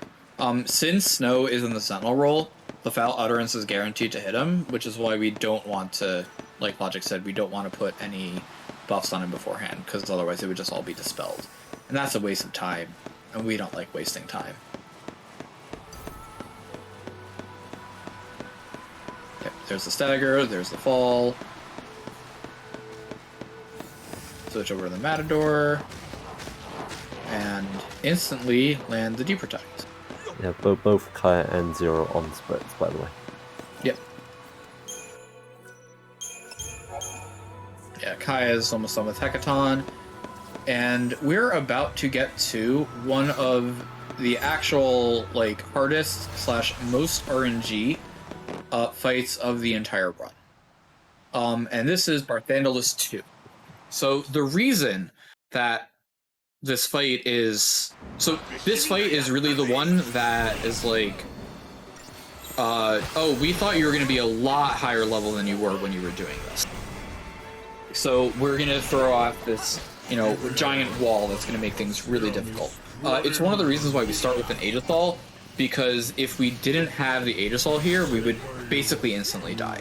This is also another one of the fights where we are going to be doing things in 2 staggers, because otherwise, like, we do not have the ability to kill in 1 stagger. So the first phase, relatively simple. You know, we lever so we get information.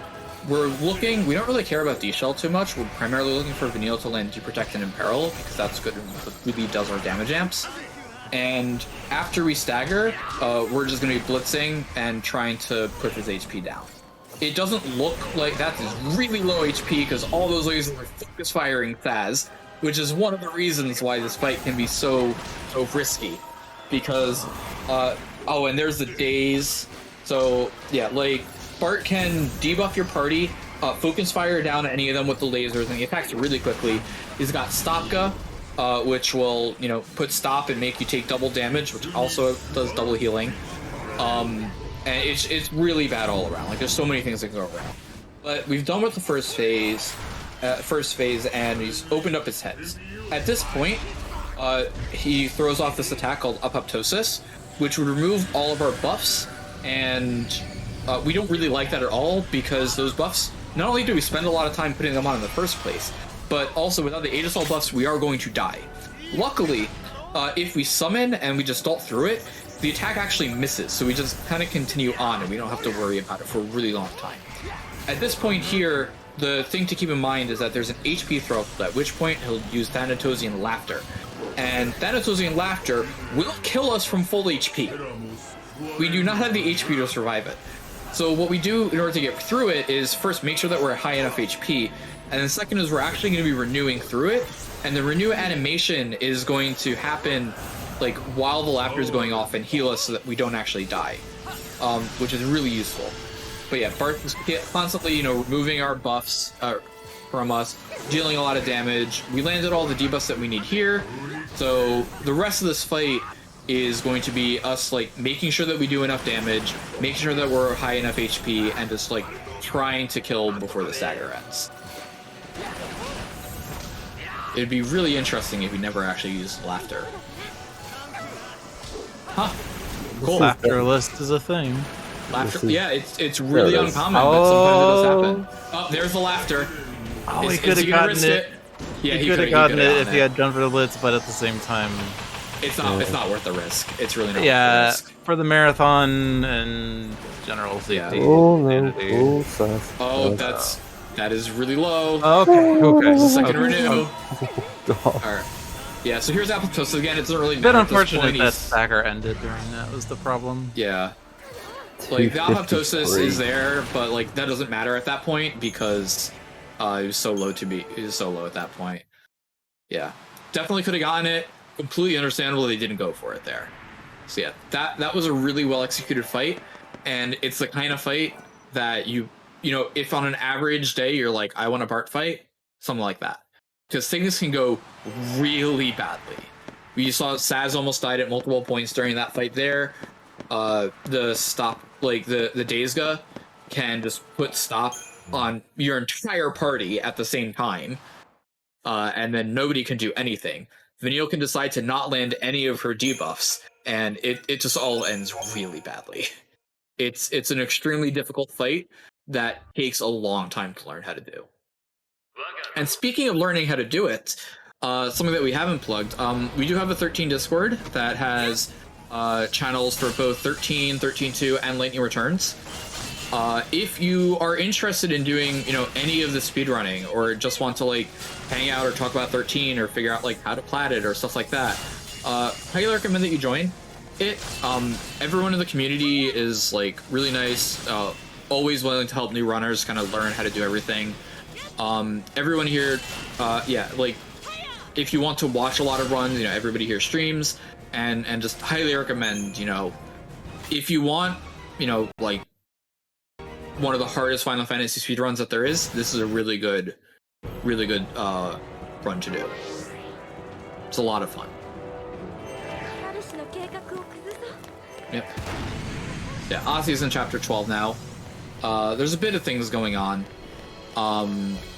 Zero's about to do part 2 again. Oh, not again, rather, I should say. About to do part 2 on the second stream. It's the second time we're going to be seeing it. Yeah. You hear that, Zero? We consider you a second person. He cannot hear us, actually, thankfully. Yeah. Yeah. You hear that? There's a Not lot. Zero. So you're saying that 0 people heard it? Wait. I mean, sure, let's go with that. Yeah. So like Bart 2 has a lot of like improvisation and stuff, just based on how many things can go wrong. Like, yeah, it's really difficult to learn. It's really difficult to execute. Let's hope that it goes well for 0 as well. Yeah. Meanwhile, Ozzy is now, he's in chapter 12. Chapter 12 is a very involved chapter. There's quite a few fights here that are very, very difficult.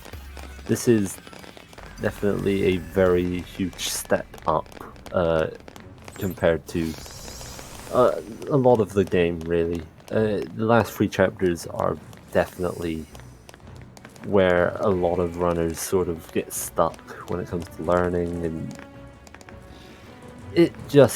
the difficulty scales so rapidly. Yep. One thing that we actually didn't mention is that this is usually the spot of us using our first elixir. Elixirs are effectively super potions. Not only do they heal your entire party to full, but they will also fully restore your TP. Which is really nice because we use a bunch of renews in order to survive, and we also use summons. And the renews cost 2, the summons cost 3. We have most 5. So just getting the extra TP from the elixir is really, really nice. So far, this fight's been going really well, honestly. As I say that, he gets hit with a daze. Yeah, that's a very struggle first stagger. That's not really having low. head split is actually really detrimental. Bad. Got it a bit late, but should still be okay. I want to say the HP is kind of higher than you would want for this point. Yeah. Here's the apoptosis, so we're just gonna summon cancel it.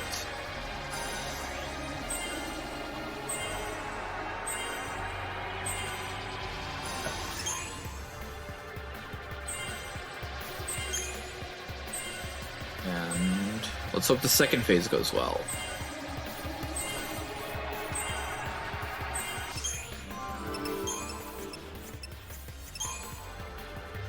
Friska, that's fine. All that stuff there. And yeah, here's the elixir usage, just to make sure that we get the TP back, because we're going to need those renews. There's a stagger with the Imperil, so we need to land Protect. Vanille land. There we go. Sometimes, like, Vanille can just choose to not land debuffs, and it's really bad. It's even worse than, like, some of the later fights in it, like some of the final fights in the game, but it's kind of really bad for that. And yeah, here's the Thanatos and Laughter, roughly where we were expecting it to happen. Yeah, so we're going to throw off the Renew midway through, so we can actually survive. And then hopefully we got enough here. It's looking not bad. There's the Daysga, but it didn't land, which is good. And yeah, nice fight. Nice fight. Very good. So, back over in Aussie, we did a massive menu. Oh no. Oh, to Gelatin. That's rough. This has not been a run that Kyle would like to remember. Yeah, Kyle would have reset this run. Yeah. So, over in Aussie land, we've got the Behemoth King again. This is the fight that we used the Libra for before, because it's, it's just faster to do it then as opposed to now, and we need a TP. Additionally, though, we've done the first of our secondary role acquisitions, in that we gave Vanille Mando. There's a few reasons for this, but primarily one has to do with role bonuses, which I don't think we've talked about yet. Right? I don't know. I don't remember. Yeah, I don't think that we have, but the short story is that having characters be in a role provide like passive effects. And the passive effects vary by the roles, but they also stack. And one of the reasons that we've been using Cry Disaster so much, Triple Ravagers, is because their passive is additional increase in chain. And so if you have 3 Ravagers, not only are they using these things that like increase the chain by a lot, but they also boost each other's effectiveness at increasing chain. So for here it's Cerberus, which is 3 Commandos.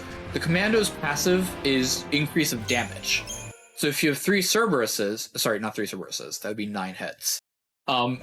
If you have 3 Commandos, then you're going to get 3 times the effective increase in damage that you get from just having the 1. And for some of the upcoming fights where the damage that we're trying to hit is, and like the timing is extremely tight, just having that additional boost of damage from Vanille also being in a commando role is going to make a huge difference.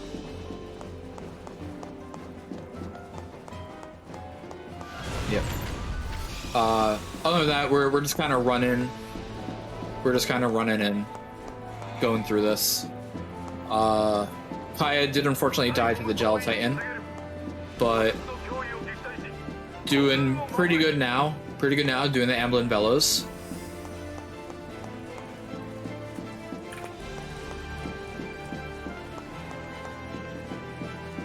And yeah, so we're running out of the Deceptisols. We've kind of gone through all the ones that we had stocked up.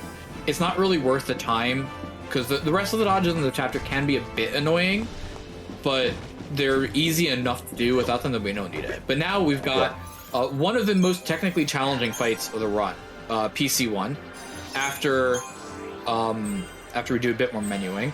But yeah, Wally, have at it. And... So, in that little menu there, we actually picked up Saz's Cold Blood. Cold Blood is a unique action, only Saz can learn it.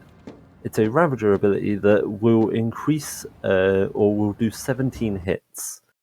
And it's going to be really useful for this fight and a lot of fights after this.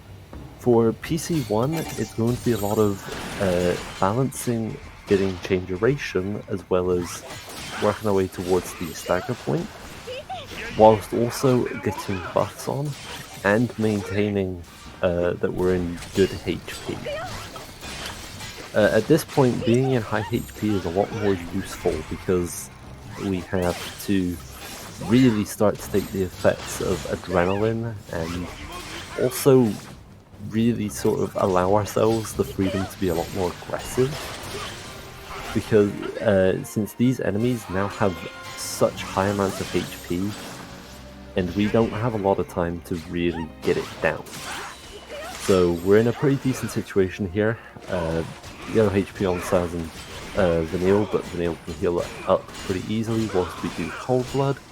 And for the 17 hits that Cold Blood does, you can see that it's increasing chain by 15% per hit during the stagger, allowing us to really just get chain as high as possible ridiculously fast.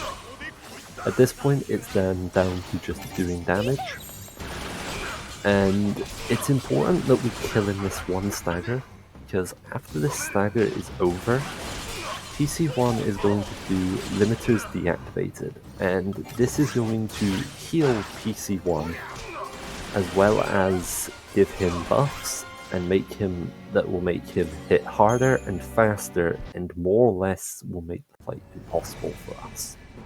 That was really well handled by Aussie. The stagger looked really close at the end, but in the end it's worked out very fine, and in the end that was a very clean fight. Yep. One additional thing after he does limiters deactivated, everything that Wally said is true and accurate. We also basically instantly die because we have no HP. Yeah. Like Proud glad we use retaliatory strike and it hits for too much for us to handle. Yeah. It is survivable in casual, but and we do not stop when it comes to Chapter 12, straight after PC1, we're put into another mandatory fight, and this is going to be up against a Adamankelid.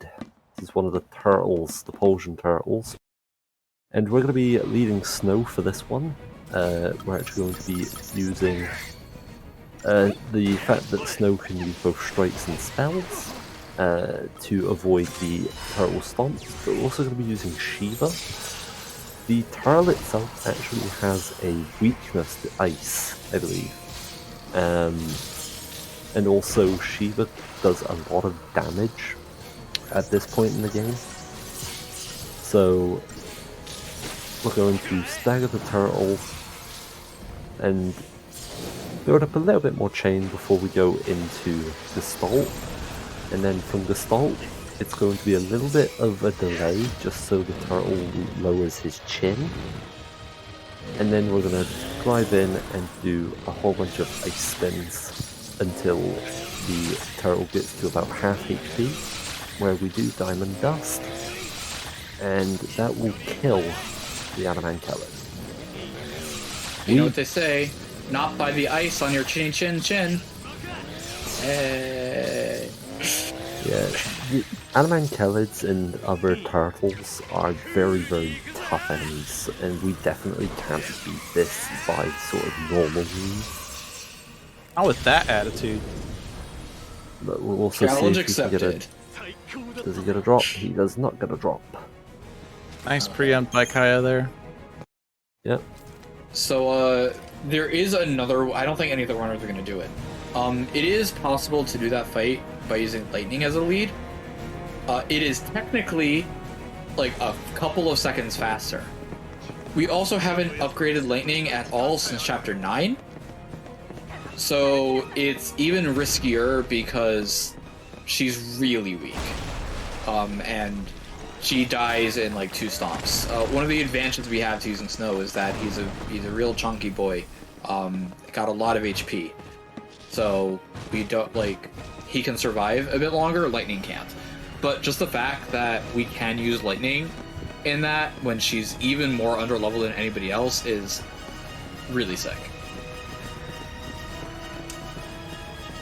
Yeah. Good thing we never experimented with Alexander, because that would just straight up not work.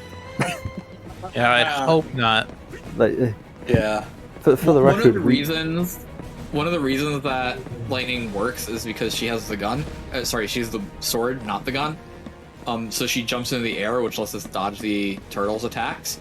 Hope just has a boomerang that he eats off, so there's no jumping or dodging. Turns into like a little Hope paste. Plus, Hope has not been leveled since Chapter 7. If anybody's been keeping track, he kind of just gets forgotten about. Yeah. Nobody needs Hope anyways. Yeah, if you haven't noticed, this run's been hopeless since Alex. Yep, so we got 0 about to start PC1. Let's hope this one goes well. Yeah, the biggest thing about PC1 is whatever PC1 targets. If PC1 is focusing on somebody solo, then it can actually get pretty tricky. But if Proclad does spread out damage and keep spreading it out, then it actually sort of it becomes quite a lot more manageable. Yeah, that's a good way of putting it. You can't really say it becomes easy, because none of the fights at this point are easy. They all have their problems. I mean, every fight is easy if you just turn on easy mode. Even then, there's a massive... Yeah, no, it's not, but... yeah. Technically, no. Easy mode can make the game harder. Yes. Funny. Yeah, the way that easy mode is implemented is a bit wonky. Yeah, so the thing is about if you're learning the speedrun, there are a few fights that we mentioned throughout, like Dreadnought and Proto, that are difficult to do, but pretty manageable. the problem is that like chapter, you know, I'm gonna interrupt you real quickly because VHLC we're doing go. the Vernal Harvester dodge and this is very cool. Watch Yeah, what go happens for it. here. There is not enough space in between the enemies and the walls to run past. Well, actually, no, we have a menu here. You can continue on then. Or no, just Paradigms. Okay, never mind. Yeah, it's just paradigms. Yeah, we do this menu here because we do a party swap to help out with this. But we get allies to run in, and what this serves is to make the enemies move around. Ordinarily, they don't move. They're programmed not to move, even if you run in. But if the ally characters run into them and their hitboxes collide, they do actually move a bit. And this creates a gap that we can run through. Yes, he ran through the tail. There we go. The tail is not part of the hitbox for whatever reason. But it's a very exciting dodge there. Yeah, so just real quick, Saz's Cold Blood, it doesn't do a lot of damage, but like Wally said, it massively increases the chain at like a really, really effective rate. It's really big with that. So there are some points in the speed run, like early on that are, you know, kind of difficult to do, but more manageable, like Dreadnought or Bulbasaur, but especially like starting end of chapter 11 and going on through, basically every single fight is like extremely difficult, extremely technical, like has a good chunk of RNG that you have to learn how to improv. And the fact that it's at the tail end of this, you know, 5.5 hour run, does not help things because there are no breaks in this. Like there's plenty of like long Final Fantasy runs that have a significant number of breaks in them, so you can stretch your legs, eat, go to the bathroom, whatever. Like that doesn't exist here. This is 5 hours of non-stop. You have to be doing something. Yeah. Zero's doing the turtle. Did Kaya just die and I miss it? No, I think he's been fine. Okay, cool. I just died to Penanglin. Oh, he did. Oh. Man, that's like 3 deaths. That's unfortunate. I think he's actually at like 4 or 5 deaths now. Ooh, oh, Zero didn't kill the Adamant. Zero didn't kill Turtle to see the HP. It's fine. So the nice thing is that if the slow summon does fail to kill, he will be at low HP. This is kind of usually will be Odin low HP. is the exception to this, and is part of why Snow Colored is better than Lightning Colored in this sense. Because if Zantetsuken fails to trigger, then it will still deal damage, but it deals significantly less damage than the insta-kill would have done, which is obviously an insta-kill. So if you fail with Lightning Colored, you have to retry because there's HP left. But if you fail with Snow Colored, you can just do some like attacks or something to do the last bit of HP. Yep. Unless you get your motorcycle off to the side because you didn't run in when his head was down. And then your wheel spins don't do as much damage as it should. Yeah, apparently, so Kai's at 4 deaths, and apparently he got stun locked at the start of the Penanglin fight. That's unfortunate there. Yeah, this is one of the rare times where all three of the runners are like just running or doing a menu. Yeah. Quite a lot of downtime between Adamant Khaled and the next fight. Yep. There's a lot of like you'll see it on Zero's screen right now. There's a lot of these upcoming dodges that can be really, really annoying to do. Like a lot of birds, a lot of soldiers that are just kind of obnoxious. He's doing a good job of. I say he's doing a good job of it, and that's exactly when he gets hit. So maybe I just shouldn't have said anything about it. Curse. Yeah. Commentator's curse. And then Ozzy fails a dodge. Good job, guys. It's As all lead good. commentator, you're all demoted. Demoted to what?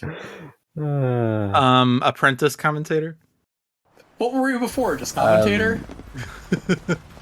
I'm surprised you didn't say, yeah, you're demoted to viewer. But can I be demoted to sleeping in bed? No, that doesn't sound allowed. Like, this is the FF Relay. No sleep is allowed. Well, oh, okay. Yeah. Ossie's about to do another menu here. This is going to be upgrading some of the Warriors Resistance we had into the Power Gloves. Also just like picking up another Power Glove. And you said sleep and then I yawn. How did that work? You have no reason to yawn. You woke up, what, 6 hours ago? I woke up an Titan hour has before made the us run all started. hungry. Wally has made us all sleepy. What will logic make us all? Math professors? Sigh. Logic will make us all lead commentators, of course. Oh, duh. Yeah, so, yeah. What was I gonna say? Right, yeah, so we're doing some more menuing here, dismantling something that we got so that we can get more catalysts and, you know, just doing some more leveling. Every bit of stats that we can get from this point kind of really matters a lot because, again, we are so under-leveled. We are definitely not over-leveled. And so every little bit, like, can really help a lot. But most of the stats that we're getting from this point are from the accessories that we have. And there's going to be, like, a significant amount of shuffling them around so that everyone gets what they need to have on them. Kai is doing Vitala. It looks like it's going. No, is almost dead. Should be fine. It's going, it's gone. And we have PC2 coming up on Aussie's side. You're having a debate in chat as to what's the harder fight, Part 2 or PC2 or Part 3. Oh, double pain on Saz and Snow. Ooh. But it looks like it should be fine. Fine, easy fight. Yeah. Alright, so for Nothing could PC2... have ever gone wrong there. Oh yeah, PC2. For PC2, it's again one of those technical fights. You have to be very precise with your inputs because we are very limited in time here. Not necessarily in terms of like damage, because we'll be able to survive the opening phase, really. But we need to prevent him from getting too many actions out before we get him staggered and launched. If he does like 6 or 7 or so attacks, he will go into aerial phase, which older routes used to want him in aerial phase, but it's actually better for us in our route for him to be in ground phase because we can launch him and keep him interrupted. Here, we staggered him. We've done 3 Cold Bloods, which sounds like overkill, but now we're at max chain, which allows us to deal damage most effectively. And we're going to be blitzing with Saz while Snow does attacks and Vanille does ruins. Our purpose here is not to actually really like kill him. We just need to get past an HP threshold. And past that HP threshold, he will deactivate his limiters, which will make him stronger, restore him to full health, but he also gets Deep Protect. And then he does this attack here called Neon Blaster. Or not Neon Blaster, Aneric Maelstrom, which does a lot of damage, but thanks to Snow being the Sentinel taking the attack, we've gotten the Fringe Word bonus, which allows for less damage on Saz and Vanille. We also throw a Renew to keep Saz's feet on the ground, otherwise he would have been launched up in the air like Vanille was. And now we've gotten the second stagger in. This is a pretty good second stagger setup here. Everything kind of went according to plan. Hopefully now we can get the damage in. Now we have to actually get the kill in. Looks a bit scary for him to be on the ground like that, but he's back up in the air. That's fine. As long as he's in the air, he can't do anything. Just have to keep him interrupted, and hopefully we get through the remaining damage at the end of the stagger. Aussie's getting back into here to do another Cold Blood for what's called a stagger extend, because stagger does not end while we're in a Cold Blood animation, which allows Snow and Vanille to do more damage. We didn't get the kill It in, almost killed. but we are very close and we should be able to mop this up. We don't need to do any more chaining, we just need to throw in these 2 blitzes and he should be dead. Just one more blitz. There we go. Good job. Nice. The stagger extend, the stagger extend did a ton of damage, but it wasn't quite enough. Solid fight. Solid fight.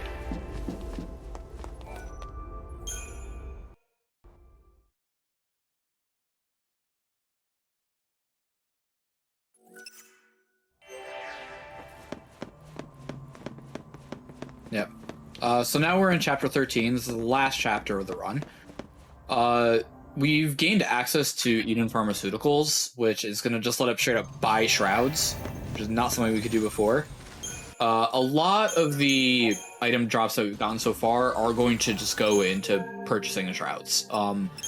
They're going to save us a lot of time, and we don't really need the gil for anything. We're not upgrading any more...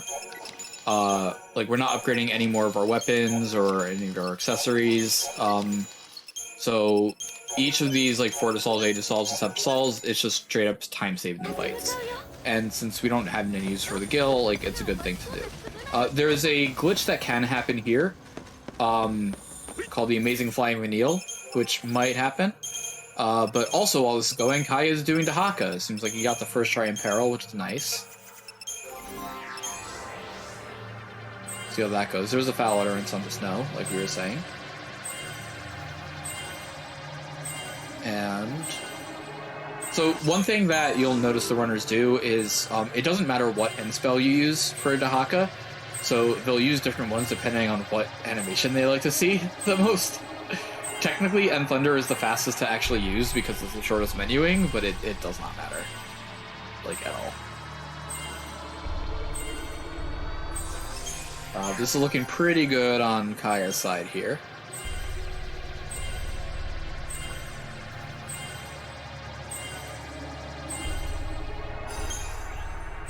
And there's the G-Protect, so yep, should be all good to go. Zero's about to start PC2 as well. Hopefully that goes well as well. Like, PC2, Logic did a really good job explaining it, and it can just, you know, kill you if things don't go right. Especially if the, did you go over, like, the 7 attacks? I missed that. Alright, well, so, the retaliatory phase, like so if PC2 gets all 7 attacks after limiter is deactivated, he'll transform, and can also transform like at really random points if we don't keep him interrupted, which is something that we really want to avoid. And one of the reasons the Cold Blood is so useful is because each of those bullets will also interrupt, which just kind of makes doing all this juggling and everything else like a lot easier.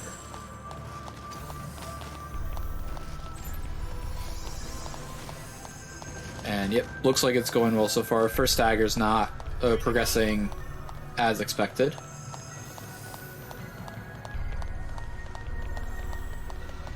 Trying to keep him juggled in the air and dealing some deeps.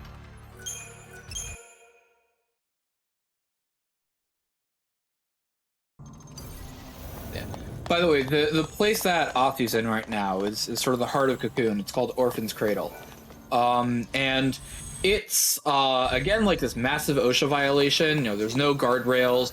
We've got all these platforms that are just, like, you know, yeeting themselves around everywhere, and it's, like, this very, very, very much not okay. Yeah, we got phase 2 starting here. There's the Muon Blaster. PC2 has, like, a bunch of different patterns that you have to be able to adjust to. Could lead with Oneric Maelstrom, could lead with Muon Blasters, could even just do a bunch of physical attacks, which, like, can make things really awkward. But seems to be going well. Seems to be going well.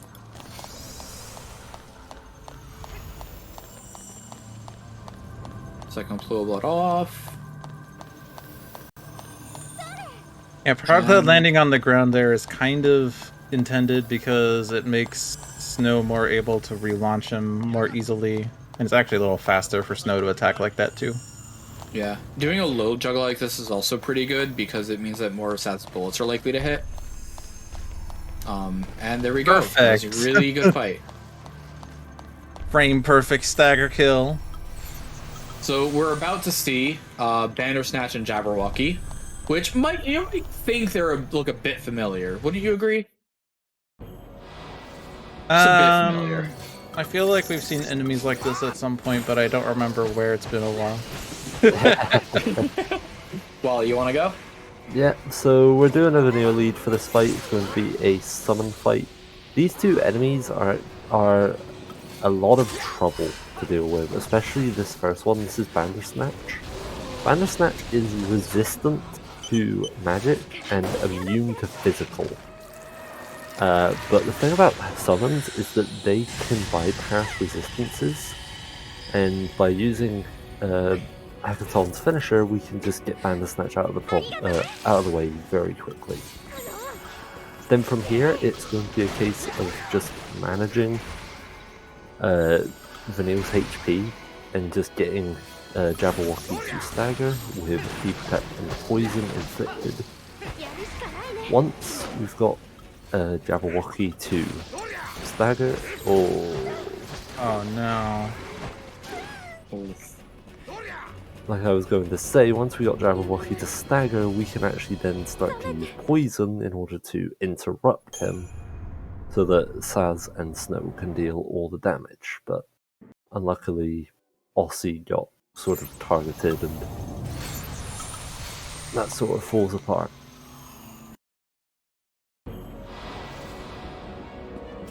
But yeah, once again, we're going to go into the fight, get a string of imperils off, get Bandersnatch all imperiled, and then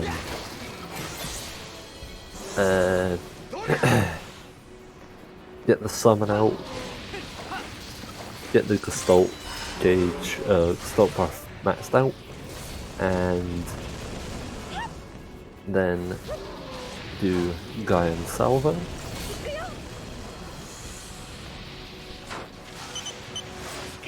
That did take a little bit of time, so there is actually a bit more of a risk of a move called Breath of the Beast coming out from Jabberwocky. But we shall see what will happen. Once again, we're going into this chaining phase on Jabberwocky again. Once again, it's a swipe on Vanille, so again, a little bit of danger, and there's a second one. So at this point, it's sort of all in Jabberwocky's hands how this fight goes. We got the stagger. The poison strings coming through now. Poison is pretty much guaranteed to land, and because of how it lands, it will just keep Jabberwocky constantly interrupted, and we can win the fight there second try. Slightly scary thing about this fight is that you can't actually stagger cancel the Bandersnatch. Or Jabberwocky. Whatever one that is. Yeah. You can't stagger cancel it. If it's in the middle of an action and you stagger it, it will keep doing that action. So it's a bit scary with Vanille being almost dead there. Yep. But we got Otzi doing that first try on the second attempt. Definitely first try. Yeah, we've got Kaya about to do part 2. Hopefully it goes well for him. If all 3 of these runs, I not finish the sentence. So I would have cursed it. Yeah, Titan, don't finish your sentences from now on, just sort of start them. Okay, Man, I find it kind of awkward when you never finish your... finish my... Alright, I got all 3. I also find it weird when instructions I find it kind of weird when sentences don't end the way you banana. So yeah, so alright, well, first phase is going pretty well. Got all the debuffs, training up, everyone's at decent HP, no real debuffs have been applied, which is always nice. The luck seems to be on Kaya's side now, and now that I said that, it's definitely not going to be. Meanwhile, we've also got 2 other fights. Meanwhile, we've got Władyslas going on. Władyslas, it's a really annoying enemy.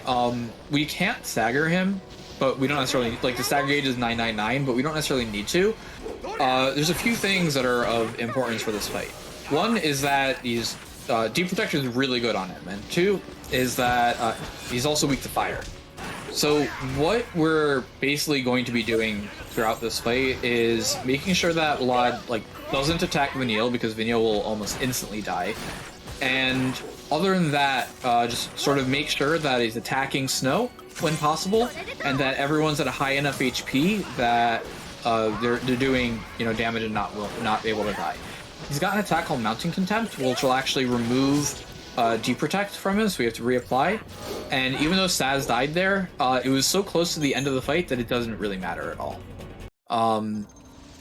There's something else I'm gonna say with that fight, but I don't remember. Yeah, let's see how Kai is going there. Got the head split, got the stagger. Doesn't seem like laughter's happened yet. There's the laughter, yep. Yeah, Bart is having his last laugh. It's definitely not the last time he's laughing. Not the last laugh, no. Yep, we're almost done with 13 on Aussie's side for Team Tonberry. So that's exciting. And then lost haste, unfortunately, which could make things a bit awkward. But we'll see. That's one of the advantages of like being able to do ATB refreshes, is that you don't necessarily need haste as much. And yeah, so that stop onto Saz, Kai realized that he wouldn't be able to kill naturally, so he just instantly summoned it. This is like a really nice safety strat that should be used to dodge the next Apoptosis, because it is going to happen. So Kaya doing a good job with the improvisation in order to handle this fight. Kaya doing his best to thwart the commentator curse here. I mean, I think he's kind of already like been hit by part of it when I said the fight was going really well. So Team hopefully, Tonberry. yeah, double days and days at the end of the second stagger, which removed all the haste and stuff. Team Tonberry is done with their last Crysterium menu here. Just picked up Saz's Sentinel and a little bit of extra stats. And now we fight Tiamat, also known as PC3, also known as Ushu 5. And it's a bit of a really weird fight because we're going to be using Cold Blood pre-stagger. And it's generally not recommended for you to do this because it doesn't actually provide chain that well. And we're also not getting very much chain duration here at all. We're going to have as short of a stagger as possible. And that's because the trigger for phase 2 of the fight is to have him end stagger. And we just got the stagger as fast as we could, as well as getting it as short as possible, or making it as short of a stagger as possible. The damage here isn't really as meaningful as the damage in phase 2. The other very important thing to happen is that we need to keep him interrupted, and especially from this point forward, interruption is tantamount. And if he gets any attack off, all of his attacks will dispel our buffs, so we will lose our haste and faith and bravery. That's very important. Unfortunately, as soon as he gets an ability to do something, he'll just keep doing things, and so this has kind of gone off the rails. But we did get the debuffs in, so that's good. Now we just need to actually get the stagger in without dying. We lost all of our offensive buffs, though, which is unfortunate. But we got the stagger. We're gonna do 2 more Cold Bloods, or sorry, 2 Cold Bloods. I don't know why I can't say that. 2 Cold Bloods total, and then we're going to whittle his remaining health away in our commando paradigms. 2 bold Cluds. 2 2 things. Saz is gonna do 2 things, and then we're gonna do more things, and then after that, some other things, so that the thing happens. Isn't it like 34 things? 54 things. That's not a multiple of 17. No. Fair. I see what you're doing. Nice enough to see in that fight. But the important thing is that Aussie got the kill, which is, at this point of the game, a victory. Yeah. Zero's like starting the Tiamat fight now. Yeah. So if Aussie dies on any of these upcoming fights and Zero doesn't, then I think Choco's pulling ahead. If I could just backtrack a little bit, just to what Kaya has just done. We didn't actually explain the first fight of chapter 12. It's an Avatar the Warmech. Like the Shiva Stadium, you start on a summon, you start automatically on Odin. And during that fight, it's just sort of a set little pattern that we do. You do Lightning Strike into 3 Razor Gales, into another Lightning Strike, into Razor Gales, until he dies. It's pretty simple. The fight sort of just finishes itself. But now we enter the final 3 bosses with Ozzy. He's just used the last of the Shrouds that he bought. He also bought 2 Libra Scopes, which he'll use in the next 2 fights. And the first one is Bart the Third. And this is the one with probably the most variance in it. This is all dependent on whether Vanille can get debuffs, as well as how much damage Bart does in general. By the time you get to about 220% stagger, you want to have all 3 debuffs of Be Protect, Be Shell, and Imperil. Right now this is very unlucky, and in fact Ozzy is going to take a retry. Realizing he probably didn't have as much time as he wanted to get the debuffs in.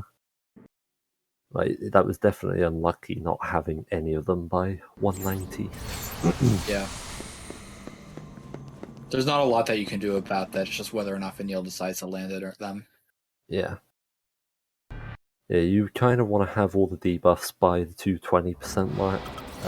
You can back it up, but it will make the rest of the fight very, very, very tricky. But this seems a little bit more promising. We've got Be Protect already. Still looking for Imperil and D-Shell. There's D-Shell. This is the last string for Imperil to land, and it has.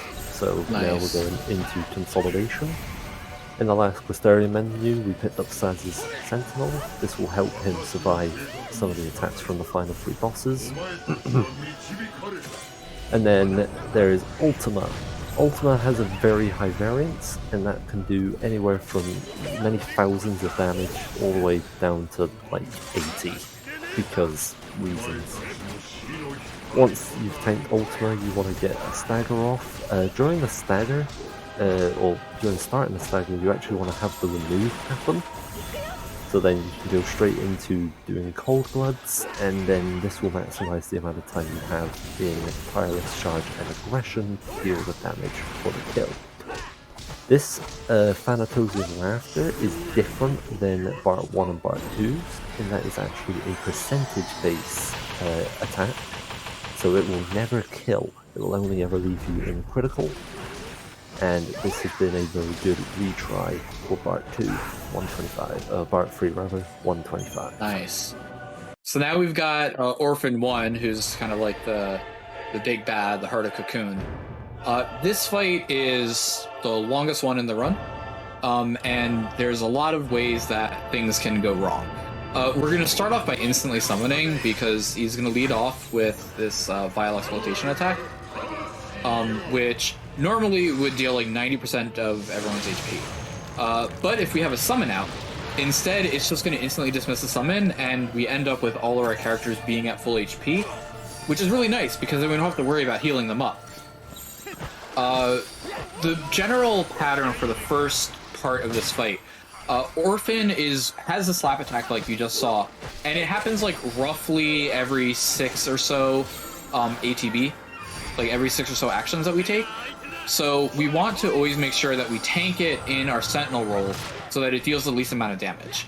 Plus that, same thing that we've done in a lot of the fights so far, is we're going to buff up Snow, we're going to buff up Saz, we're really going to buff up Vanille, because she doesn't really do a whole lot in this fight, other like damage-wise. What we are going to want is from her is mostly going to be after stagger.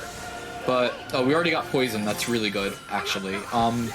We want all 3 of our primary like debuffs to be on her, with that being Imperil, Deep Protect, and Poison.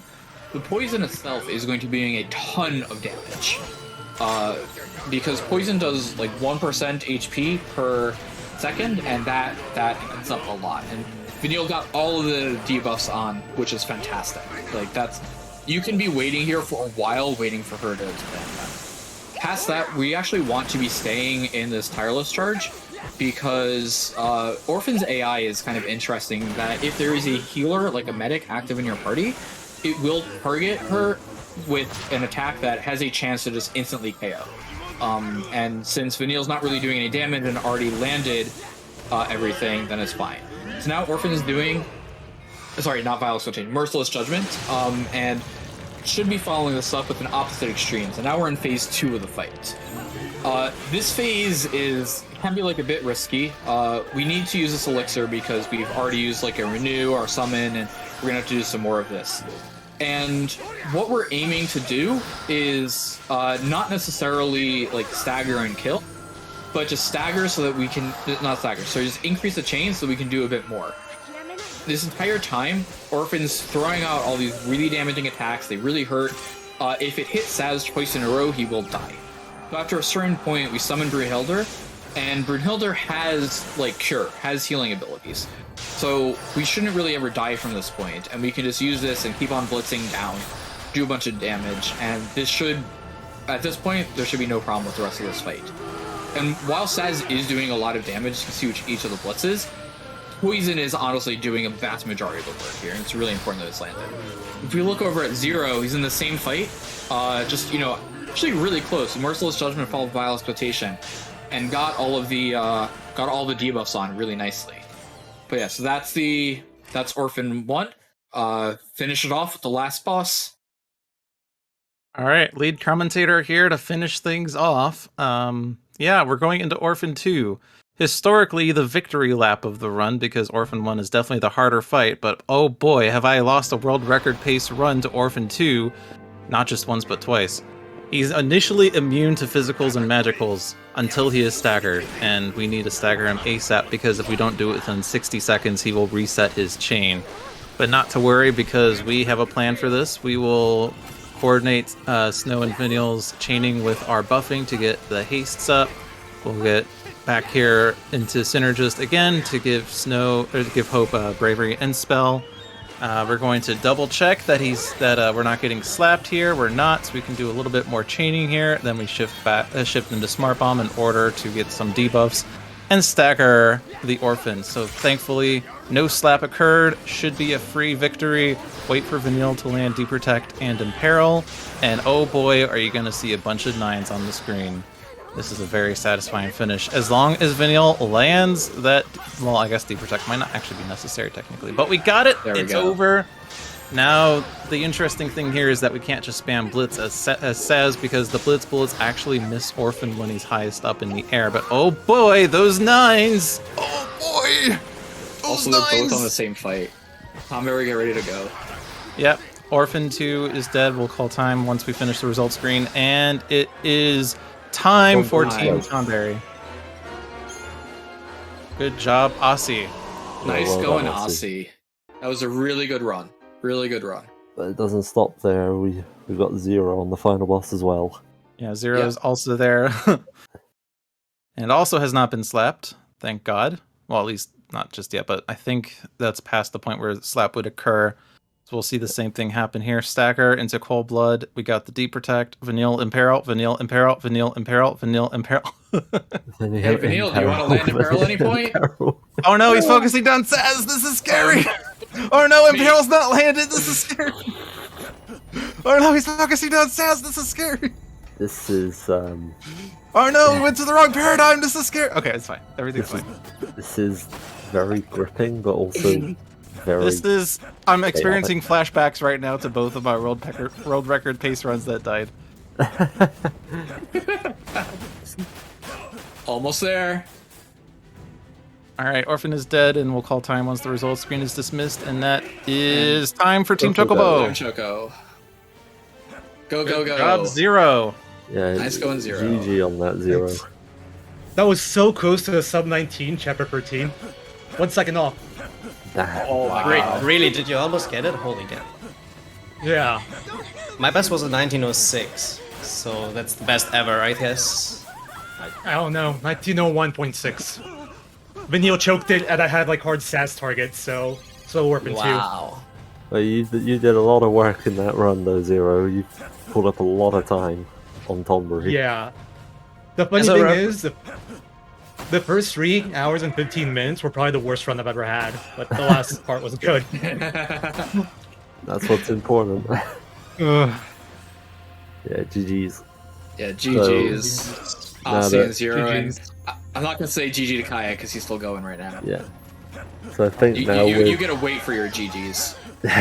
Yeah, I might have to retry Khaled because Snow drifted to the side there for whatever reason. Oh yeah, he's so far away. Yeah. Let's Okay. look, So Kaya. let's. Yeah. We're gonna hand it over for a bit to Dirge.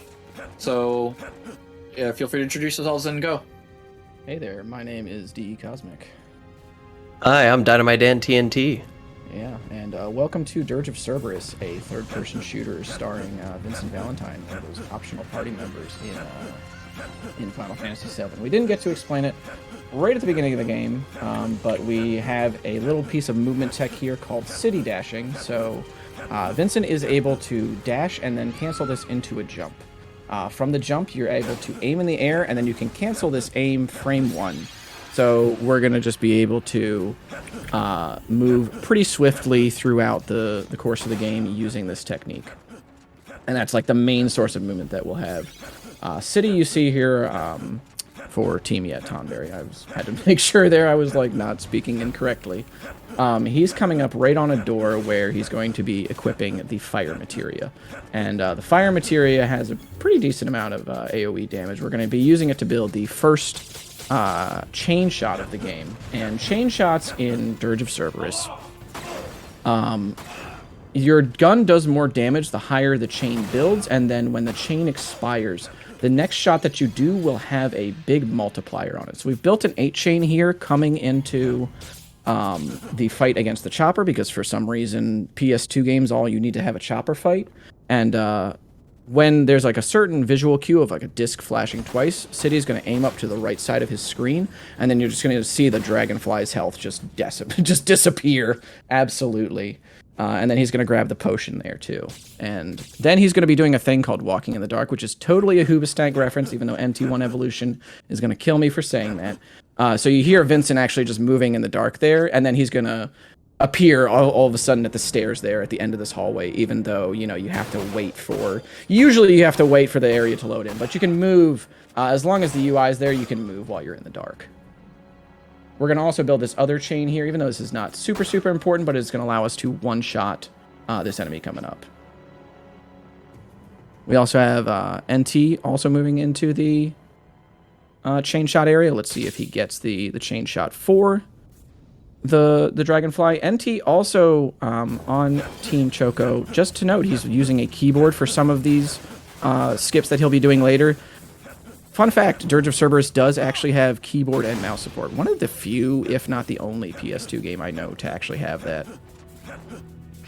They also, by the way, I forgot to mention, they equipped a barrel onto the Cerberus. The Cerberus is the only gun that we're going to be using during this run. They equipped the long barrel. It's going to give us a lot of firepower, and it's going to give us a lot of range on our attacks. It's been buffed a lot from the original Japanese release. If this were Japanese release, believe me, we would not be using the long barrel. So now City is going to be building a 3 chain here, and we don't want to build too high of a chain for this next boss fight, because Dragonfly 2, the chopper, the second chopper in the game that we're going to fight out of, well, actually this might be the last time that we fight one now with the skips and stuff. Hopefully we don't have to see the third Dragonfly during this run, but you never know. So if you over damage this fight, it will cause a problem with the way that the cycles work, so we're only going to build a 3 chain. As the fight loads in, he's going to fire a fire shot at it. I guess I could have phrased that better, but that's fine. And then he's going to shoot 1 regular shot at it. And then that's going to stun it, and he's going to hit these boxes here. And then build a huge chain. And then start firing at it. This is actually sort of a new strat to the run. This is like a 2 cycle on the Dragonfly. He's also going to pick up the handgun bullets here too. Go ahead, Dan. Yeah, I was going to say, and you saw that as he was building that chain, his gun was doing increased damage on the Dragonfly, and so now he's finishing off the boss, grabbing a second limit breaker that we're going to be ended up selling in the menu coming up at the end of this chapter, and that's going to allow us to buy upgrades for our gun. NT also successfully building that 3 chain. And then City's going to move into the first menu of the game. Now, the way that menus work in this game, usually, or the shop, is basically that we're just going to be dumping, usually anyway, there's a couple of exceptions, but we're going to be dumping all of the experience that we earn, and we're going to be converting all of it to gil. So you can either level up Vincent or you can just use it for money. We're going to be staying at like level 1 to 5 through most of this run. He's going to upgrade the Cerberus and he's twice, and then he's going to upgrade Long Barrel once. And then now that you've done all this stuff and saved the city, or maybe not saved the city. I don't remember the plot of the game. I don't think you call them as saved. Now the game is going to again do a little PS2 trope and sort of thrust you into a turret section where there's about 45 dogs that spawn in, or like these like mecha dogs. And then you gotta take these dogs to the farm. Yeah, exactly. This is like Who Let the Dogs Out, the level, the turret section, And it looks like NT also got a pretty good fight on the chopper there too. He's gonna also be converting all of his money to Gil. Oh yeah, we don't save any children during this run. It's unfortunate, but it's slow to do that, so we just don't. It used to be even worse when there was no zoom climbs, because you would just have to watch this like mecha dog just take this kid away, or whatever, and then he would drop the key, and then you would do it all. It was just tragic, but fortunately we don't have to see that anymore. We can just skip over the entire area. This chain here that the game allows you to build, by the way, is just totally like not relevant at all. Like, it gives you all of this chain damage that you could be spending elsewhere, and then all it's going to do is just allow you to like melee this one dog faster here coming up. So this chain shot here that we're going to be building is for I forget the name of this enemy. Dan, do you remember? What enemy? The boss coming up. I forget the name. Oh, the Crimson Hound? Yes, the Crimson Hound. That's what it is. I wanted to say like Red 15, or Red 14 as a joke, but I didn't think that was correct. So yeah, the Crimson Hound. So you see City sort of delaying the shots to build up the chain, so he has like maximum amount of time between each shot to build it up. He's going to build probably about like a 13 or 14 chain here. Yeah, so about a 14 chain. So, okay, actually he's going to go for the 17, the 18, the 19, the 20. Okay, there might be a damage underflow there, but we'll see what happens when we get there. So you build this chain leading up to the Crimson Hound, and then you just city dash on up. And the Hound is always going to go to the same spot at the start of the fight. And then you're going to shoot it, and you'll see it can't actually get one shot, because otherwise then the key card that it would drop for you to go to the next area would always be out of bounds. So the game prevents this by, you can shoot it there, and then it'll come down. He's also going to kill these dogs down here, because one of them drops the Thunder Materia. And he's going to actually pick up the Thunder Materia there. Boss is down. And it looks like NT also going to be building a chain here. Let's see what kind of chain he gets as City moves into Sunset Riders. And the Sunset Riders manipulation is basically that you kind of just have to hang in front of them, and that will like make them come directly at you, so then you can get like critical damage on their bike that way. Looks like NT is going to go for a 16 chain. Yeah, Crimson Hound is kind of a weird fight, because there is a certain threshold where you can overchain the boss, and it actually ends up outputting less damage, and so you have to shoot it once or twice more. So NT's going for the proper way to do it with between 16 and 18 is the rough number that your chain will be able to do the maximum amount of damage on Crimson Hound. Look at that compared to how City did it. That was crazy. Yep. There's also a lot of gil that you get from this level in particular. Like getting an S rank on this level nets you like, I don't know, almost 20,000 gil, right, Dan? It's yeah, just about. It's a lot of gil. And so we're going to use that to upgrade Cerberus, as well as upgrade the Long Barrel again. Let me actually bring up my thing here, just make sure I got it right. Yeah, so we grab Powered Cerberus. This is the first zoom climb of the game. he just goes through. What a legend, dude. This is the zoom hover, by the way, chat. So the way that this works is that when you zoom in, you can cancel at frame 1. And I forget, Shaydam actually explained this to me the other day. And there is a way to, I forget exactly what property here allows you to maintain height here, but this is like 3 actions per second that allows you to just hover in place like this, and you can gain height by doing like about 5 to 10 actions per second. So he's just going to hover over this entire area here, and avoid like the loading screen entirely, and he's just going to go to the next area. Nicely done by City. That's probably one of the hardest zoom hovers in the game, in my opinion. Oh yeah, absolutely. And looks like NT is also going to be going for it. NT is going to be using keyboard for his zoom hovers. So there he goes. So just go ahead. Real quick. So Kaya is starting PC2. So hopefully this goes well. Yeah, we've had two very different PC2s. We've had one that's been pretty clean. The other one almost been salvaged by a very effective stagger at stem. Yep. So we'll see how this one goes. Phase 1 seems to be pretty standard.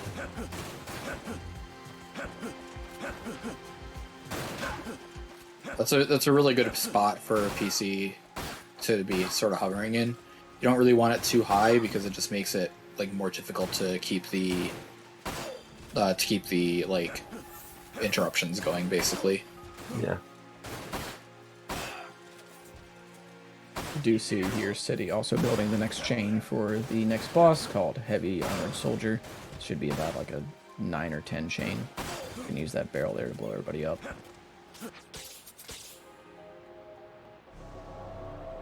And he's going to be zooming in to maybe hopefully not hit the missile that's going to be fired.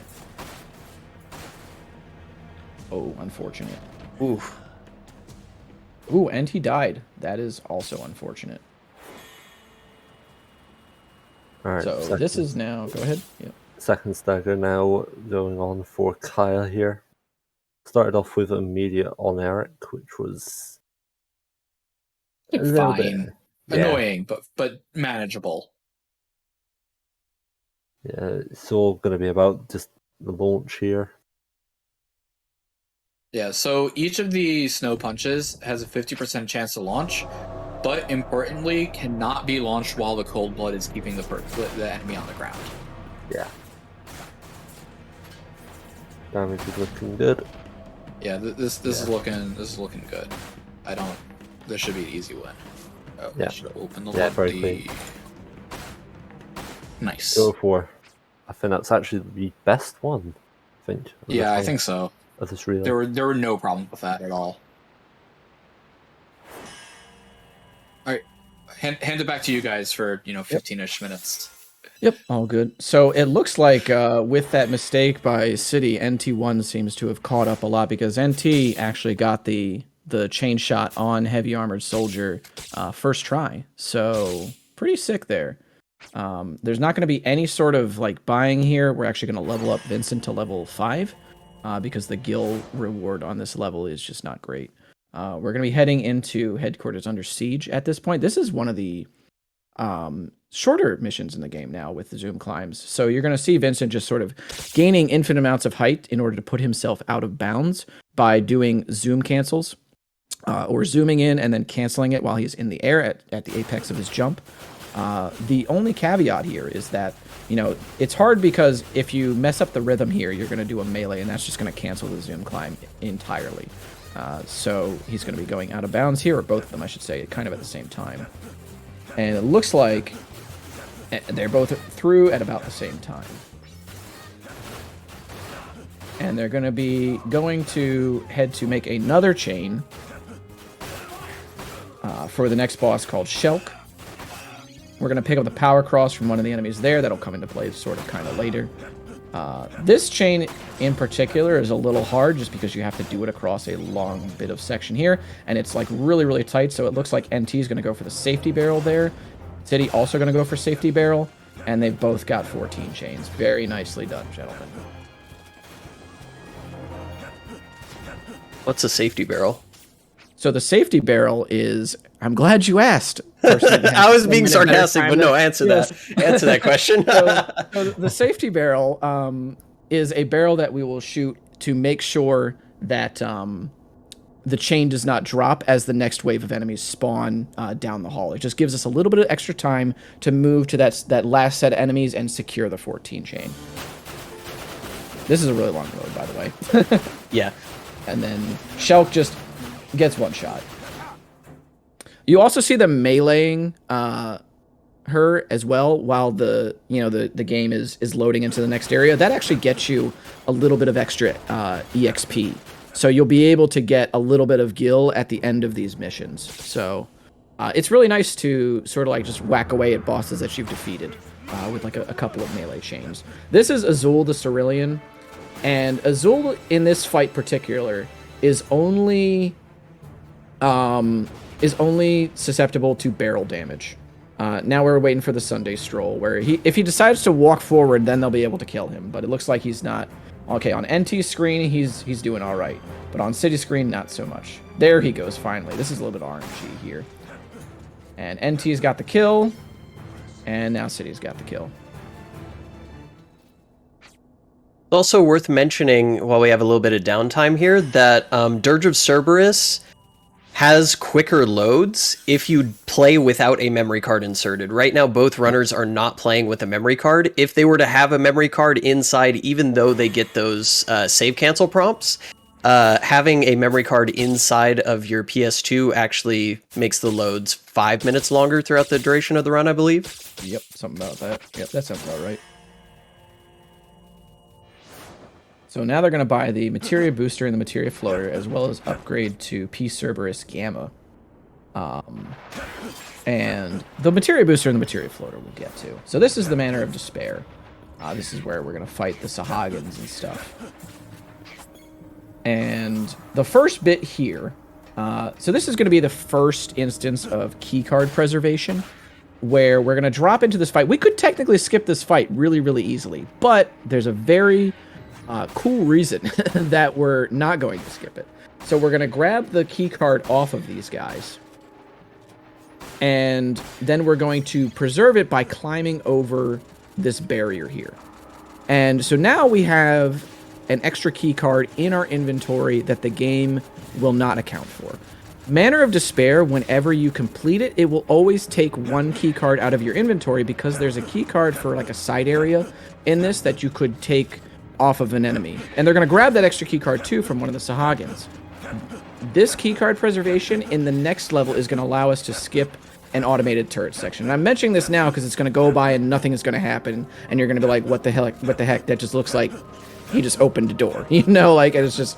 So I'm mentioning it now because there is normally like a turret section in the next level. There's the key card right there, pick up by City as well, that you would like have to shoot down some choppers and stuff, but we're just not going to do it. These zoom climbs actually allow us to save about 2 or 3 minutes by not doing automated turret sections, which is just great. It just really helps the pace of the run a lot. NT also climbing on up this little ladder here. And this area right here, once he finishes taking out these guys, this is going to be the upgrade room where we're going to set up all of our guns. And so on the first gun, NT is going to keep the fire materia as well as the sniper scope and just put the power booster on it. The second one, he's going to put the thunder materia, the materia floater, and the materia booster. And then the third gun, he's going to put the power cross and the power booster. And what that'll all mean, we'll get into in a second here. The next bit here, while we wait for the elevator, is they're going to have to be doing another zoom climb to get over the over this like little shooting gallery thing, and that'll get us to the next area where you play as Kate Sith for like 15 seconds. So the easiest way to understand sort of the weapon loadout that we have going on for all of these weapons is that the physical damage dealer that we have is weapon 1, and that is what we're going to use through the most of the game to kill like a lot of the fodder enemies and stuff. Weapon 2 is going to be our magic gun. It has Thundaga on it currently. The way that magic upgrades work in this game is that when you have one materia item on there, it's level 2. If you have 2 materia items attached, it's level 3. And then it is applied to whatever materia you have equipped on the gun. So we have Thundaga for the second gun. And then the third gun is going to have more powerful melees, which is what the power cross is for. We also put a power booster on it, at least NT does, so that in some cases where we need it for backup, to just kind of like, if something like a melee situation kind of goes awry, you can just sort of shoot it, and then you have the same sort of power as gun 1. Right now, NT is entering the Kate Sith or Ket Shi stealth section, for those who listen to every FNF podcast. I would like some chat participation, if you guys wouldn't mind. Anybody who has any Ketshi emotes, please spam them now in chat. It is known that it will make the runners run faster if you spam Ketshi emotes in chat. Absolutely. His ooh, he got the load screen there too. So there's, for whatever reason, there's a wall there when you jump down this area that you have to let it load for a second. Otherwise, you're just going to hit an invisible wall. And then you have to climb up the ladder. It's rather unfortunate. I don't think he got Kate Skip, did he? He did not. Okay, that's unfortunate. I really hope he doesn't get wrecked right here. It's so scary, these parts, dude. Oh my goodness. Also, this is like one of the hardest zoom climbs in the game coming up. Where it's going to be called Short Basement. And it's a long climb. And it's going to allow us to go into a room that wouldn't normally be accessible at this point in the game. You would have to like go up and around in order to get to it. But first, they're just going to load this cutscene.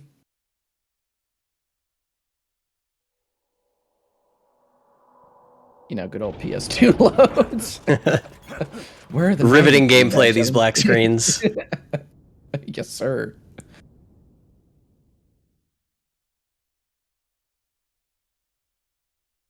And then here's the zoom climb from NT, and I think City will be starting his up soon. It looks like he's got it. I mean, Commentator's curse, but very nicely done by NT. Let's see if City can keep pace here. And then they're going to be starting to build a chain here in Short Basement as well. Okay, there we go. Okay. Let's see if he can go for it. Looks like City's going to also get the climb as well. He gets it. Excellent from both of them. And it looks like NT is also going to be attempting the basement chain. It looks like he's got an 11 chain. Ooh, it expires. Okay, he's got an 11 chain, though. I think he's just going to hold this until the boss. And we'll see what City is going to opt for as well. See if City gets it. He's also got it. Looks like he's going to get the 10 chain here. Oh, no, it looks like NT accidentally meleeed. Oh, no. Okay, now good thing there's a backup here. Yep, absolutely. He's going to go for the lobby chain. Boom. Okay. Okay, excellent. And it looks like, I think that, yep, there's the 11 chain. Okay, he's got the 11 chain. City, again, as I thought, moving for... You saw the little play there, too, where he didn't mass jump. He just let Vincent get up and just healed through. Really nice adjustment there by City to just make sure that there wasn't an accidental input that would have dropped the chain.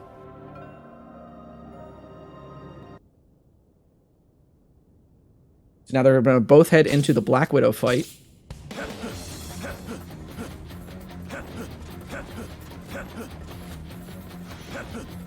And now you're just going to see this boss's health just get decimated by Thundaga. You probably hear it a lot during this marathon, but blink and you'll miss it. Exactly. There you go. Boom. 9,999 damage. That boss is down. If I could just interject Go very for it. quickly. It actually looks like Kaya has managed to keep the interruption into second stagger on Tiamat, so this is going to be a very clean fight. All the buffs intact, all debuffs are on. Really good to Technically, see you this don't strat. need poison, but it does help. Just Yeah. as, a bit extra damage. Yeah, you can see all the damage coming in here. This is damage that you would never really have seen before this strat came in. Yeah, 148, very nice. You can carry on. Sounds good. Appreciate it. So it looks like they're going to gear up here for the next level. I forget how long these load screens are. And the amount of cutscene skipping that is before this level is there's like 4 or 5 cutscenes that you actually have. Yeah, there's surprisingly a lot of cutscenes before this chapter starts. Yeah, it's like they toss all of this lore on you at this point, and then I wish I remembered some of the story to this game, but it's been a while since I actually watched. No, that's okay. Yeah, that's fair. Okay, yeah. You don't need to remember it. Vincent is the coolest guy on the planet. That's all we need to know. Right next to Jack Garland. So they're going to take out these guys, and then you're going to see NT take out, or they're going to use up their key card now. And then they're going to grab the key card from this next. Go ahead. Yep, go ahead. Do you mind if we just do the final bosses for Kaya? Yeah, go for it. Yeah, go for it, man. Yeah. Cool. Yeah, so Kaya's starting Orphan 3. Sorry, not Orphan 3. Part 3. Okay, Yeah, thank goodness there's no Orphan 3. Part 3, so again, it's going to be all about Vanille getting the debuffs on. Vanille has Imperil, but no D-Protect and D-Shell. That's pretty bad. Unique. Yeah, Imperil's usually the most difficult one to land. Yeah. Kaya's just gonna go for it, so this is a bit risky. If the D-Protect doesn't land before the stagger happens, this is a lost fight, more or less. Here we go. Alright, let's see. Vanille, can you do it? Is that D-Shell on? No, I don't... Okay, maybe. This might work. We'll see. It'll probably be close. It's technically possible. I mean, not technically possible. You can do it if you realize that you're not going to kill by the end. The ultimate is... Oh, we never actually talked about Adrenaline. So there's been something we've been keeping track of the entire time, which is an ability called Adrenaline, where if you're in green HP, your strength increases. Alright, that's a very short explanation. Yeah. So, if we don't actually end up killing, Ultima is on like roughly a 40-45 second timer. I don't remember the exact number, but it will keep on repeating, and we know when it's going to happen. So if we know that we're not going to kill in time, we have to go to Consolidation and make sure that we heal up. So we're gonna have to go to Consolidation.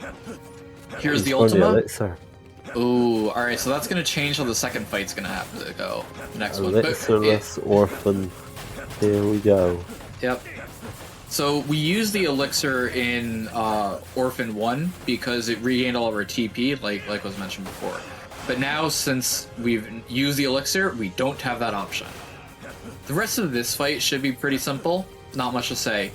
But one of the big changes that this is going to mean is that we can't use renews as much, and we especially can't start by summoning. So instead, we're just going to insta-shift to Consolidation and heal up. And the rest of the fight should be going roughly the same, but we are going to have to be a bit more conservative. And it is going to change the patterns of how we do some of the stuff. It will also end up being a bit slower. Yeah. Yeah, this is something that you've really got to manage well. Making sure that you're not close to being killed by anything. A lot of this early game is just going to be healing up and just really just being careful with everything. And you'll notice like we stayed in Consolidation for a while until that slap, because we need to make sure that, especially now we don't have the elixir, it's really important that every single slap we're in Consolidation and we're in a high enough HP. With the elixir, while you would prefer to be in Consolidation for every single slap because it makes things a lot easier, you can end up being outside of it for a couple, and there's not really going to be much of an issue. But here, as long as we're in the Consolidation, we shouldn't really ever die. So we'll see how this goes. There's a couple of tireless charge strings coming in here. This allows Vanille to do Kiraja. Kiraja is an extremely powerful magic ability, which is more or less how this threat is even possible. Yeah. There's the Cold Blood. Here again, we're going to the tireless charge just to build up some more duration, build up some more chain. Flat. And so one of the disadvantages of this is that we do get to spend a lot less time with Vanille and Saboteur because we have to spend so much of the time healing, which is different from when we had the elixir and we could afford to let Vanille try to land more debuffs. So yeah, you see we're at 855 and we've only landed D-Protect. So we need it. There's the poison at least, which is nice, but we're definitely going we still need Imperil. And yeah, no, it's just not going to happen. So yeah, unfortunate retry here. Part of it is due to the elixir list, part of it's just due to Vanille not landing anything. Yeah. So here we have Orphan 1. We're going to get this first try. Yeah. Yeah. Yep. There's the consolidation again. Let's hope this one goes better. Like the Vanille's just being a bit of a diva, wants to make everything in the fight about her.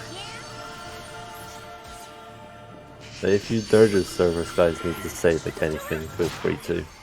Really all that we missed was the chain shot on the next Black Widow boss, but now this is sort of like this is the downtime section of the run where we're just kind of walking around the Shara talking to people, so this is really the perfect time for you guys to cut loose and do your thing as your game wraps up. Alright, cool. Yeah, so the rest of this is more or less what we've seen already in the first part of the fight. You know, it's only been minute 30 so far, but yeah, doing elixirless is significantly more difficult, and is more reliant on the RNG because we need Vanille to land the stuff even more important, even more than we had before. So Vanille's still not landing anything. Not great. One advantage of being able to do these sudden shifts into consolidation is that it doesn't matter that the Sentinels haven't actually done anything. Just the fact that we're in those rules means that we just automatically take a lot less damage, which is good. So there's the Requiem that's going to go into Snow. We have an Imperil, so that's one out of the way. Just gotta get the other three very quickly. There's the Poison. That's all three. Nice. Alright, so the rest of this fight should be pretty good. We're still not going to be able to use the elixir, so we still have access to both our renew and our summon. And after the Merciless Judgment and Opposite Extremes is when we're going to be aiming to use that renew. Yeah, we can more or less do the second part of this fight mostly in the same way. Yeah, you usually have to summon a bit earlier because you don't have the elixir and renew and summon. But yeah, other than that, it's more or less the same. Should be more than good on hitting the HP here. Merciless Judgment into So Extreme is nice. He will do DC Ray anyways because it's elixirless. Yep. I would have been really happy if we never had to mention DC Ray. Yeah, he takes a while at DC Ray. Yeah. You just know it. It's coming. Yeah, there's the Arise. So in order to avoid this, we got to summon. That's maximum time loss. Yeah. It's really slow, and you have to summon at the exact right point so that it misses Saz with the damage. Otherwise, Saz will die, as will the rest of your party. If you summon way too late, your entire party's gonna die.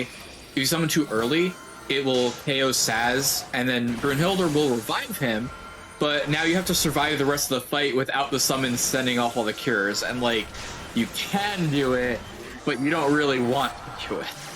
So it's like a really precise timing window to summon cancel, and be able to not die there. So Kai managed to do it perfectly. That's Orphan 1 down. And so now we just have 6 cutscenes to skip. Orphan 2, and then... This is my favorite, because all of a sudden Snow and Vanille show up! Yes! Yeah, Teamwork Runner, get ready. It's like a minute now, if I don't die. Yep. Yeah, when you kill I wish you hadn't said that one line there. But... I think I died enough this run, so it's fine. My auto splitter says 5 deaths, so... Look, it's not a real run until you die to Orphan 2. I'm sorry, that's just how it is. Can confirm. Alright, so we're seeing Orphan 2 again. Usual routine, buff everyone. Get the haste on everyone. Get haste and frost and snow. Specifically timed so that we ATB, or ready animation cancel snow with the ATB refresh. No slap yet. Yeah, he won't slap. The second one should be cancelled. Yep, looks good. But now when will Imperil happen? Who knows? It's a mystery. Only Vanille reveals the secrets. We got the D-Shell, we got the Imperil. We got the Imperil! Yep, so we just need to D-Protect. Saz isn't focused down. This is clean. Yep.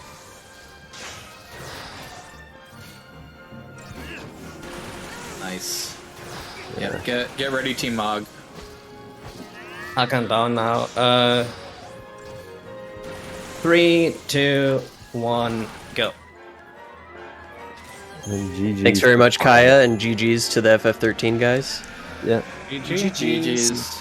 Yeah. Have fun, guys. Yep. So, Thank you. Just a bit of a sign out. So doing comms here was myself, MrTyton. And me, LogicDolphin. I've been demoted. I am now apprentice commentator. And myself, yes41. And your runners have been Kayarune, 01337, and Aussie3126. You'll follow them. yeah, sure, drop a follow. They stream a bunch of this. If you enjoyed the run, please, come to the Discord. Everyone's more than willing to help new people learn. If you just like the game, also you can join. There's plenty of people in the Discord that don't run. But thanks for having us. All the runners managed to show kind of the full breadth of everything that can go right and wrong. And they all did a really good job of showcasing everything. So good games and good luck to everybody else.